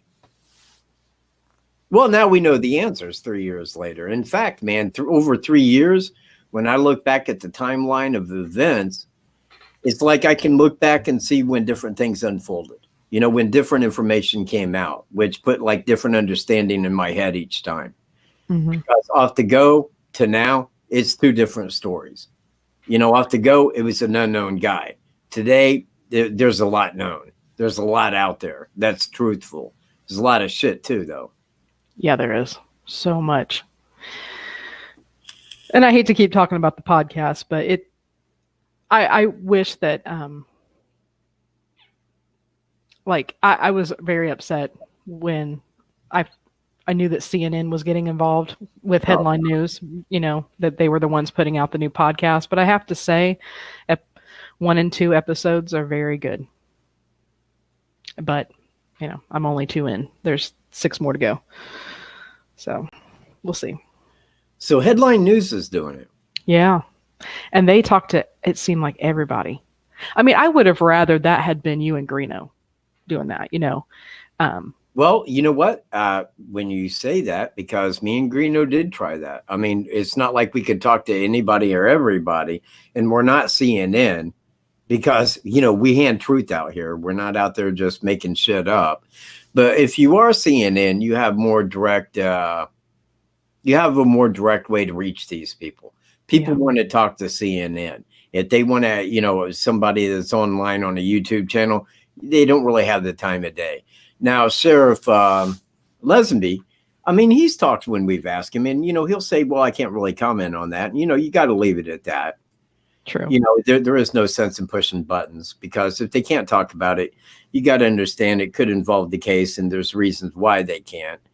But there are ways that you can ask questions that get an answer. You know, it's in how you ask, what you're asking, and then you look for the reaction. And the reaction can tell you more than the words as to why or why not. Because if you see, well, can I answer that? Or can I answer that in some way? Or do I have to say no comment? You know, and again, it was really weird when Kim Riley told us that, because when he was stating the words, I'm like, oh my God, I can't believe he's telling me that. I bet. So that was me. I'm like, holy shit, we got this right. That fucker was on record, wasn't it? You know? Oh my gosh, could you imagine if it wasn't? Oh God, no. But you know what? It still would have been us. We still would have been under that understanding that the man had never committed a crime. Right. And we could have stated that. You know, even without it, we both heard him say it, and I don't think that he would deny saying it. Right. Because, well, you know what? Actually, if you watch that piece where he states that, and he looks over and he smiles and he kind of points, he's pointing at Greeno, because Greeno's right up there with the camera on him. Oh, I thought he was waving at somebody.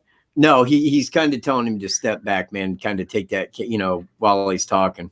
Because Greeno was right up on him with the camera, man. And that, you know, and that's who he's kind of smiling, pointing back at, you know, telling him to kind of back up a bit. Gotcha. Because that's been 2 years ago. And I always thought he was just waving at one of the officers that was leaving. No, he was actually over there where the other officers were fixing to leave in the helicopter.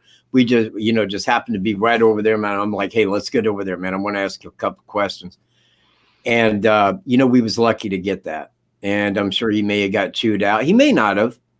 He may not have, because, I mean, if you think about it, the man having never committed a crime before, that's not giving anything away to the investigation, because the man having never committed a crime before, I mean, you know, I mean, what is that going to mean to the defense? You see where I'm at? Yeah, exactly. Nothing. But at the same time, it may have been something that they didn't want out there like that. Because if he hadn't told us that, everybody would still be under the understanding of this guy's probably committed many crimes. you know, as like statistics would show, somebody that would go do something like that had probably committed priors. And I brought that up to him after, you know, he had answered that. I'm like, that's really odd, because on a crime like this, I would assume that the man had priors.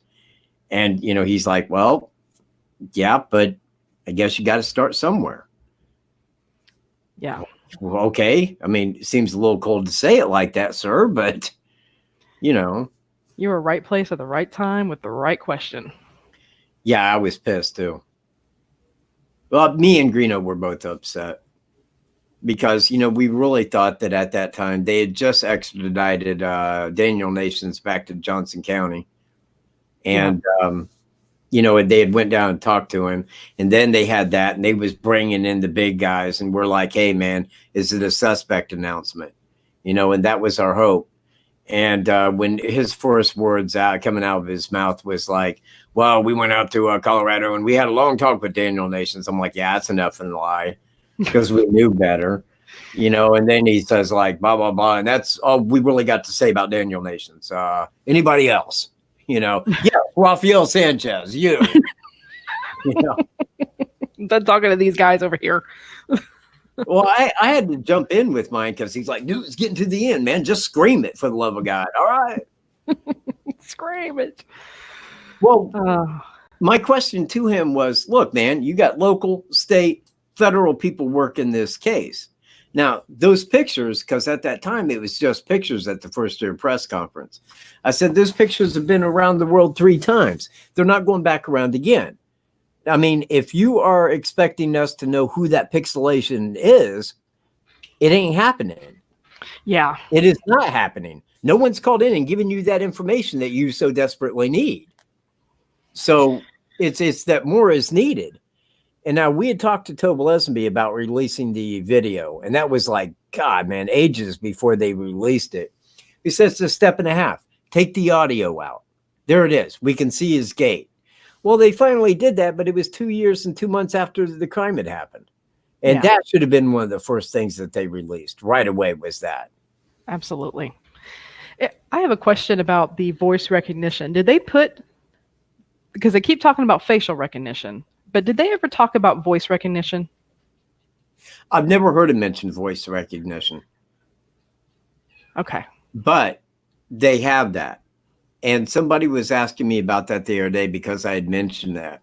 The FBI does have that. They have voice recognition. Okay. Now, they can take Carroll County, you know, the Delphi crime, because they got like good audio on that. I mean, down the hill and guys down the hill, that ain't the only audio they got. They got a lot of what he said. So they could use that with a voice comparison of his voice. And that's more that they have on him. They have the voice recognition. Yeah. See, with Daniel Nations and that whole thing that happened out in Colorado, you know, I thought, done deal. He fits everything too. So, you know, it does make me question, have I put too many eggs in a barrel with TB? Because I thought for sure he'd committed the crime out in Colorado, and, you know, Deanne also committed the one in Delphi. And then we just got let down. So I guess that's why, you know, I'm always like, well, I'm not 100% on board, but everything fits. It's just like, I'm like waiting for this random dude that's never been talked about to come out of hiding. And that's who it is, you know.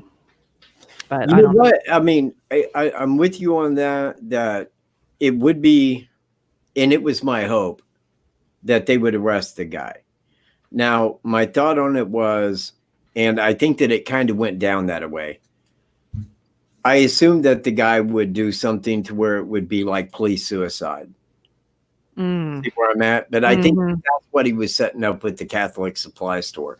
He had a handgun. He knew he was going to be hit. He knew his time was short on it. He knew that they was going to come knocking anyway. So after that, I think that he set himself up for police suicide.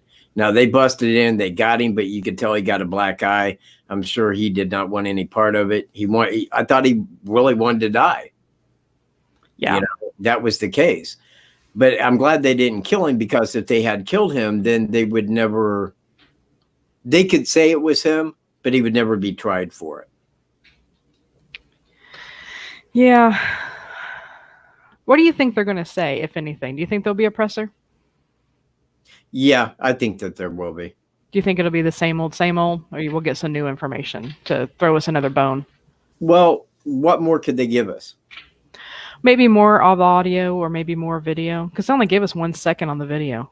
There's got to be more there. I think that was all they had. You think she shoved it in her pocket? Well, I mean, like I explained, what I think happened was he was waiting on the south side of the bridge in the wood line. Yeah, okay. I agree with that, by the way. And, he was waiting for someone that fit his idea of a victim to cross the bridge. And it happened. Now, when the girls were out there halfway across where girl 1 took girl 2's picture, he could have called them down there. Like, hey, I mean, I'm just using like an abstract reason. But you know what? Hey, I was out here. I was over here walking my dog. It's a little beagle. It ain't very big. It's just a puppy. Could you help me find it? I mean, I think it's down here. I can't really go down there. Something to lure them down there. Now, that may be, but at the same time that they walked onto the south side of the bridge, when he walked by, I think that he had to say something to them that put them in a fear. That, hey, this guy ain't right, man. So something's up with this dude, man. And I think when he turned around, that's when she clicked that video record. And I think that at that time, she kind of held it and then, put it in a pocket. Because if she was sitting there carrying a cell phone the whole time across across Deer Creek, you see my point? Mm-hmm. That would have looked very suspicious, I'm sure, to him.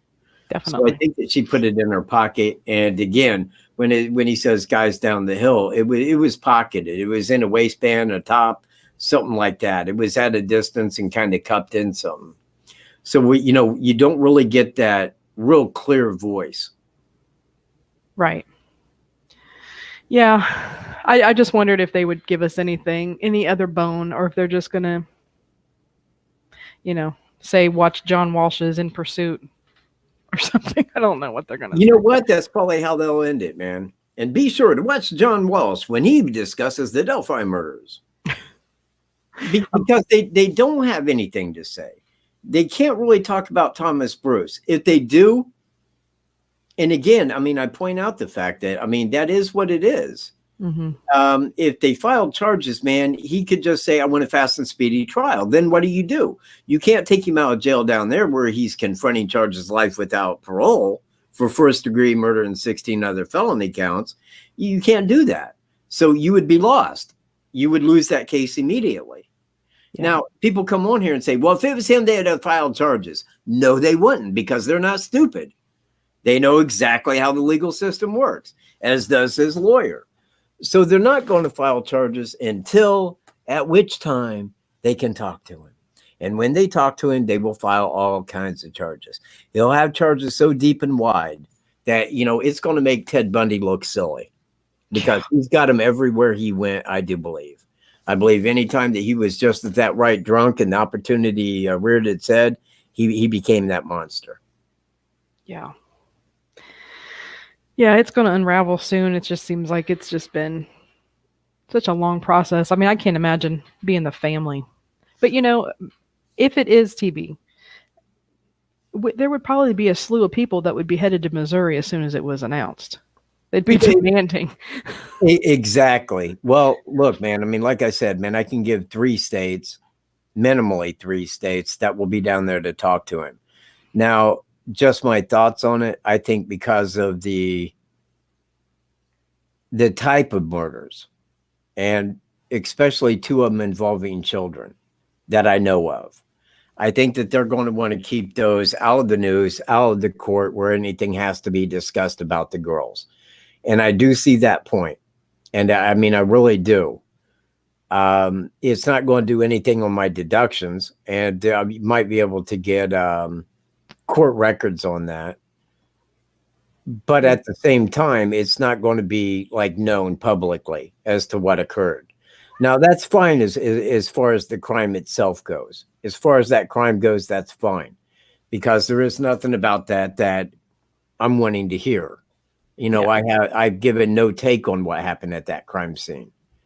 You know, I mean, I've given some discussion on girl number 2 that probably it was more head trauma than anything because, look, man, if she was alive, which has been stated that night, but she couldn't respond to search party, well, that said she had to have been knocked out, but not just knocked out. I'm talking about traumatized out, you know, enough to where he thought she was dead. Yeah. So I've discussed that, but aside of that, it's like Kim Riley, man.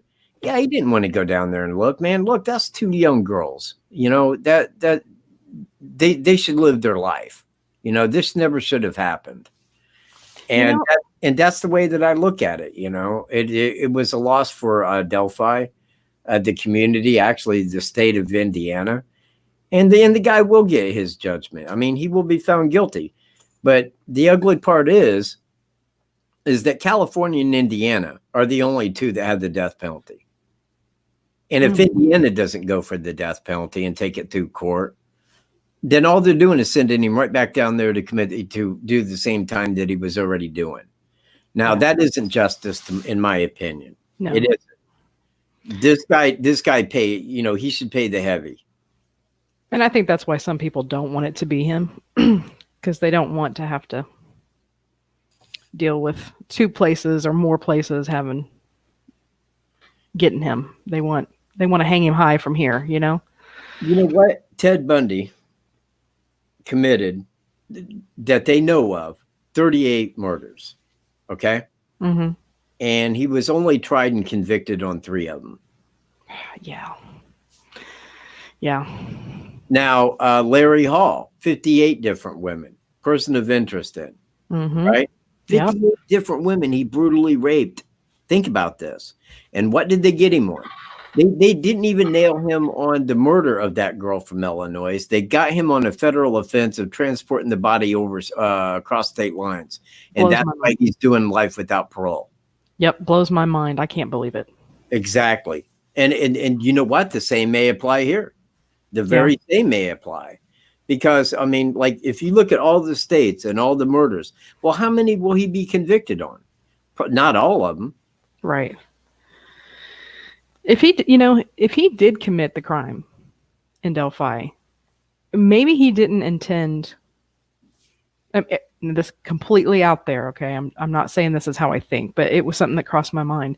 He didn't kill everybody in the Catholic supply store. No. Maybe he didn't intend to kill. I don't know. I guess my train of thought is if he left one alive or one lived, fine, because nobody was going to recognize him anyway. She wouldn't recognize him anyway, you know? Maybe that was kind of his mentality. I'm sure I'm stretching it at this point, but reaching. Well, you know what? Well, it really depends. I mean, because I've thought about this. There's 2 young girls in both sets of murders, Evansdale and Delphi. Now, why would you go do that to kill a young girl? Now, we don't know anything about the crime. We don't know what transpired. Somebody asked how that they would have got fingerprints, man, off of a limb. Well, from knowledge anyway that I've heard, but I think that I can stand to this. I think that one of the bodies were partially covered with leaves and twigs. Now, we heard that immediately.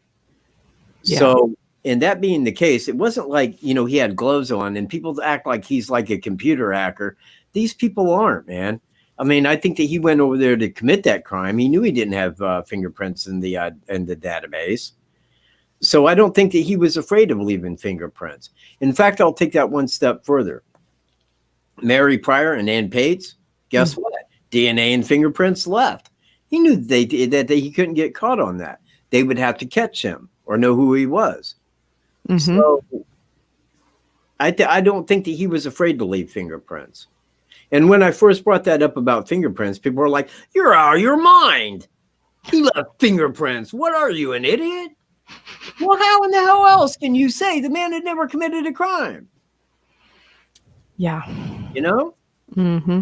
Yeah. You know, I never got a call. Remember, Yeah, still haven't received that call. Yeah. Okay. Yeah. Mute. Yes, because I want that call. I do too. I do too. And when you get that call, please inform me. Oh, I will. You'll be the first. Oh, yes. Yes, Michael J. Katt, everyone. Coming in first. Wow. You know, I didn't even get a trophy for trying. I don't expect the call. I'm a big nobody. But Well, then why would he ask for your number? that's a good point. Maybe Yeah. he had the best of intentions until maybe Holman got him. I'll stop there. Oh, yeah. You know why? Until Holman said, hey, wait a minute. Have you ever heard of Michael J. Katt? He's a real son of a bitch. And he called me a liar right to my face. I was going to hit him, but, you know, charges and shit. And she's on his channel a lot, so she's in cahoots. Who? Oh, I got you. Yeah, exactly. They're cahooting. Cahooting. I'm a clone. I'm a cat clone. You're a cat clone. You're a female cat clone that looks like a bunny. I'm a feral cat. The things I've done. Oh my gosh. Well, I think we ran over your 9 o'clock time frame, but we had good conversation. Here's Bud Tackett. I subscribe to their channel. I think it's called Tackett Adventures. Please check it out. Nice channel. Hi, Bud Tackett. I've never heard of. Yeah, we are past the 9 o'clock hour, and I should be wrapping it up, but we just got so many viewers. I wanted to continue. In fact, you know, I wanted to talk about a better day. Let me take you back to the year of 1988. 88, guys. Here we go. You know what? See, now this works better when I'm like on video because then I can add that and I go like, oh, never mind that. It goes away when I talk about the past. You know, where you add like, you know, you're like going back in time. Yeah. You know, that little effect. Got that straight off of Johnny Dangerously. He goes, let me take that, kid. And he goes, oh, hang on, just wait a minute. It'll stop. It always does this when I talk about the past. You know? Oh, there's Cunningham. Thanks for showing up, man. Mike. Yeah, it's about time. Gee, we thought you was calling us earlier. We thought you were trolling. We thought you was trolling, but you was just late. You know, I was 12 years old. Oh, thank you. Thank you. Thank you. Hey, wait a minute. You're looking at me. Do I look pixelated to you? Yes. Okay. You see, when I'm looking at me right here, I look clear. You look like the bridge guy. I mean, like the picture of the bridge guy where we can't tell what you look like for sure.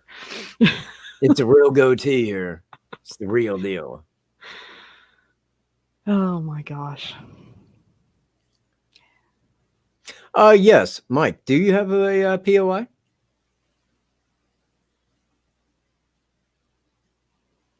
John Weaver. It's John Weaver. That's who he believes may have done it. Now, but you see, I would ask if it was John Weaver. I mean, wouldn't flannel shirt guy and the lady walking her dogs know who he was? Bingo. I mean, wouldn't they say, hey, that John Weaver guy, that's the guy I seen. Tobe, come here a minute. I want to tell you something. If it was somebody in that community by now, they'd already been turned in. 100%. Well, look, man, 60,000 people, man. The population of Carroll County is 20,000. That means 3 times the population of all of Carroll County called in a tip. Mike is calling you. Mike, the phone's not on. Hang on. Okay, now you can go. Yeah, But be warned. Be duly warned, sir, that there are people, much like Cunningham, interfering. They're subscribed.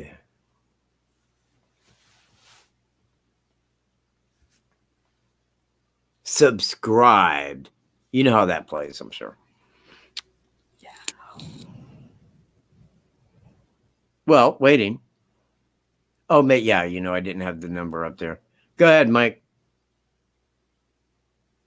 Ring it. Well, yeah, I don't think BJ is local. I mean, 3 years? And none of the witnesses have seen him? Come on. Hey, how you doing, man? Hanging in there? Doing an interview for a CBD company, so. Oh, CBD, eh? Yeah. Oh, cool. You know what? I dig your jive. so hopefully I get this. Hi, Mike. Hello, Incognito. To answer your question on why John Weaver, it comes down to his name being out there, which was about, like, I don't know if it's 9:45. Quit, both of you. Eastern Standard Time, or if that was Central Time when they did on the scanner.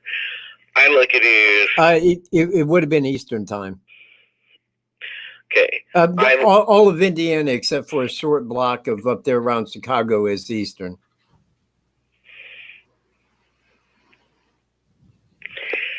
Go ahead. No, I saw the question, but I'll go through to get to that question. Okay. Carol asked. Go ahead. I call it is, regardless if the bodies were in the water or not in the water, if you've done enough searching, if someone says, hey, I found a body in a water source, and then you come to find out later it was near a water source, you have to ask that question is, why would he know and how would he know? I could answer that question. I mean, I could. Is John Weaver a cop? I haven't had enough detail to figure out who this John Weaver is. I have only got assumption on one of them that is considered was local in town but now lives out of town. Yeah. And I'm not talking about the John Weaver from Florida.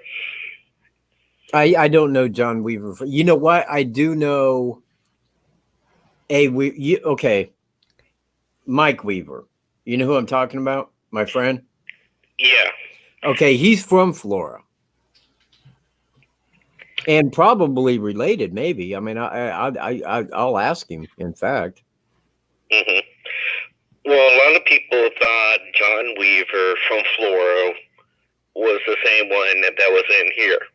When I looked, it was, okay, he kind of had some with the same clothes when he was coming from that floor fire building place, just tampering on it. But I looked, it was, you look too big, your pants are way too big, you just don't fit the steel pick. So I started looking, I'm like, okay, and they keep on saying he was local or had worked in the area. Who could this John Weaver that could fit in it? And I decided to go through white pages to see all John Weavers in the area. And that's a common name, but there's a whole shitload of them that have the same name of going second, third, fourth, etc. So when they gave out that new picture and the age of that new picture, I was like, oh, wait a minute. Here's a person that uses multiple names, both John Weaver, but also goes by of C and J, which is really Christopher James. Right. And he's a junior. So I was like, okay, you had to know at least one of the family members. Most statistically, killers do drive past their prey, unless it was a random thing like, oh, you know something, I just did this, encountered one. I looked at it was a slight pre-planned idea, and it's trying to connect to see, okay, does he know the family? Does he know Derek? Where does he fit into this category? Yeah. So it all comes back to, okay, as the new podcasts have came out and everything else, they have all kind to distance him. And I'm looking, I'm like, you can't factually distance from him when you have a law enforcement saying his name. Personally, I think when they did the scanner, they should have just said, you know something, we had a citizen that came by and he thought the bodies were in the water. But that officer decided to put that name out on there. And somebody decided, I'm going to record this and put it out on there. I have not heard one person produce an actual audio transcript sound from the first day, the next day, and then even up to the 19th, when they kept on continuing searching on and off. Okay. However, I mean, I guess that my question on that is, if it's John Weaver and there was two people that seen the suspect, then why would he not be charged? How do you determine was he actually a killer or the searcher? Or the what? He was considered being a searcher. Okay. So technically, if he found the bodies, we don't even know if any searchers really touched the body, but let's say they did. There's probably going to be a lot of DNA on there of a lot of unknowns with knowns. Yeah, you know what? I'll give you that. Because the girls, I mean, like, you know, their clothes. Hello? I'm here. Hang on. I thought I heard somebody say Katt. Must be a goat. Yeah, you know what? You're probably right. But anyway, man, the girls' clothes. Yeah, it did sound like somebody was yelling at my back door. But anyway, the girls' clothes had been touched by their parents, I'm sure, the people that did the laundry, probably anybody that was around that day that had touched them. I mean, there's a lot of touched DNA. We don't know where they got the DNA from.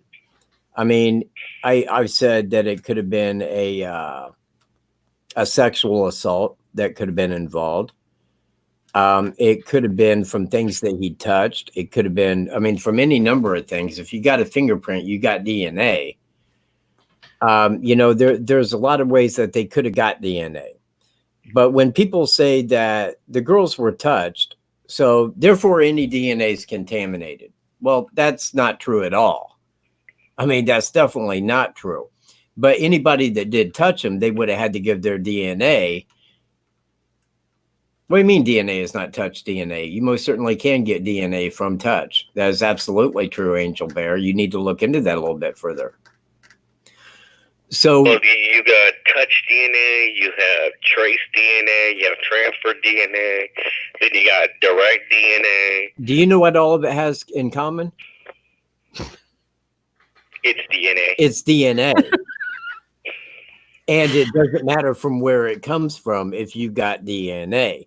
You can have partial DNA that could partially match. I mean, it cuts down the statistics from 1 in so many billion downward because only so many would have that.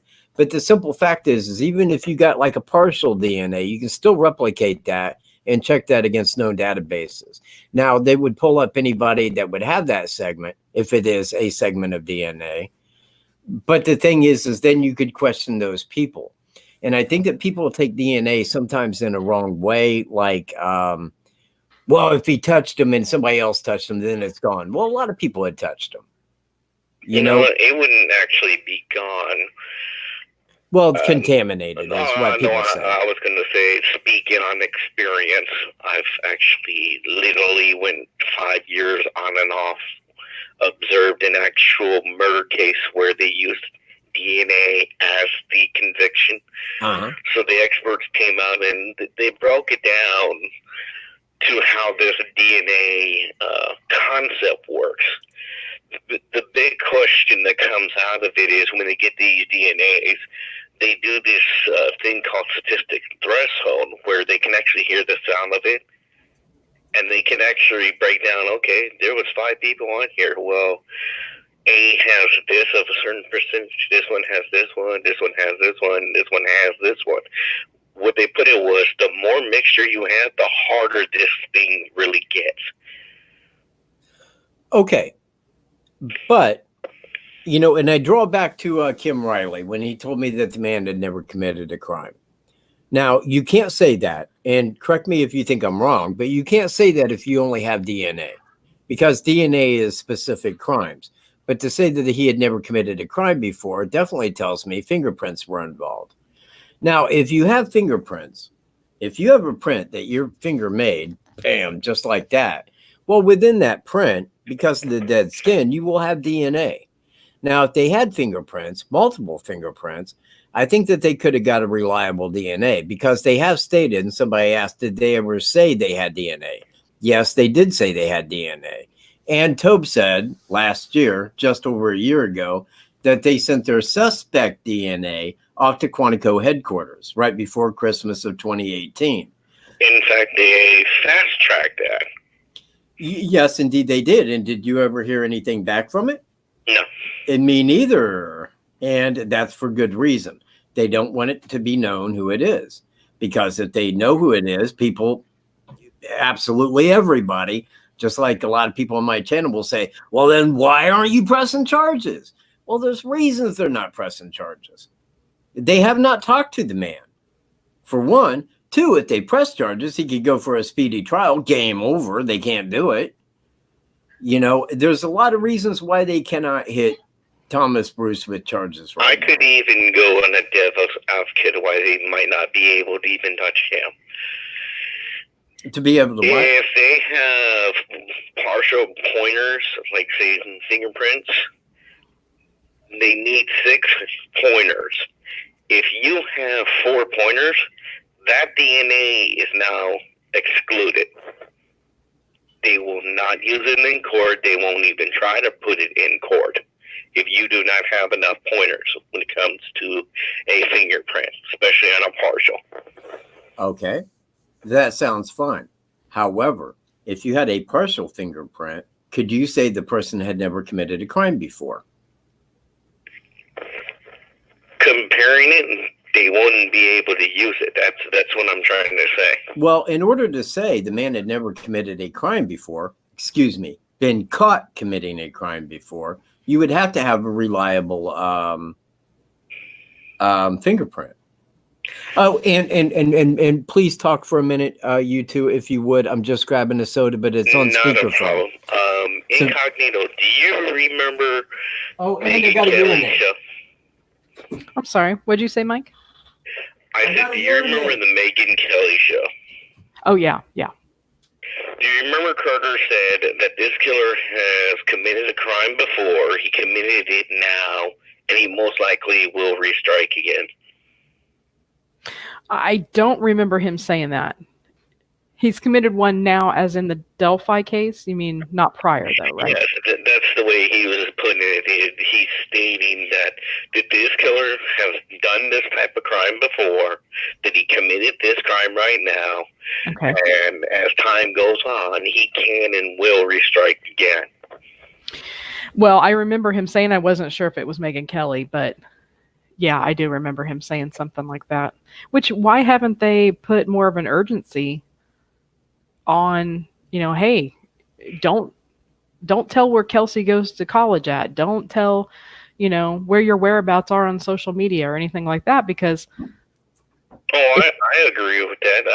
Personally, I think Kelsey really being out there, if the killer's still out there, she's not safeguarding herself.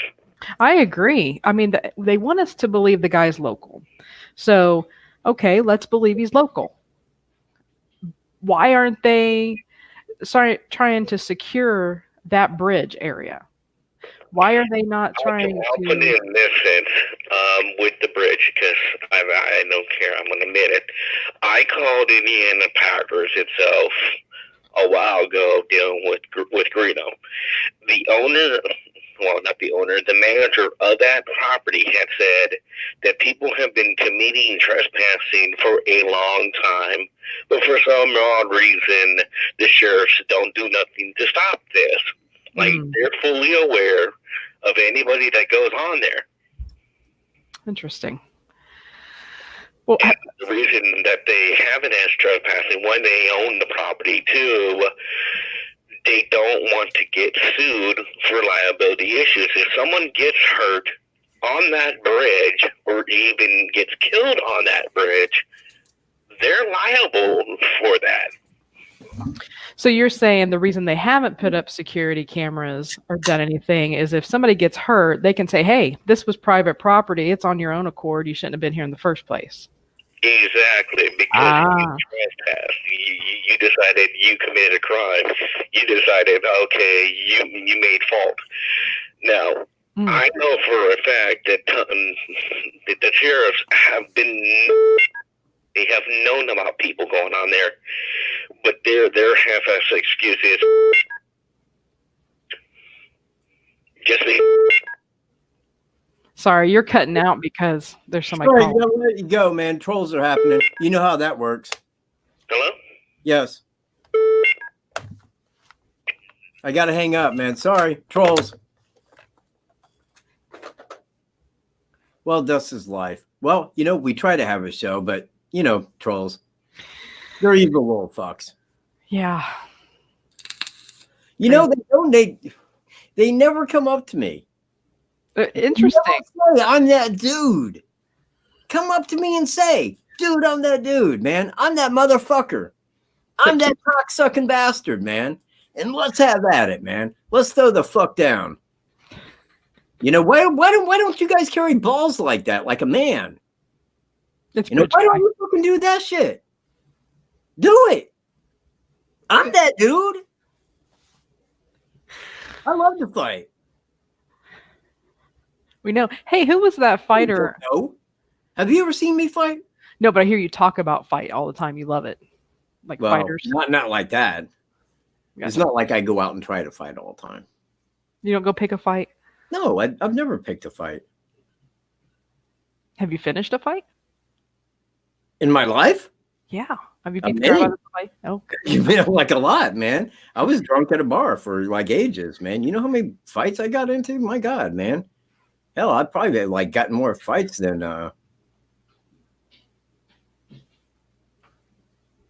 do what? I just called back on that number, Mike. And it's so weird now. Oh, yeah. Yeah, well, they're computer trolls. Yeah, computer trolls keep calling in saying they're Pizza Hut. Yeah, and then they call people from my number. Bull odd.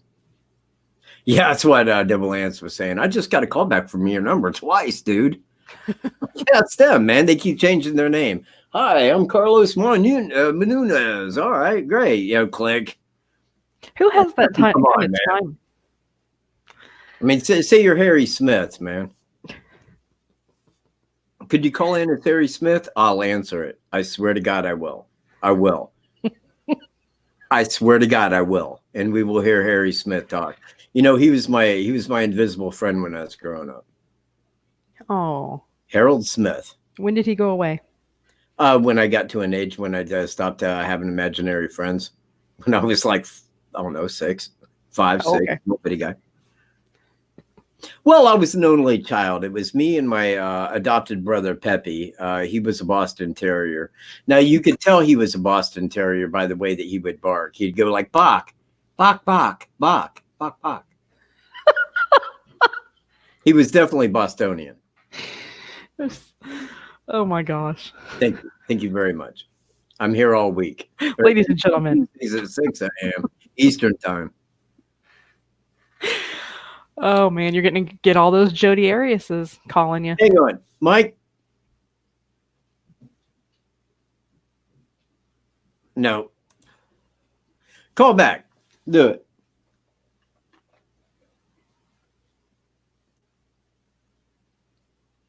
My answering machine. Dude, my answering machine. I don't even have an answering machine. I don't even use it. Hell, man, I was reading how to... Hang on.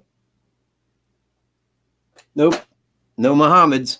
No, thank you. I said Harry Smith, you little douchebag. Hang on. Nope. Tom Fernando. No way. Hang on. It gets funny after a minute. There it is. Okay. Please expect a bunch of bullshit here. Go ahead. Carry on. Mike?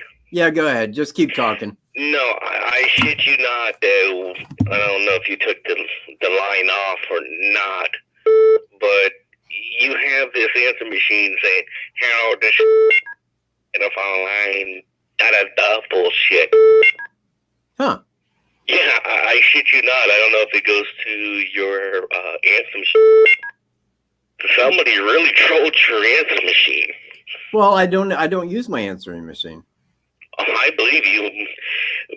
If you called on a different phone or someone tried to call in right now, it's crazy. I wish I could record it. Well, that's what Devil Ants was saying. But I said, hey, overlook it, man. It's just Cole's being a piece of shit. It's not even pizza. This is like trying to say that your number is a pedophile number and you're calling on a talk show. Oh, fucking please. Yeah, I shit you not. You know what, man? And I want to point this out. My legal record is easy to look up, man. Just go to my case, Indiana, put it in correctly. Incorrectly. My middle name is Leroy, capital L-E, capital L, lowercase e, capital R-O-Y. You put my name in, Michael Leroy Stroop. Something like that a while back. And guess what? Where they got into his answer machine. And it was really crazy itself, too. I don't care if they got into my answering machine. Okay. Well, I mean, I don't. I mean, it don't bother me because I don't. Look, man, people calling, they go like, dude, I left you a voicemail. And I'm like, so? I don't even know how to answer my fucking voice messages. In fact, I had someone call me today, man, and they said, well, I left a message. And I'm like, man, I don't even know how to answer my messages on there. I don't even do that, man. It's mainly just for call in. Well, I believe you. If you ever want to try to know what your message is you just call your own number, and it usually lets you in from there. Oh, really? Yeah. No, see how I didn't know that? This is how up to date on phones I am. I had a rotary phone. That's how they did it, Mike. Well, hey, they'll let you go. Expect a call back any minute now, if you don't mind. Oh, I don't mind calling back.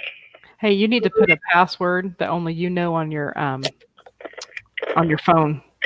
Me? When you do figure out your voicemail, that's how they did it. They dialed your number, and then they were able to set it to their own password. A weird thing, one of my friends, her ex-boyfriend's new girlfriend did that to her. All of her numbers, all of her voicemails started going to this girl's phone. Oh, cool. Yeah. Well, so it don't bother me. I mean, anybody that's leaving a message for me, I mean, yeah. Well, like if I was to call you, then I would go to their number, which is okay. Weird. Cool. But if you call me, I'll probably answer it. Yeah. But if I don't answer it, for the love of God, don't leave a freaking message. Yeah, I won't. It's weird. Interesting. Well, you want to take it to 10 because not only did I grab a pop. Hang on. Wait a minute. Are you vaping? Well, I kind of wanted to do my thing here.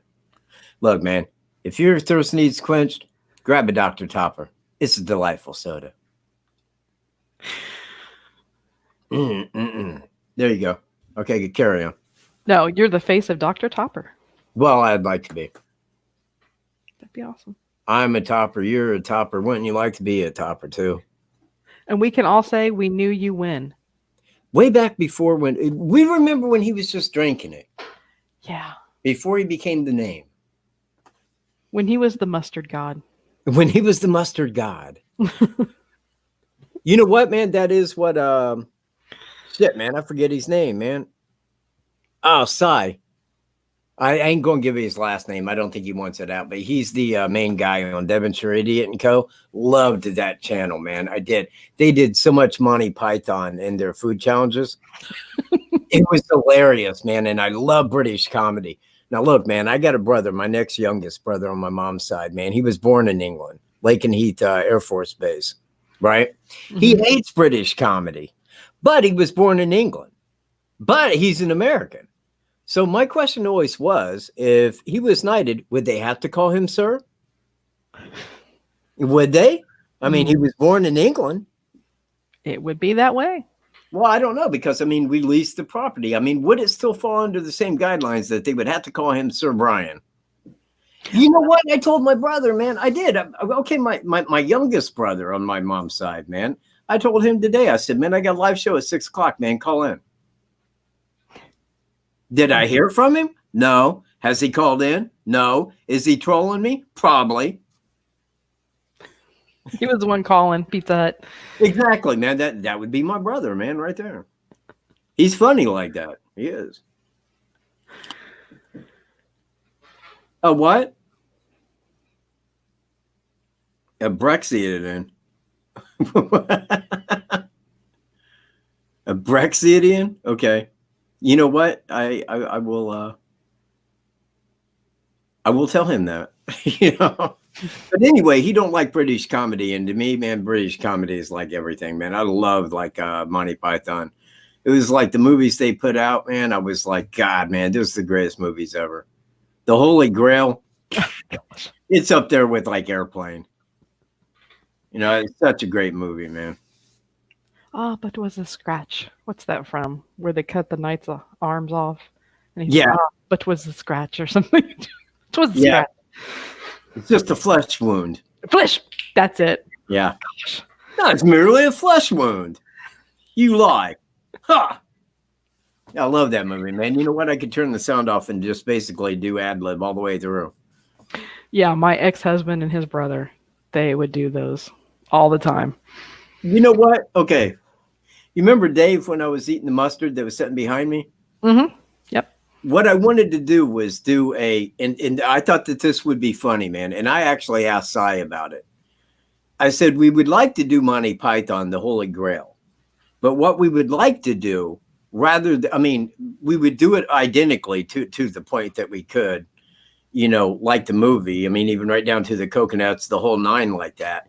But what we would do is we would have each person having a different accent from this country, like a Southern accent, a New York accent, a New Jersey accent. Oh, yeah. And everybody would have that different accent. That would make it American. You see where I'm at? It would be an American comedy. That'd be cool. Thank you. Everybody would love it. And you know what? I thought they would. Now, here was the thing, man, because I told him, I says, I would want you to be the king. However, I would want you to wear a Burger King crown. You know? And he's like, right on. I'll do it. Okay. And man, we were setting up to do that. Now he ended up moving though. You know what, Mike? I mean, I understand that we have kind of differences of opinion there. Still got another arm to fight with. Sorry. Oh, see, right there, man. We could get Christina Zamora, man. You know, I mean, like that. You know, and we could totally do it that way, man. Because, man, I think it would just be funny as shit to do it, man. We'd even have the gentleman from, Georgia, you know. Pardon me, sir. You know, it would just be so cool, man. In fact, I still may do that. In fact, if I was to make a movie like that, man, I would have Greeno with that. I would definitely want Greeno to be a part of the filming. Because, I mean, like, I really respect his filming abilities. Because, you know, he's already got the edit in mind. Yeah, definitely. He thinks way ahead. Well, he thinks edit, whereas I look at it and then I think, well, I'll edit it like this. He's already got that. Well, I'm going to edit it like this, so I want to film it like so. You know, that's kind of the difference in our thoughts. That's why whenever we were shooting a video, man, I'd tell him, I'd say, dude, you know, you do what you need to do with the camera, man, and tell me what to do that way, because I already knew that he was going to like edit it like that. Mm-hmm. Now, normally when him and I were editing, that was a lot of fun. And I definitely enjoyed it when him and I were editing, because then we each kind of had our thing in it. Because he, you know, and I mean, like, given the case, depending on who was doing what, the other person would say, well, you know what, right there, man, it might be better to, you know, and it really ended up good, because at the end of the day, man, when we would edit something like that, man, it would always be fantastic. But he's a damn good editor anyway. Yes, he is. He loves it. I don't. I don't either. I don't enjoy editing. When I make a video, man, it's more me speaking. You know, it's and I think, yeah, that ain't the way I wanted to say that. And that's normally the way it is. And then trying to edit anything into that or over that is just like, I don't know. It's like trying to direct yourself. It's like impossible for me to do, to edit my own videos. Now, if it's background, easy peasy. But if it's all the rest of woo-whoop-de-woo, I usually just cut off of that, man, and just go, well, I've given them the information. There it is. Yeah. I hate editing myself, too. And then I get these comments that'll say, "Oh, I hate when you just do videos where it's just words. I'm listening at work and I and I'm like, I don't want to hear my own voice all the time." You know what? I'm sorry, but I got to take everybody else's point of view there, because everybody that has ever talked about you to me have said the same. They like the way you do the videos. They like your voice. They love the way that you do that. And I stand to their side that I do not like the ones where you just word it like that. I don't. I'd rather hear you say it. That's me. Okay. All right, man. We got to change, people. There it is, man. You know what? The people have spoken. Sometimes it's just easier for me to just whip it out in words. Hey. Oh, okay. I was going to say, don't be nasty. Me? Just whip it out. You know what I mean. Oh, God. You make me diagram the joke. Jeez. I had to explain it, man. It ain't humor then. Well, I saw a message was retracted. That's why I was like, was it me that said something? No, you know what? Actually, on the one where she and I'd have to go back a couple where she was saying, had they said that they have DNA? And I said, yes, they have. And then she said, I retract that, had no DNA. Well, no, they never said no DNA. Now, I found out they had DNA originally when the investigator came to my house, because at the end of that, he said, well, they still might want your DNA, because he said, we can't clear you without DNA. Well, then I'm like, okay, so they got DNA. Well, then when I said, no, you're not getting my DNA, he says, well, they still might want your DNA. I said, okay, fine. If they have a judge that's going to sign on that wants my DNA, go tell them I'll own their ass for it. That was the last I heard of it. So that's when I found out they had DNA. Now, that was just right before they came out and said, yes, we have suspect DNA.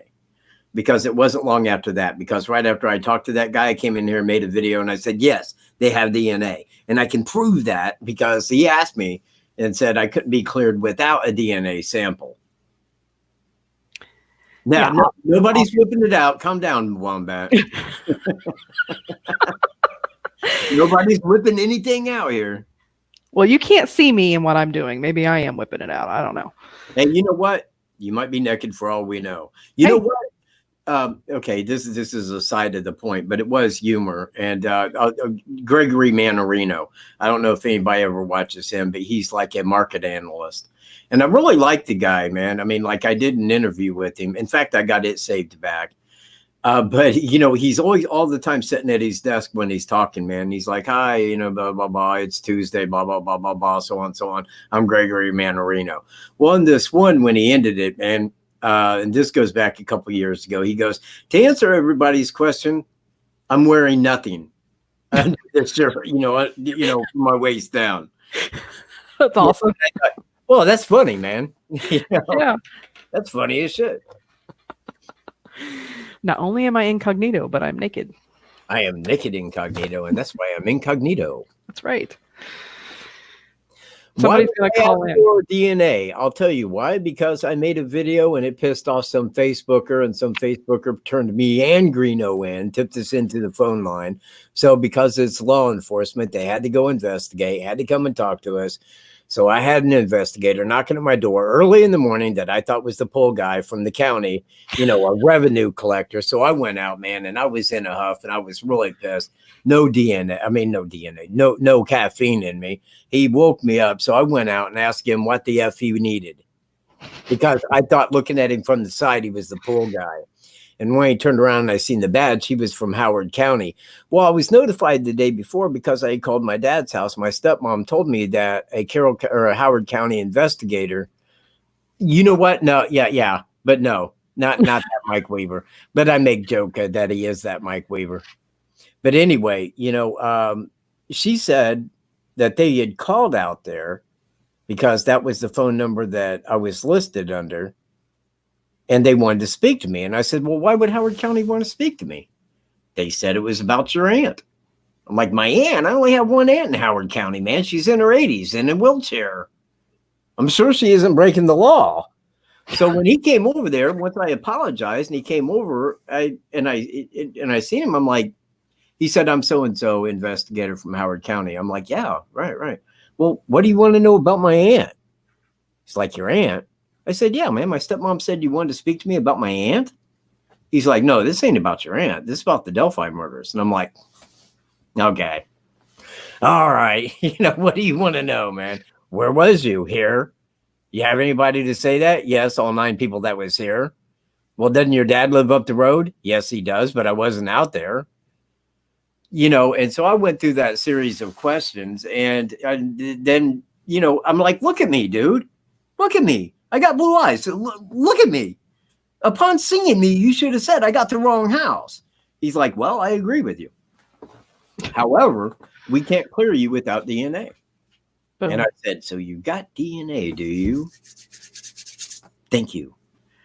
And I told him, no, you're not getting my effing DNA. Well, they might want it anyway. I said, okay, if they get a judge to sign on for it, I'll own their ass. Tell them that. All right, you have a good day. You too. And I came in and I told everybody, they got DNA.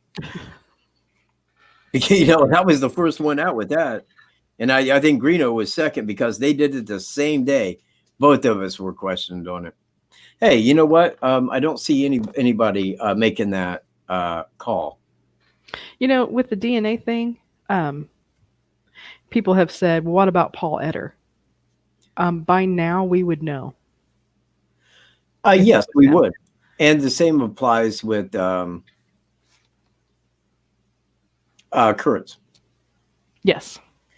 And again, when the briefing happened and people was bringing up the shack and everybody's saying it's Garrett Kurtz, I'm like, look, man, he's sitting in Carroll County Jail. He's in the state of Indiana. If they had any suspicion at all that he was involved, they wouldn't be talking about a damn shack and trying to hand it out subliminally.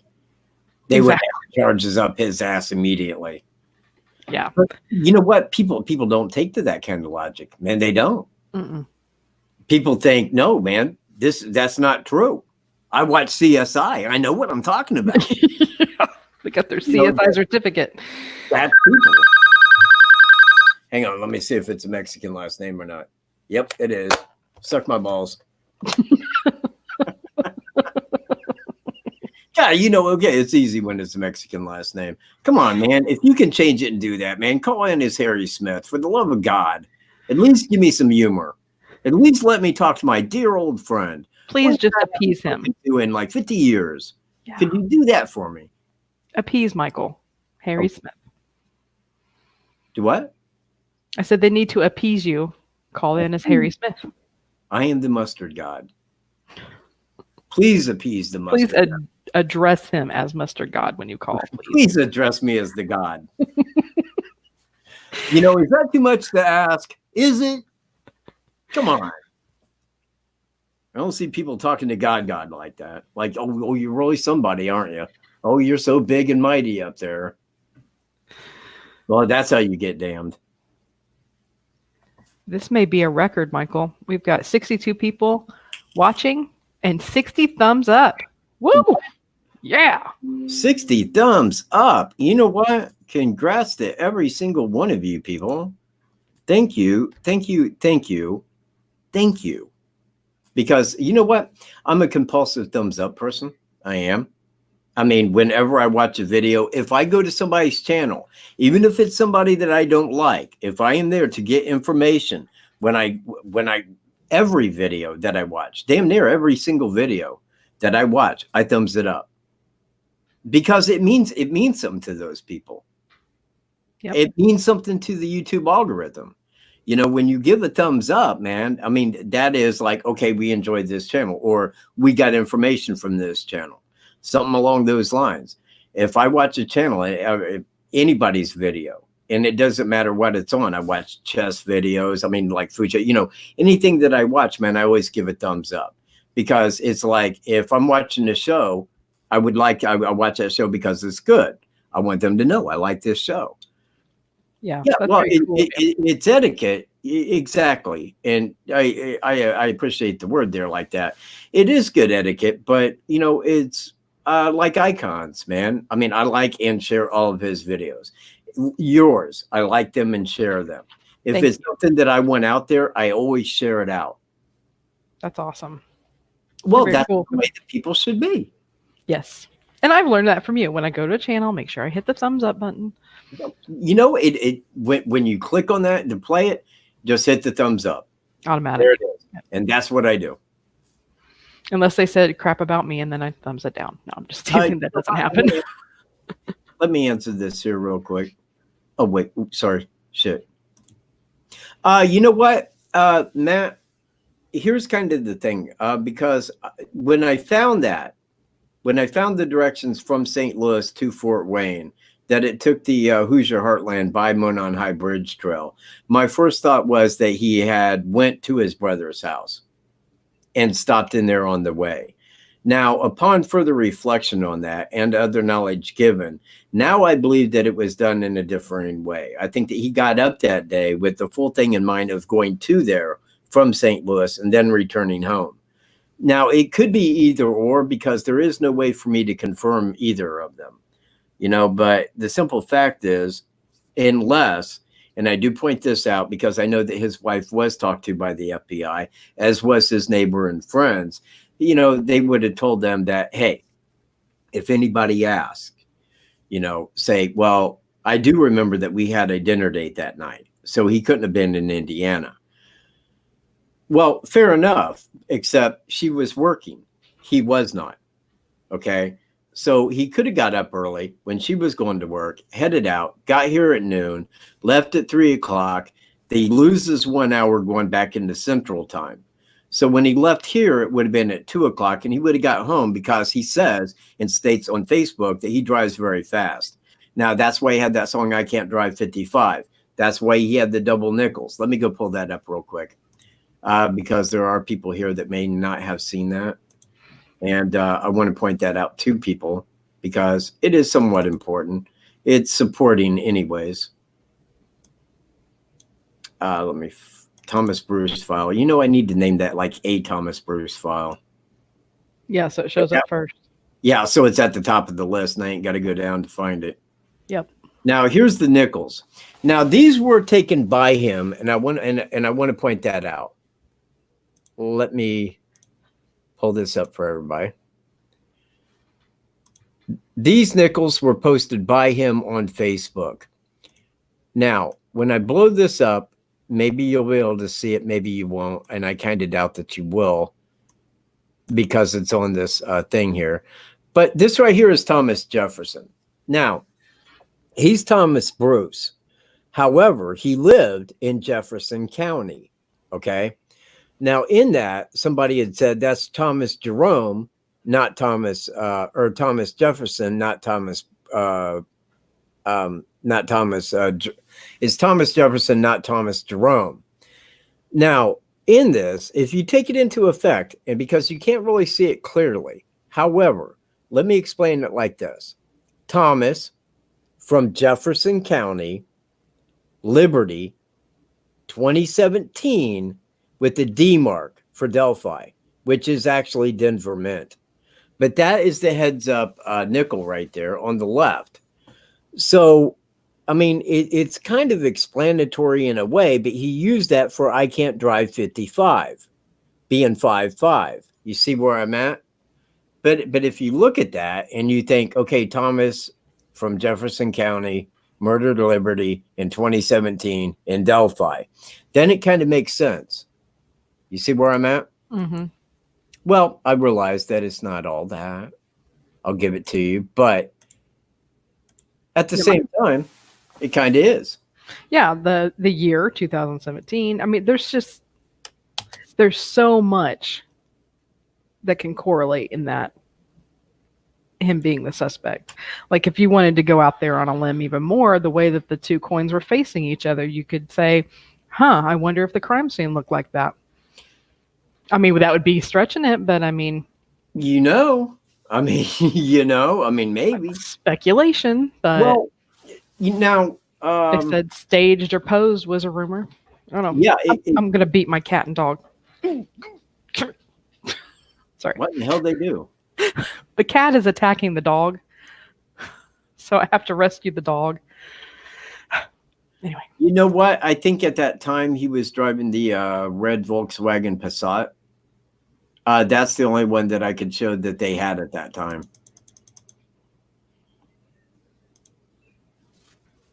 Go ahead.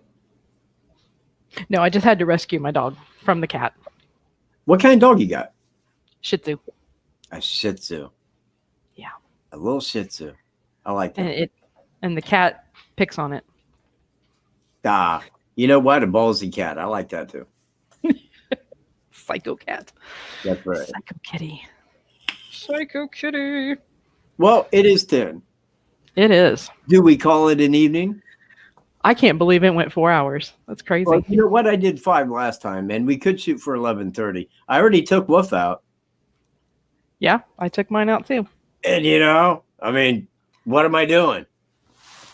Wait, I'm not looking at Jody Arias. I know, it's sad. It kind of is. No, but I mean, look, man, I don't want to dwell or anything, but have you guys seen her on the witness stand? Well, she had everybody at a... Well, I'll refrain from the way I wanted to say that. Hang on. Okay. I don't know. She just looked the image. She was just, even in her meek and mild talk and just so blatant about her sexual activity, it was like, every guy in that room was like, humming. I would have been like, and here you guys are trying to convict her of murder. And all the women are like, she's not TV people. She has no she is evil. I know. She didn't even care what she was saying. She just started talking about their sexual activity like it was just, talking about bread. Damn. I don't even think I could have a conversation with my best friend the way that she just told an entire courtroom and then in the whole nation what she did with her boyfriend. Like, dang. Well, it was probably in the question. I mean, hey, look at BTK. I mean, that guy was so forthright, man. I mean, that was scary. I don't know if I watched any of his court proceedings. Oh, God. You know what, man? You know what? I'll send the one to you because he is standing there and they give the whole of it where they're talking about each crime, each question on the crime.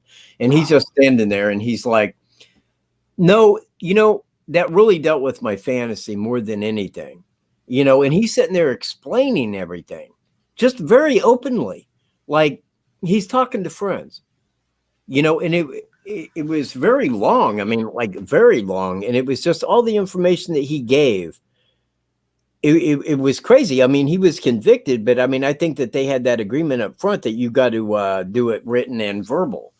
So when he went into court and they was asking him the questions on the murders, I mean, like, yeah, he was, just like right up front, man, telling it like it happened. In fact, in the one, he made a bowl of cereal, and left it there. And I forget what it was. I think he put like 2 Barbie dolls or something like in the box or something like that. Well, when the cops looked at that and realized that nobody in the house had made that, they was like, okay, he's saying I'm a serial killer. Oh my gosh. And when asked about that, he's like, yeah, that is why I did that. But I mean, it's so, I don't know. I don't know how to explain it. I mean, I'll tell you this, they won't get that out of TV. They won't. No. He knows. He's been planning his. Go ahead. No, go ahead. Well, I don't know what I was going to say. Go ahead. I was going to say the fact that he's not even saying, yeah, I did this and entered a plea of guilty. He's entered a plea of not guilty. He's going to fight this whole thing. Well, and it's like, he's not going to admit to nothing. He's thought about this moment and he's going to go down, hopefully, just the way that he's planned it. See, he is under representation. Mm-hmm. Well, to say that he did it, he didn't. His public defender did. Right. Well, that's the public defender's job. I mean, he could go in there and say, no, I demand to plead guilty. And the public defender will be like, yeah, we got to get him out of the courtroom. Because, that's his job is to defend him. Okay, yeah. So it's not that, because look, man, I'll tell you right now, he probably wishes he was dead. I mean, he probably wishes that it came off the way that he planned it. because I don't think that he's going to have to want to go to all these states. I don't think that, he definitely didn't want to spend life behind bars without parole to begin with. He knows in Indiana he could be looking at death. In California, he could be looking at death. And in other states, including possibly Tennessee and another one. I'm not naming that one at this time, but I think you know what I'm talking about, because you also scoped me in on that. And I send you my thanks for that, as did Miss Cavalier. Yeah. But in looking at that, and I sent that to her, and you know what? I will tonight. I will send you the identical, because I did find one out there that definitely fit his MO. If it was while he was out there, I did call to tell him about it. Now, awesome. I did that. Well, I did that because, look, I don't know what the FBI does. I was never FBI. But I'm sure that in every case where they had DNA that matched his DNA, they contacted them to make a case. Because there's going to come that time when he can be spoken to, and the more people that they got there to speak to him, the better. Right. I mean, the bigger it's going to be, the bigger the story, the more attention. And believe me, one thing that cops get off on is attention. They love attention. They love respect. They love when people come up, man, and give their treasonous ass like, oh, thank you. Thank you for help making us free. Thank you, you treasonous cop that takes money. Thank you so much. Let me get on my knees and show my love. May I? Well, not right here, but we can go around the back of the building. That's cops, man. Look, let me tell you about Tobe Lesenby. Well, do you think this case will be solved? Yes, I do. Why? Well, it's my faith. Your faith? Your faith. Your faith lies in maritime admiralty law, basically arresting people for absolutely anything. Is that your faith? You're not behind God's law? You're not behind natural law? You're not a common law person? No, it's your bloody faith that's going to solve it. My ass. My ass. And again, man, that's a bold statement to make, my faith. You know what? That's easy when you're talking to Joe Blow that don't know dick. Those people love you. They respect you. And I think that Tobe's a nice guy, and I ain't talking bad about him as being a bad guy, but it's just the words used. His faith? Please. It involves much more than his faith. And I don't know what his faith is, man. He could be a doomsdayer for what I give a shit. Mm-hmm. Yeah. Oh, hang on. I know the answer to that question. And it was Ozzy Osbourne.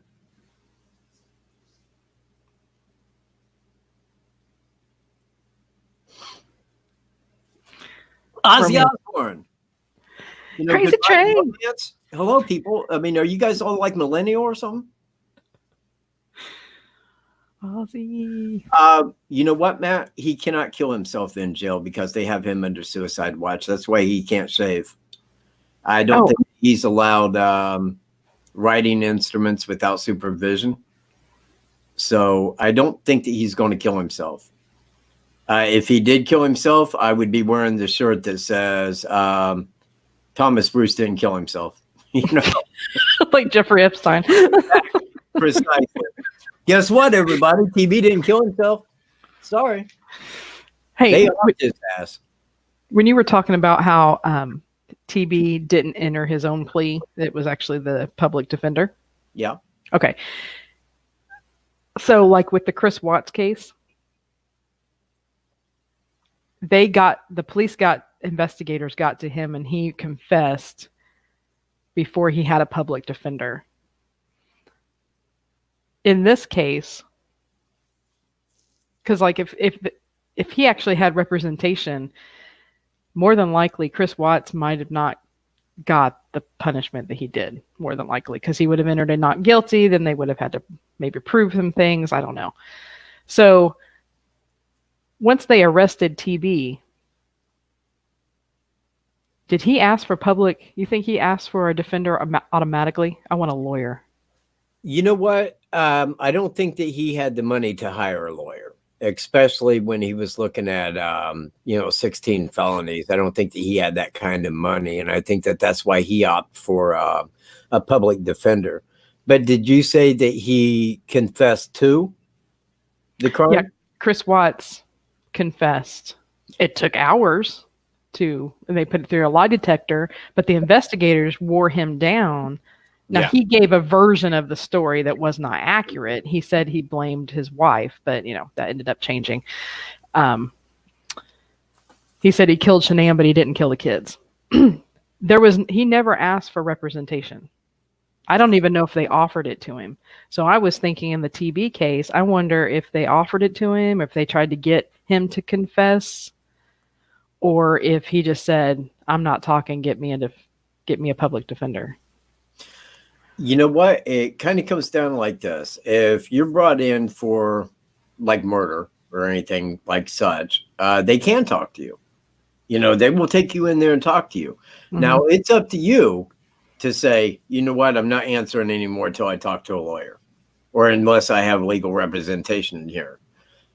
That's on them. Now, he could have confessed, and said, well, yes, I did.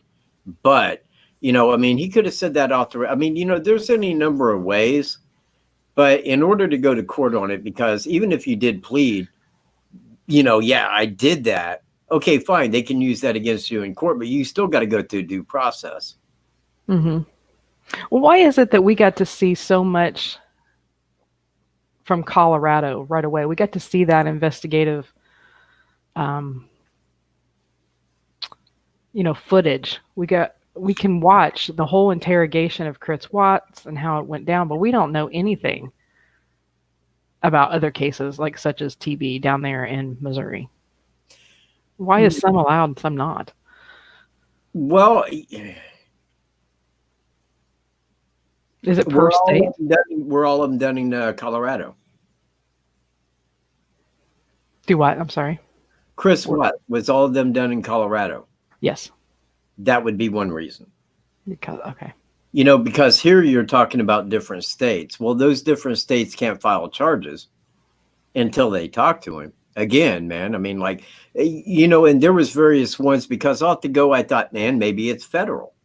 Maybe it's a federal case. Mm-hmm. But, it really does come down to hey, if you're charged, man, you can say I want a quick and speedy trial. They have so long to actually make their case. Well, if that was the case and he's down there on those charges, they can't extradite him back to Indiana while he's on those charges. You see what I mean? He would defeat the Delphi case by them pressing charges. Gotcha. Right now. Now, once they go down and talk to him and he's free to be extradited, that's where it changes. That's where everybody will go talk to him. That's where it will all come out as soon as that case ends. And until then, guess what? Michael J. Katt's going to sit here and repeat himself every single fucking video. I'll be right here talking the same shit. Yeah, I would just like to see when they brought him in to interrogate him about the Catholic supply store. I'd like to see that footage. Yeah. And why we get to see it in some states, but like you said, it's Colorado. They do a hell of a job in Colorado. That Kelsey Barrett case, man, that was a good one. Another Colorado, they convicted that guy.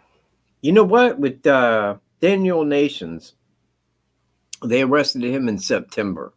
Okay. Mm-hmm. And he was out in February. 4 felonies in 3 different counties. Dang. Now think about that. And you're out in that many months? Man, I did longer than that on 1 felony. One single felony, man. And that was just possession of marijuana. No way. That was it. And I had to go to Westville. His first and only drug offense. That was it. Man. Jeez. Well, Carol, you say a white car, but the white car was in Evansdale. That was not in Delphi. Delphi, I believe, I don't know, because believe me, I don't know.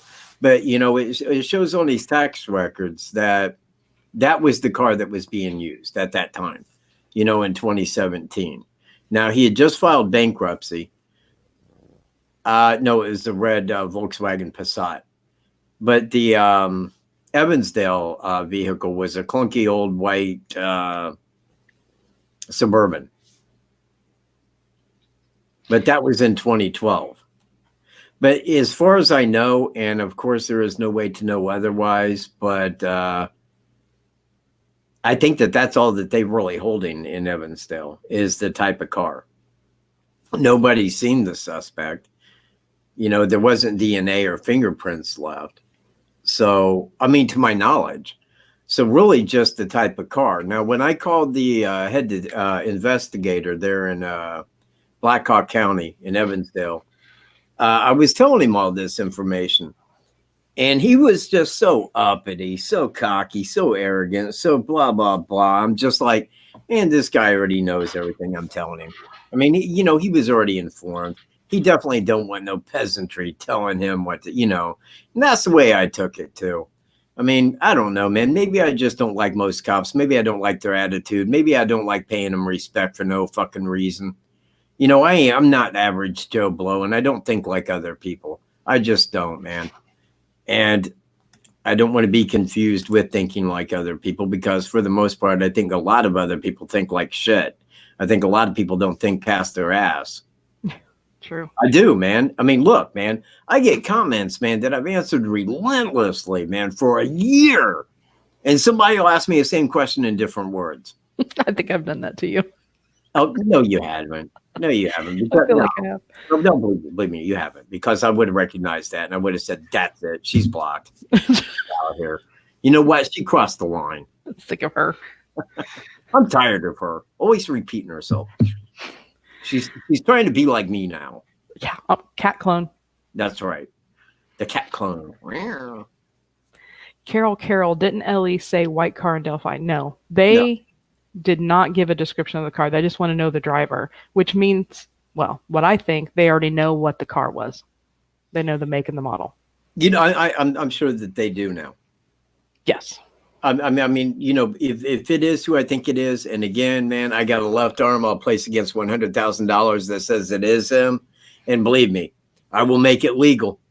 If you have $100,000 and you can show me, we'll write up a legal contract. You can come right here and hack it off, man. And you know what I'll do? I'll lay there and go, bye-bye. Bye-bye, arm. Bye, arm. But I will get $100,000 or I'll lean your ass to it. And there's high rollers right now. Why am I not calling like Circus or Caesar's Palace or something? Yeah. Like, hey man, you got a high roller there, man? Because I got a bet of a lifetime for that motherfucker. Make sure he's drunk. I want him drunk. Make sure he's had his fill, man. Get that cocktail lady over to him. Because man, I got the bet of a lifetime. Dude, I will lay you $100,000. You know what? I'll do you one better. I'll go $500,000 for your left arm and your right foot. Well, shit. All right, I'll take it. I would look stupid after the fact, but I don't know. It'd be worth the money. It would. It would. Well, I was talking to, I think it was Miss Cavalier. And, I think, because I'm like, well, if my life situation changed, and believe me, I'm a happy guy, man. I'm happy where I live. I have no remorse on where I am in life. I mean, look, man, I make enough money that I can pay rent. Me and Woofy, man, we got internet. That's all we need. I can go hike, man. I can go film animals. I'm living my dream, and I have all day to do what I do. And that's where it differs from other people. Other people don't have all day to look into things. So I go look that information up for them to give it to them, you see? And that makes me feel good because I'm passing along rightful information or what I believe to be rightful. If I'm speculating and I say as much, I say I believe, I think, it may have happened. It could have happened like this. But for the most part, if I say, well, no, this right here is very true because this fits the criteria. This is a fact of the case. This is the evidence we know in the case. This is what we know from law enforcement. Well, those are things that we know. And those are what we can compare and, make a theory out of. Mm-hmm. Yeah. But you know what? Hang on. I didn't finish my thought. So I was telling her that if things were to change in my life, I hit the lottery, whatever, however things could go. I mean, I'm not really a person about money. I don't need money. What I mean is, like in my life, what would I do with money? If I had a bunch of money, my life wouldn't change. I wouldn't move. I love this property. I've been here for 12 years. I feel I own it in a way. I mean, like, you know, I know this wood better than the people that own it. I mean, this is 1 square mile that I can go do whatever I want, anytime I want. So, you know, I have no misgivings about where I live or where I am in life. But if I was to ever get money, you know, for whatever reason, I mean, I would use it to do the exact same thing that I'm doing now. I would just expand what I'm doing. Yeah. You know, I would reach more people with that money, because I think that what I do, others that are in my shoes should be doing, you know, in the same way. I mean, look, man, if you got something that you're good at, no matter what it is, man, no matter what you're good at. And I tell everybody this, man, I say, you need to make a YouTube channel, you know, because whatever it is that you enjoy doing, I don't care what it is, man. There's other people out there that have that interest, and they will watch your channel and they will love what it is that you're doing. So, you know, it's one of those things, man. Mine, I investigate, but I always have. Mm-hmm. You know, I've always investigated. You know, when I was little, when I was in 3rd grade, man, I mean, I remember that, man, like vividly. Science was kind of my life. I mean, when asked what do you want to be? Well, I'm going to be a scientist, because I've read, God, I countless, you know, college books on science, man. Evolution, relativity, quantum mechanics. I mean, if you name the science, man, I probably read books upon that, because science is that to me. You know, it is the ability to answer questions that appear to have no answer. Yeah. And that is like investigating. It's the same thing. You're looking at an equation, but you've got to come up with the answer. That's what my mind works at best at. That's what I love doing. It's like chess. I love chess. Why? Because there's an answer. You know, there's an answer there. You just got to be the one to find it. Right. Yeah, I have become more investigative just in talking with you than I ever intended to be on YouTube. I was just going to shed light on cases, give my thoughts about things. That's it. And here I am emailing. Carol. Hey, Carol, I'm putting you in a timeout. It's just a timeout. You're not banned. But yeah, animal shelters and stuff like that, you got to understand the lowdown. They chip those dogs. And you know why they chip those dogs? Do you know why they tell everybody to go get one from a rescue mission? Because they're chipped, and they know wherever that dog is, that's where you are. Yeah, you know that SPTCWA, whatever, that one with the sad song where they show the suffering dogs. If I ever found that son of a bitch that owned that thing, I would beat the holy fuck out of him. Don't you ever show me a dog suffering. Don't you ever try to get money out of me by showing me a dog suffering. I will beat a fucker's ass for that. Don't do that to me. Because when I see that and I see people watching and go like, oh, I want to pimp slap him. Yeah, and I'm sorry. I know that people get dogs from animal shelters, and I understand, man, that, I mean, their heart's in it, and I get that. I'm not talking bad about people that go to those places to get their dogs. What I'm saying is there's an underlying fact behind it. That's all I'm getting at. I didn't mean to hurt anybody's feelings, because everybody's got like a rescue dog, and I understand that. I have nothing against dogs, man. I want all dogs to live a great life, man. All dogs go to heaven. Cats, on the other hand, though, you know, we live 9 lives, and I'm not going to lie to you. I actually have 10 lives, and I only drink raw milk, and I only use it for glaucoma.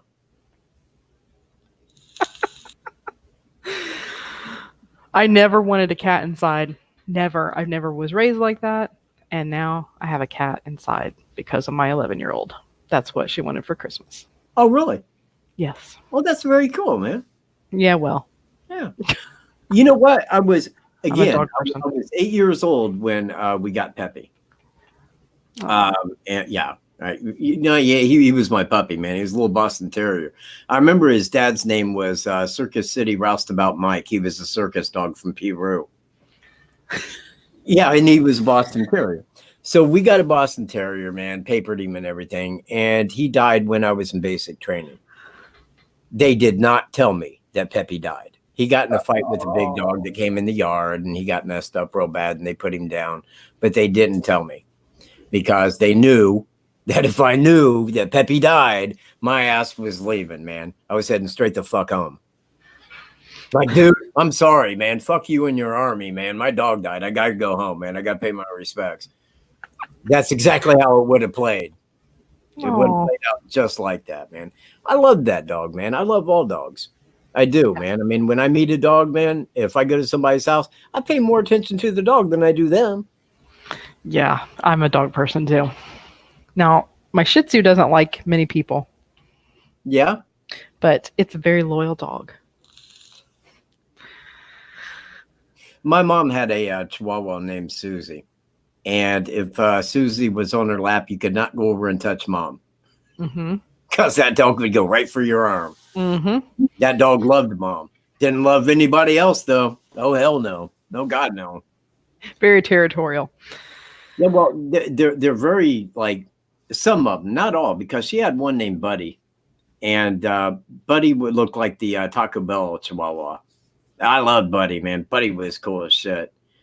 But anyways, he wasn't a one-person dog. I mean, he was very much a people dog. Now, Susie was a different, I don't think, I mean, is there different types of Chihuahua? Yeah, I think there is, but I don't know enough about them. Because Susie Susie wasn't the same look as Buddy was. Okay. But Susie was the mean one. I say mean. She wasn't mean. She was just one-person dog, which is fine. You know, because, hey, man, if I had a dog and he was just my dog, I would say, hey, man, be leery of the dog. You know, like that, man. Woof, man, he don't care. Somebody come in there to kill me, man. I mean, he wouldn't even know, man. He'd be loving up on him. I mean, that's what he is, man. He loves people. Yeah. He'll hop in a stranger's lap, man, and just treat them like they're his best friend ever, man. Never met that before. And I'm all like, man, I'm sorry, man. My dog just loves people. You know, it's the way he is. That's my outside dog. He's got the biggest gruff, and he's a good watchdog, but really, he's a big baby. He'd lick you to death. It's the inside one you have to watch. No problem, Devil Ants. No problem at all.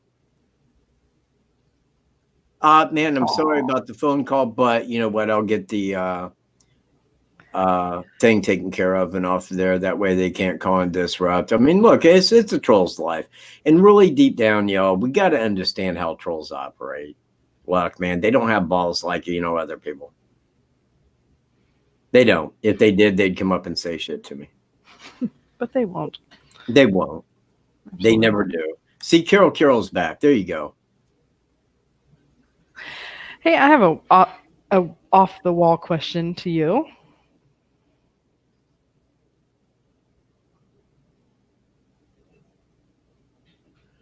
Thank you, Carol. Oh, to me? Yes.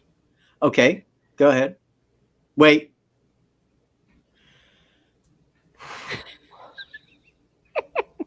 Let me send her up here.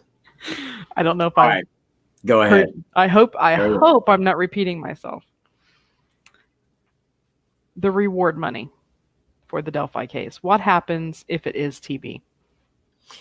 You know what? If it is TB, I mean, here's kind of my take on it. That and Evansdale, because I think that they're going to get him to plead out on all of them. Maybe, possibly. But if it is TB, because St. Louis called it in, but they're law enforcement. Now, you know what? I want to take this back real quick because Michael Griffey is going to be a special guest on my show. I want everybody to know that. He wrote the book Lynched. No, excuse me. He researched for the book Lynched. That was put out in the early 70s. And I think it was 2 years ago, he wrote Lynched, A Forbidden Love Story. Now, that was about Amber Green. No, wait, what was the question again? I said, what do you think will happen to the reward money? Right. Yes. Now, after she was abducted and her father said, well, Amber Green came and picked her up and that was the last she was seen. Well, Amber Green and his brother took off down to Texas. This is in 1868, all right? Mm-hmm. Now, they got down to Texas, but their mom still lived in Young America, which is just straight north of me, just a few miles. That's where they was living at the time. Well, their mom was writing them, But then what they was doing was sending the letter to another relative in another state that would readdress it to another person in another state that would readdress it to where they lived down in Texas. Well, they found out about this and was following the mail and kind of knew the city of where they lived at. Now, Cass County Sheriff, which says just north of Carroll County, their Sheriff Buck Stanley, he went down there to Texas on horseback from Indiana to find them and arrest them and bring them back on horseback, and did that. Now, this is back in 1869 when people were really short. I mean, seriously, they were no taller than Wolf back then. I know that sounds like an exaggeration, but they were like this big. I mean, it was amazing. They were almost like Barbie dolls. Now, Amber Green was like 6'3". You know, he was a big guy. Well, he went down there, arrested him, and brought him back. Now, the reward money for their arrest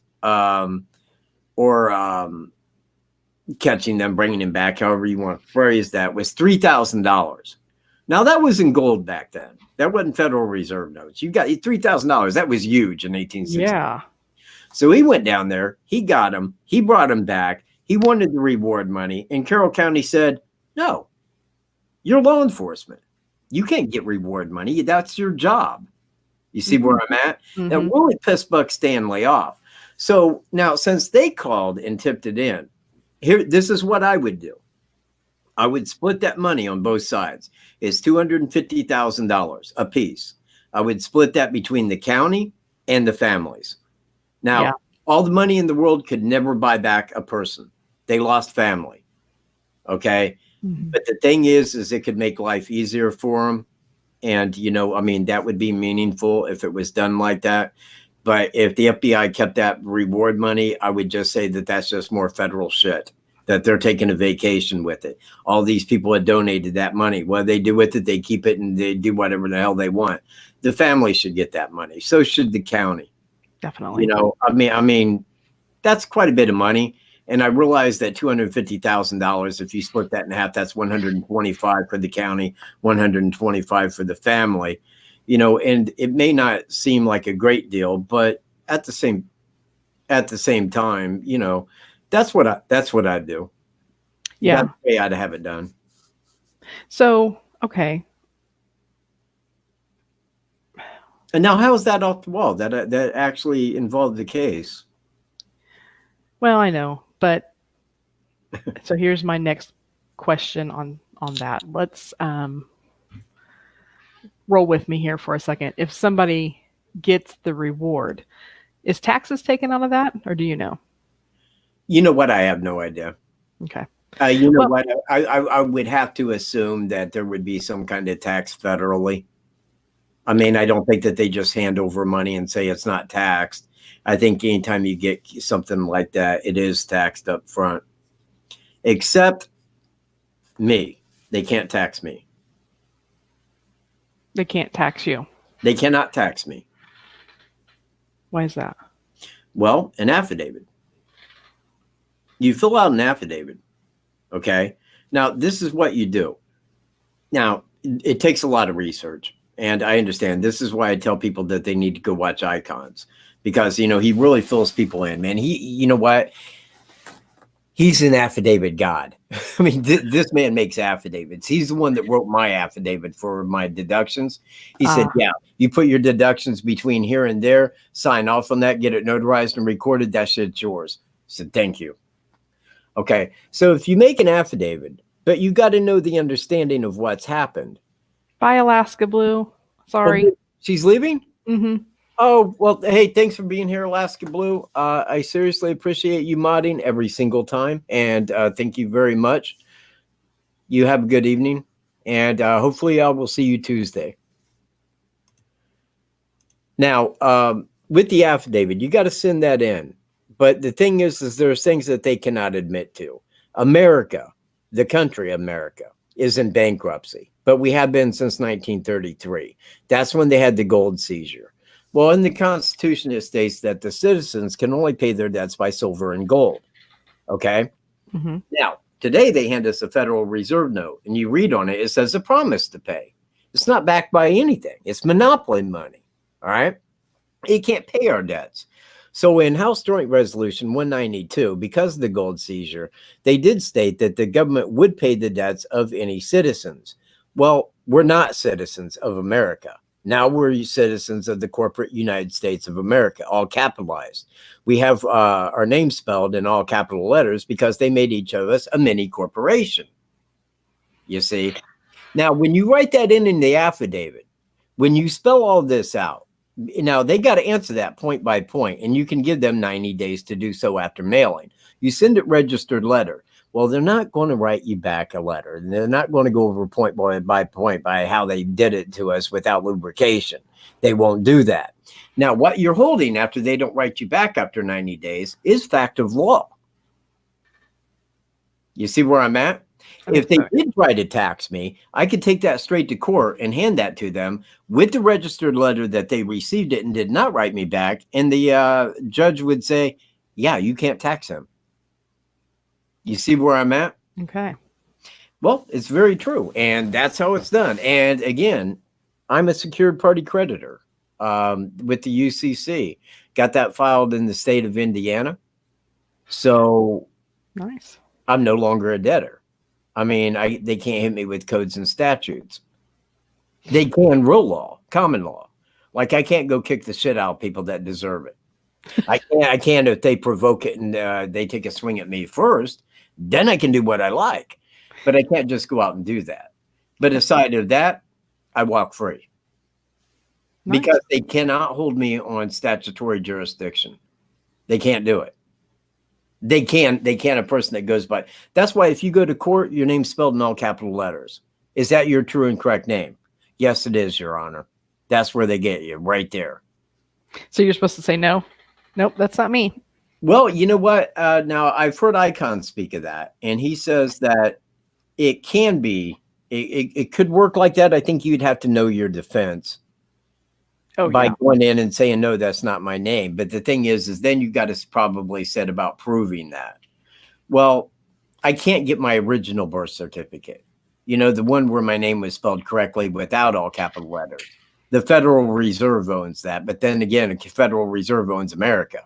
You see where I'm at? Oh, yeah. You know, it went from Howard County to the Office of Vital Statistics in Indiana to Secretary of State of Indiana to the Secretary of Treasury and then to the Federal Reserve. Now, the thing is because the state owns your name, then they also own anything that you register with the state. If you register a car, that car belongs to the state. If you buy property, it belongs to the country. That's why if you get your deed out, if you own property, you're listed as a tenant. But you see, if you UCC where you own that name, now I'm owner in due course of that capitalized name. I have that name copyrighted. I'm attorney in fact of that name. Okay. I filed my birth certificate on the UCC. I even recorded it with the county. I am owner in due course of that name, and they can no longer hold me under that. Because if I tell them I'm a secured party creditor over that name and I give them my UCC number, they can look that up and they'll say, case dismissed. Just that fast. It wouldn't matter what I did. It would have nothing. If I didn't break common law, case dismissed, go home. Here's $300 recourse money. We're sorry. Just like that. Man. You know what? It is definitely worth reading. In fact, let me pull the link up, and I want people, anybody that has interest, I should say, into that to read this book. It is worth the read. It is, and they say as much, that it's kind of intro knowledge, and it does take a little bit of research. But you know what? Once you know the basics, finding the rest is pretty easy. So I will drop that in the comment box right here. Thank you very much, Anon. You know what? He's also subscribed to Icons. He's the good guy. Bam. See, man, 4 thumbs up by that cat. But go there, copy that, and when you pull it up, download it. Gotcha. And read through that. It's 700 pages, but it's a page turner. It really is, because once you start seeing it, once you start reading it, parts of it will be hard to believe. But the more further you go down, you're going to learn about history. You're going to learn how, why, the people that did it. the cause and the effect, the Federal Reserve, the corporate America, the Washington, D.C. Expansion Act, HJR 192, which was an executive order by Roosevelt, basically declaring that America was bankrupt. They seized the gold, which was the money at the time, you know, and that's when they started handing the Federal Reserve notes, but they were silver notes, you see. But then in 64, they stopped that. And then in the early 70s, Nixon ended the gold standard. Now that killed our money directly, but at that time, there was no silver or gold being used as money, but you still could. If you had like a gold piece or something like that, you could still spend it at that time, but you can no longer. I could have like a, well, say as an example, I had a silver 1963 dollar. I could still go spend that. But if I did, the person would, upon seeing the date of it, man, I would get like my dollar worth for it. But they could take that right back around and sell it for silver value because it's 90% silver. They're making a killing. In fact, I'll go as far as to say that if you go back to 1963, when we still had the gold with the silver, right, and you was making minimum wage, what minimum wage then was, when you take the money, the silver that they had made, right? The meltdown, the silver price of that actually is above our minimum wage now. Oh, exactly. Because silver and gold are precious metals. They never go to zero.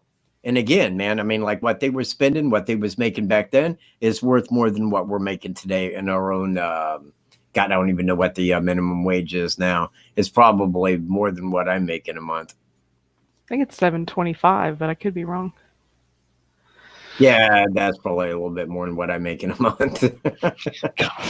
You know, when I look at disability, what I make in a month, man, people are like, poor people are like, damn, dude, how do you live? Very well, thank you. I live minimally, thank you. Does that apply to Australia too? Now, you know what? Yes, actually it does. In fact, that is around the world. That is every country. Now, you know what? I'm going to do this, and I'm going to step outside of the lines for a moment, and I hope that everybody understands why. But let me pull this up real quick, because I want people to see this. Now, this is Jordan Maxwell. Do I have that on? No, I don't. Okay, thank God. Hang on a minute. I know, but you know what? This one time, Jody Arias, I showed my desktop, and I had a video. Hang on, because this is funny as shit. Let me back up for us. Hold on 1 minute.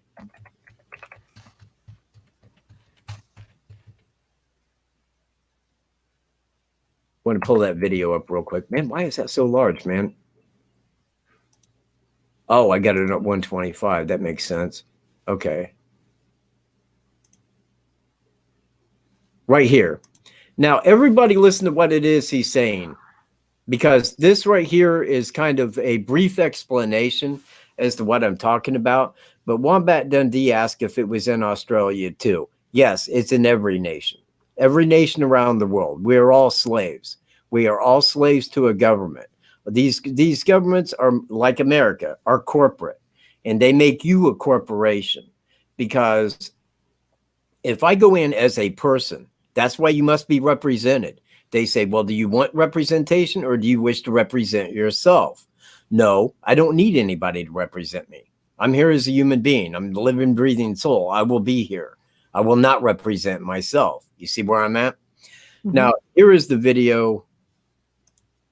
And check this out. It's pretty short, but he explains quite a bit in this.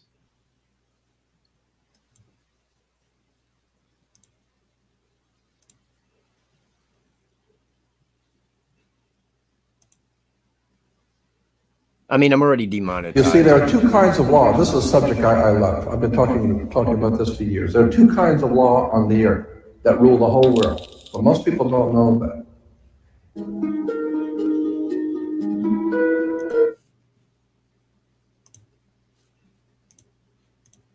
Okay, just want to make sure it was showing. Okay.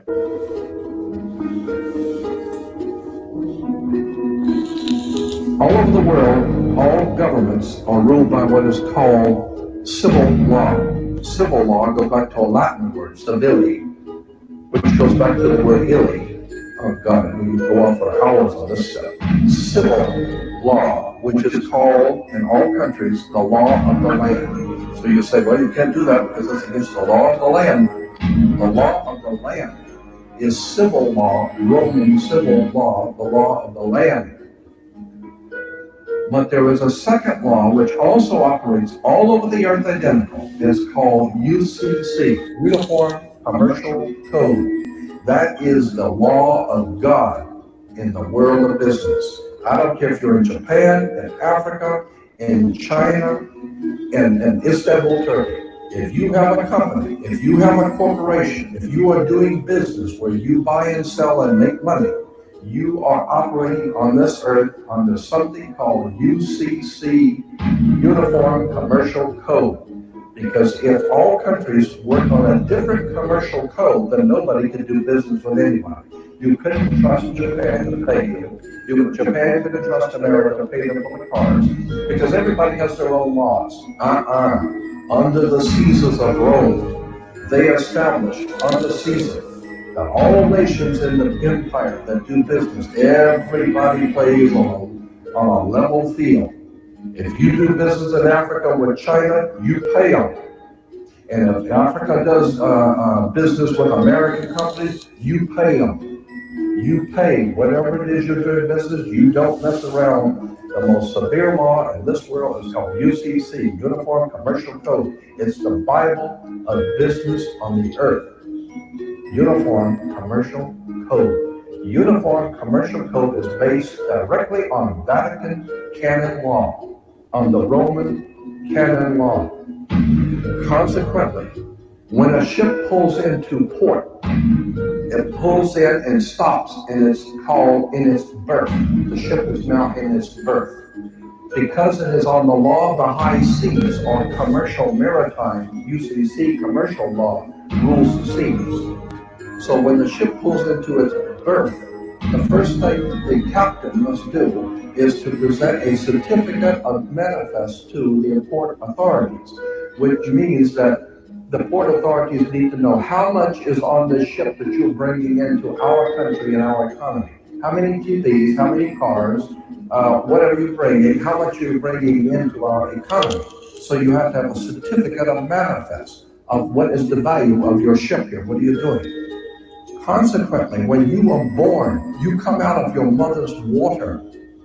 Therefore, you must have a birth certificate, a certificate of manifest, because you are a corporation-owned item. You are a human resource. This goes back to the German Nazi concept that every human coming out of their mother's water must be birthed. And therefore you have to have a certificate, a manifest, to see how much this individual is going to make for us in our new world order. I'm telling you that until you understand the laws, the symbols, the emblems, what these words mean, you're never going to suspect how far gone we really are. Did you know, for instance, that your birth certificate is a security on the stock exchange in the New York stock market? Did you know that? Because if you order your birth certificate, get a new one, order your birth certificate, it'll only cost you, sometimes it's free. It'll only cost you a few dollars. Order your birth certificate. On your birth certificate, all birth certificates in this country, on the bottom, it will tell you this is printed on security papers. Do not accept it, not on full color security paper. Then on the right-hand corner, you will always have a series of numbers, red numbers, printed on the birth certificate. Those numbers are a security stock exchange number on the World Stock Exchange. You go to any good stock office and ask them, check these numbers in your computer and see how much your stock is worth, the certificate. And they will check it on the New York Stock Exchange and find your birth certificate is a stock on the stock exchange in America. Why? Because you are worth money to the international bank that bought you in 1930. We need to wake up. This is serious. There it is. Is anybody still here? Hello? Sorry, I had to take the dog out. Oh, no problem. Just got back. Yes, I did. In fact, I filed my UCC through Washington, but it's also got to be done in your birth state and the state of your residence, which is Indiana in my case. And I have filed that. Now, with that, I filed my birth certificate so that I am owner in due course of it. They cannot claim ownership. Now, they don't claim ownership, okay? But when you go in, they say, no, you are under statutory jurisdiction. Well, they can't do that when they see that you're owner in due course of your capitalized name. Now you own it. They don't. But your birth certificate is worth endless money to the Treasury, the Federal Reserve, I should say. If you go to a bank and you get a mortgage for your house, that money comes out of that account. Then they give it to you to pay your mortgage. Then you pay it back to them plus interest. That's how they make the money. But you see, they're making Federal Reserve notes. They're not making gold or silver, but they can use that to buy the gold and silver. You see where I'm at? Actually, the only reason that we have money, because I think almost every nation is fiat money. Nobody's out there with gold and silver. The person that tried, what was his name? Gaddafi. They killed him. He said, no, you're not going to give people gold, people. You ain't doing that. We'll kill you first. And that's how it operates, man. But when you are owner in due course of your name, I wrote a security agreement against my capitalized name as being my name, my real name, against that name, that's what this is what the all capitalized name does. This is what I do for that name because I'm not agent to that name anymore. I'm Michael Leroy Strew. I am a sovereign soul. That's who I am. And I am now because I can legally go in and say, no, I'm a secured party over that name. Well, upon seeing that, case dismissed. So yes, actually I have not been to court. I hope I never have to go to court. But if I ever do, if it's under statutory jurisdiction, case gone. You're welcome, man. And I appreciate you being here, Wombat Dundee. You sound like your cartoon name. Like Wombat Dundee. Yeah, like Wombat. Real name, Wombat Dundee. But Dundee, cool name, man. Yeah, absolutely. So I was going to ask you. Yeah, go ahead. Okay, so we got started on that with the whole taxing of the reward money. Yes, I'm sorry, man. Okay. And I really like you see how I ramble. No, it's late at night. Please, this conversation is always good. We get off on many rabbit trails. True that. I like it. What the heck was I going to say? Yeah, I did have a train of thought. Thanks for being here, Nancy. I appreciate you stopping by through anyway. I wish you to have a good evening. Thanks for being here. Yeah, I think I was just going to ask, about would taxes come out of reward money? And if it's somebody within Delphi, yeah, do you think the suspect that is, do you think the reward money is even close to being enough to bring somebody forward to say, yeah, it was my husband? Oh God, yeah. Look, see, I was thinking no. Let me put it to you like this. Say it was your husband. Okay.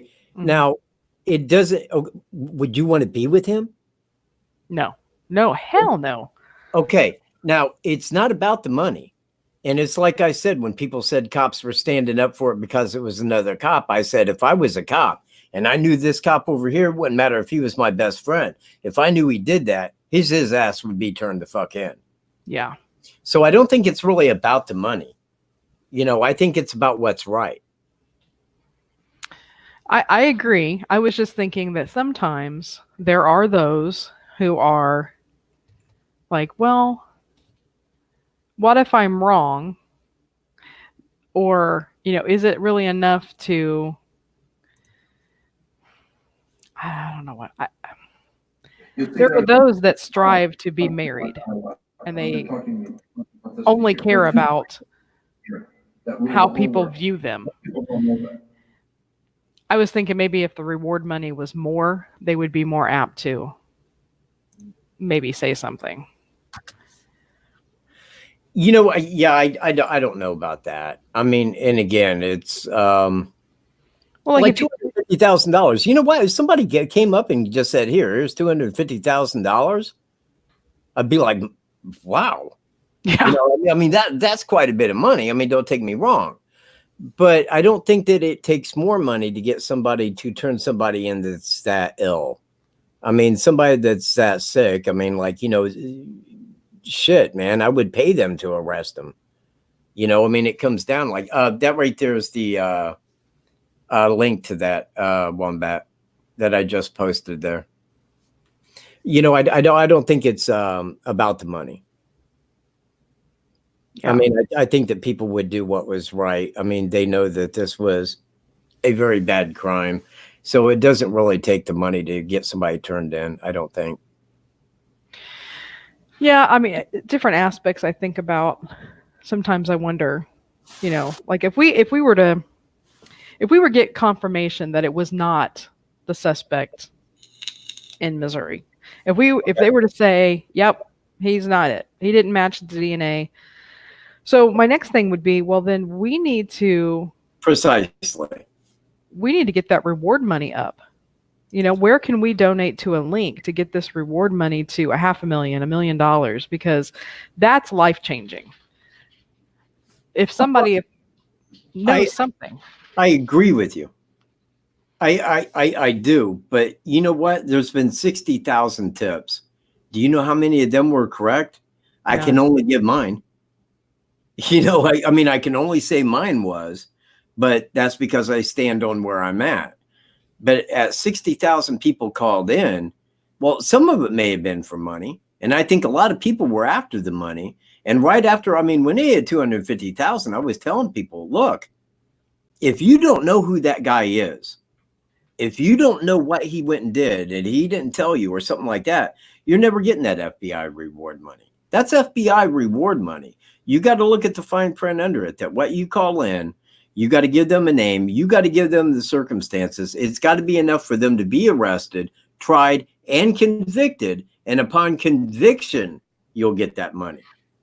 So I told everybody right away, if you're waiting for a person of interest that's been named, that money ain't going to you anyway. I mean, you see where I'm at? And that's been my case since the beginning. Wasn't nobody ever going to get that FBI reward money. Now, they do have $50,000. It was $20,000 when I called into Evansdale. Now now they raised it to $50,000. But that's side money, that's citizen money that they put up, okay?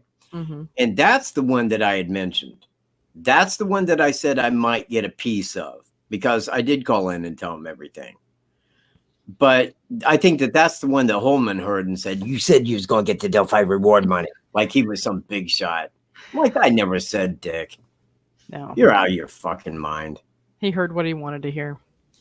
Well, it's cops, man. I mean, look, man, if you got a badge, man, people get on their knees to blow your dick.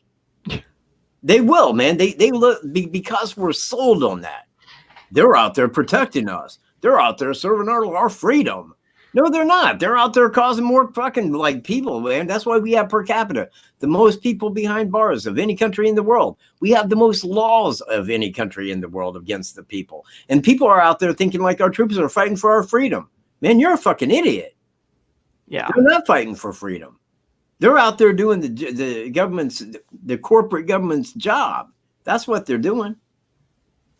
And look, I was one of them. I was in the Army. I was proud Army. I mean, it's not that I didn't like the job, but I didn't want to do it to retirement, but the thing is that, look, man, look at Vietnam.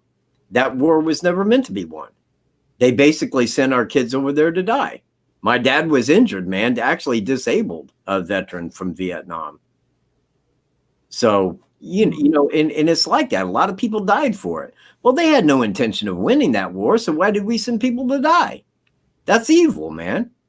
That's just straight evil. I don't care how you look at it. Man, I respect the shit out of veterans. I do. Hey, man, if you went and fought in Vietnam, man, God is on your side, man. But the simple fact is, I mean, they drafted you. They made you go. I mean, it was all bullshit, man. And it was all total bullshit. Yeah. And I look at it about every war, damn near every war that we ever fought like that. Why was we fighting? You know, we didn't win Korea. We made a demilitarized zone. Well, we didn't win Vietnam. We pulled the fuck out after we lost thousands of people. You know, it just all comes down to the corporate shit. And that's what it's about. You tax the people, you put more laws on the people, you take their rights away, you take their property rights away, you take their money away, you leave them with absolutely nothing, but you keep telling them they're free and they need to respect officers and they need to remember that those troops are fighting for their freedom. You know what? If you say it every time out, guess what? People will believe it. People will just follow right along with it. There's people out there that love cops. Well, all cops ain't bad. Really? Then if all cops ain't bad, why ain't they arresting every other cop? That's the way I look at it. Yeah, all cops are treasonous. They'll go out and arrest you for a victimless crime. Now, if you don't think that that's treasonous, maybe you need to read the Constitution. You know, maybe you need to look up what America was. Maybe you need to see why we was free, because we was under common law. Today, we're under all this shit, and people think we're free. Man, fuck, people. You need to wake up. I mean, I don't want to sound like Jordan Maxwell, but I will, man. You don't know how deep you're in it until you know. And when you know, guess what, man? Life changes because it is exactly. And again, man, I'm quoting here, but if you read the book that I put the link up there for, it starts with the Matrix. The first time that Morpheus is talking to Neo, that's what he's explaining to him. Neo, you were born a slave. It's all around you. It's everywhere you look. It's everywhere because we are all born slaves. Not born slaves. We're born sovereign. But when that birth certificate signed onto with the all capitalized name, guess what? You just became a corporation. You became a slave to the corporate government. They treat you like you're a corporation. That's why you're under statutory jurisdiction.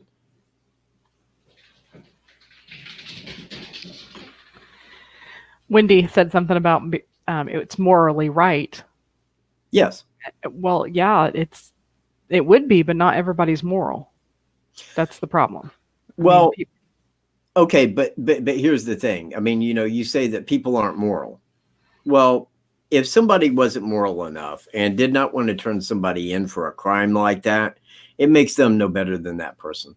Absolutely. Hey, Wombat, thank you very, very much, man. Wombat, that's awesome. Well, thank you. Thank you very much, Wombat. And I appreciate your support anyways, because I like it when you're on my channel. You have good shit to say, and I like that. Mm-hmm. Might have you as a special guest one day. Ooh, that would be great. Wouldn't it? Mm-hmm. Absolutely. Yeah, red pill or blue pill? Kool-Aid. You know what? We all drink the Kool-Aid.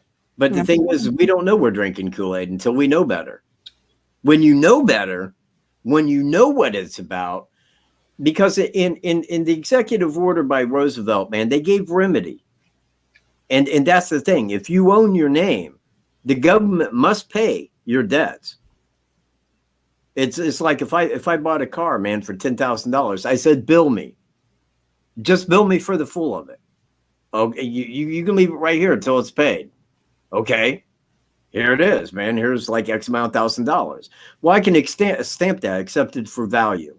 I can put in my UCC number, woo whoopty woo, the amount, the full amount, the account number that is paid to, sign that off, man, and send that to the Secretary of Treasury, and they will dismiss that immediately. I want my car loan dismissed immediately. Well, you know what? I'll tell you what, it would take a few months to do, but if you read that book and you follow the instructions as stated, you can. You could do the same on your house. You would not have to pay taxes. You fall back into the Constitution. I'll put it to you like that. Like what they got to stand by in the Constitution, they don't have to if you're a corporation. That's how they get by. That's how they can do that. That's how they get, you know, in the Constitution, it says any citizen that is tried for a criminal offense must be held under a common law jurisdiction, right? Mm-hmm. Well, if I go in, I'm under a criminal case and they're using statutory jurisdiction, how does that apply? Well, it's legislative law. Well, how does that differ? Because it says right here that it's criminal. You're under it. That's what they'll tell you. Why? Because it went in and I said, yeah, that is my true and correct name. Bam, we got you. It is like that. It definitely is like that. Wow. It's amazing. Mind blowing. Who's gonna blow up your channel? What? What's your number? I'll blow your channel up in. What's your number? I'll blow your channel up in. 5? No, it isn't 5.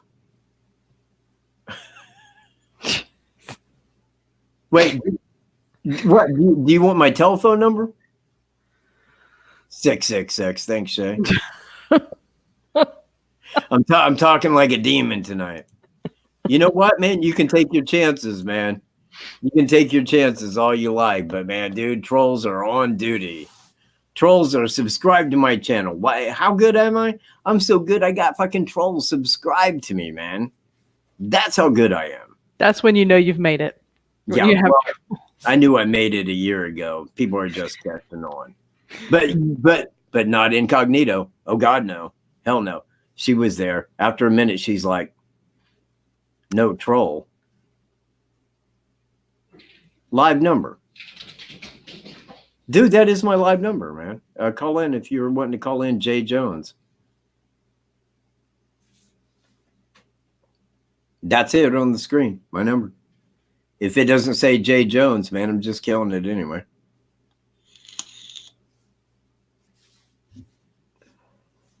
Well, we're waiting for Jay Jones to call, if he calls. If he's a call, you know, I mean, he'll call in under like Alfonso Romero or something. So what do I dial? Oh, hey, it's Jordan Jones. How you doing, Jordan? Hello? Hey, it's Michael. It does.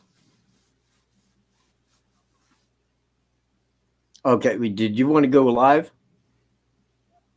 Okay. Okay, go ahead.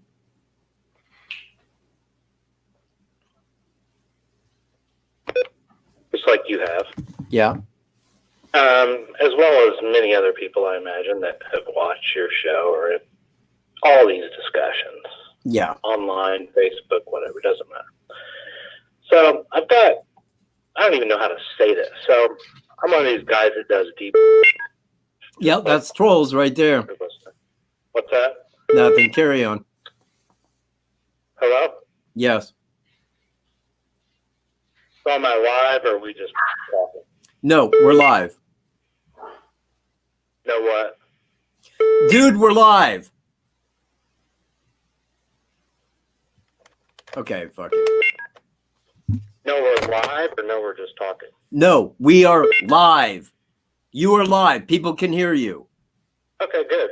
Thank you. So let's talk about something really quick. Okay. You know, if you can hear me or not. I can hear you just fine. Please continue. Okay, good.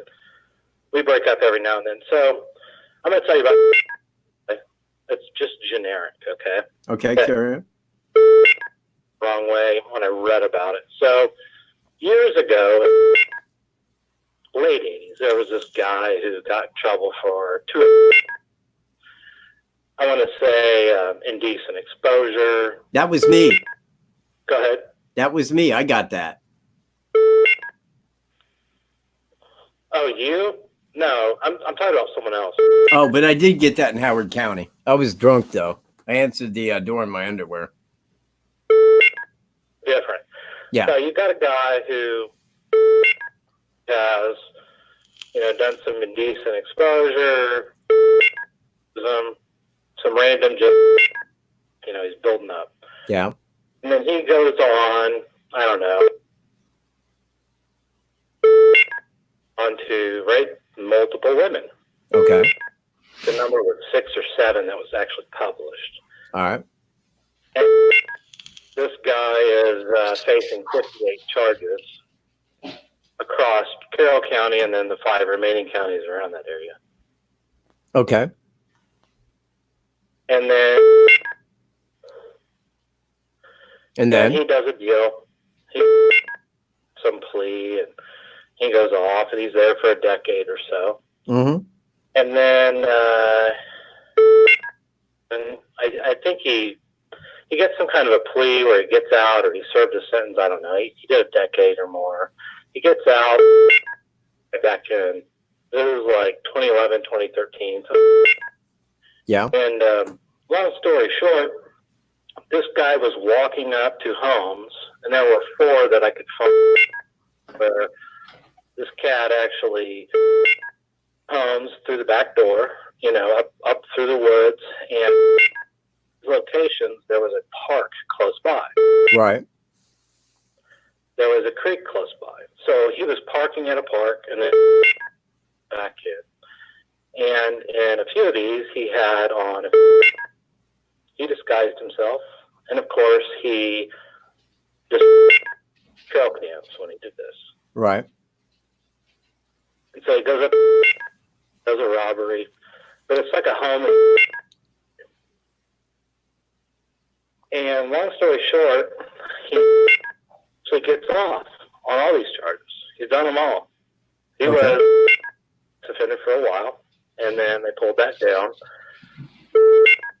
Appeals process, apparently he had filed for, and the prosecutor at the time and the sheriff at the time, seeing them in the news, they basically screwed up the case. Right. He gets out. He's not a registered sex offender anymore. Yeah. He's not required to register.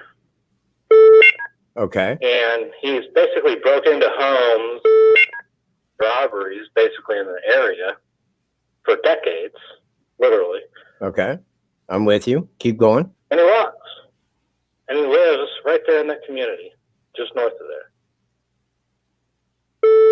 Okay. Now, what are the odds this guy was in the area? That's in the same type of behavior. Because one of those robberies is literally less than an 8 from one of the victims' homes. Okay. And I'm going to explain it to you. You know where 200 is? Yes, I do. And 25? Yes. Take 200 from the scene on the south end, and you cross 25 on 200. See a couple of houses right there. Okay, I know where you're at. Okay. One of those homes was a victim's home.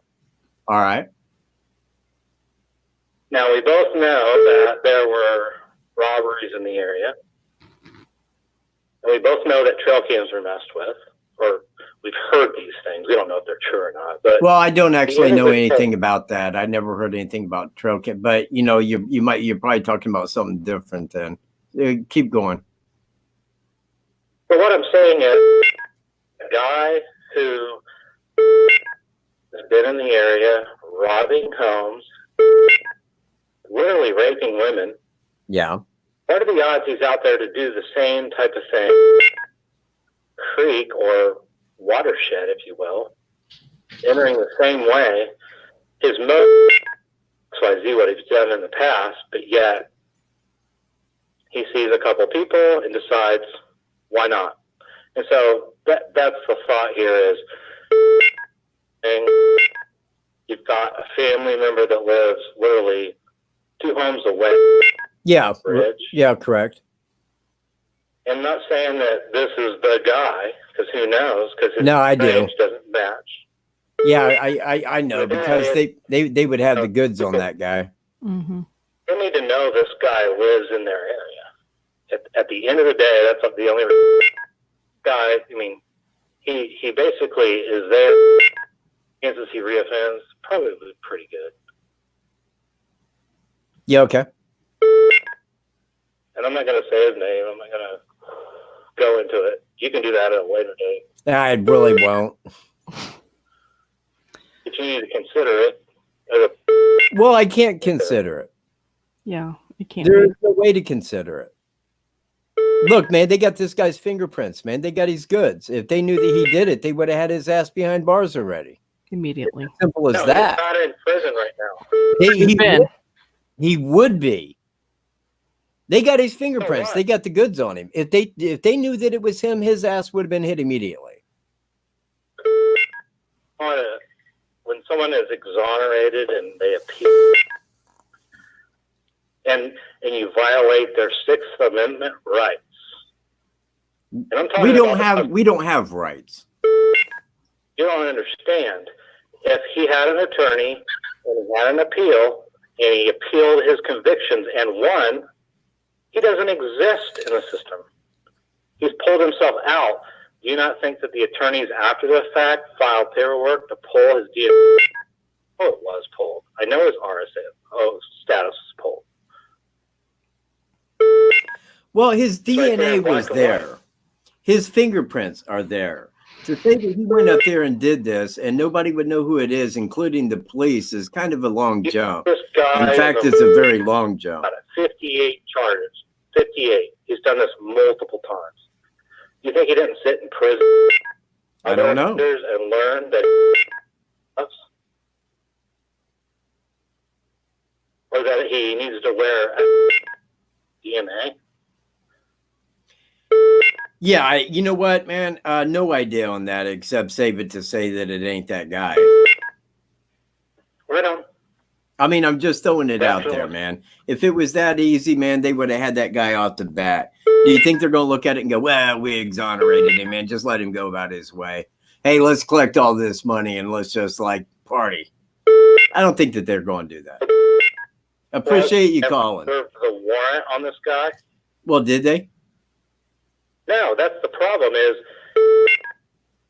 when they served, they never went and got him and brought him back to court. If he files a petition for speedy, never go get this guy, so they don't serve him.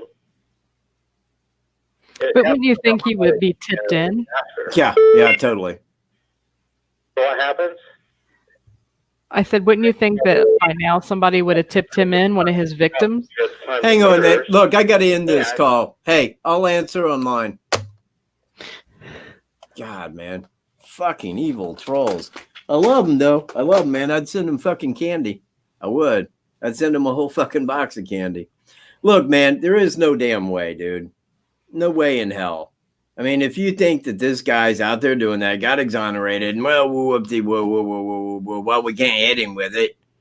No, man, illogical, to say the least. All right, Shay, I don't know what the problem is, but don't do it again. He's kind of been trolling. I'm letting you know, man. Don't do it again. He's said some off-the-wall things tonight. Yeah, I know I can, but I'm not looking it up right now. I'm trying to run a live show. Please pardon me. Go ahead. No, that Evans person has been saying some off-the-wall stuff tonight. Evans? Oh, yeah, I know. But sometimes, every now and again, I don't know, Greeno's going to get the money? Who's the person of interest? Yeah. Does anybody know, including Greeno? I don't think so. Black Lives Matters? Excuse me, are you just trying to piss me off? I think so, actually. You know what? Who did I make the Amelia's gone? I mean, you know what? It may just leave it to me, man. Maybe I'm the only boot guy. I think it might be. I haven't seen any moderators talking in a while. Ain't even seen Devil Ants in a moment. Yeah, I haven't either. I haven't seen nobody since Alaska left. So you know what? She's a big draw. Yeah. And I enjoy having her, man. She emails me, man. We're in constant contact. And I really like her, and I like her as being a moderator. So yeah, she's great. It's all good. Anyway, I'm going to go ahead and wrap up. Oh, but there's Sue. Hey. There's my moderator, man. Okay, welcome back, Sue. You know, we was just discussing you guys. Just seconds ago. Well, I know you don't need to go out again. I don't think I've ever... Has Alaska ever called in? You know what? I don't think on the show. Okay. She left, and you know what? I mean, I would have her call in. She is a good person to talk to. We have had many conversations. Yeah, I do remember that. I remember he had to leave. And so, you know what, man? But my God, now I've been on here for 4 hours, 5 hours and 23 minutes, people. Holy shit, man. You know what? Normally I'd call this like a sleep. 5.5 hours. Yeah, that's what I get a night. Oh my gosh. No, nobody. Nobody needs kicked off at this point. Yeah, see, hang on, but yeah, keep an eye on Shay, man. Shay's trying to play, man. Oh my goodness. We've had some good talks. Calls. Yeah, impressed. I know. You know what? It's boredom. You know, you're going like, you know what? I ain't got a better way to kill a Saturday night. And then it's like, okay, it's Friday. My bad. But hey, guess what? We're doing it. I've had to pee for like 3 hours now. Yeah, well, a long show, you know what? You think you get a lot of information out. But honestly, on the Delphi case, while we have covered a lot of information, it's not. Okay. Thanks, Jay. And I do appreciate you calling. Mm-hmm. But the thing is I mean, it cannot be him. I mean, there is no way. I mean, look, there's protocol in like law enforcement. It doesn't matter if the guy, it doesn't matter what they did. If they got the guy and they know who did it, they will fucking arrest him. It doesn't make him exonerated for any crime he ever does. Right. I mean, you see where I'm at? Yeah, it is a new record. They are not a hit 5 hours, and I thought that was forever, but you know, 5.5. Yeah, we can make it like 5 minutes longer. Sue, did you want to call in? No, you know what? Oh crap. Yeah, I guess you wouldn't want to do that. I was gonna say I could have a special guest. I mean, you know, just to set in for a minute, but yeah, you want me to go? So you can No, because I was just going to go ahead and finish up here in a minute. In fact, if you want, you can go ahead and say your goodbyes. Or unless you had something further to say firstly. No, I think we've discussed a lot tonight. Oh my goodness. Good times, good laughs. And don't forget me pounding someone's weenie. And I was whipping it out. So gee, you was whipping it out. Holy shit. And I was naked at one point. I don't know how that happened.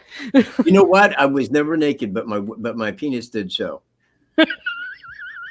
Well, I had to urinate. You understand? I've had to urinate for 3 hours. So you know, you could have took a break, man. Well, my dog needed it more than I did, I guess. Yeah, so did Wolf, man. I took him out and he was like, I'm happy over this.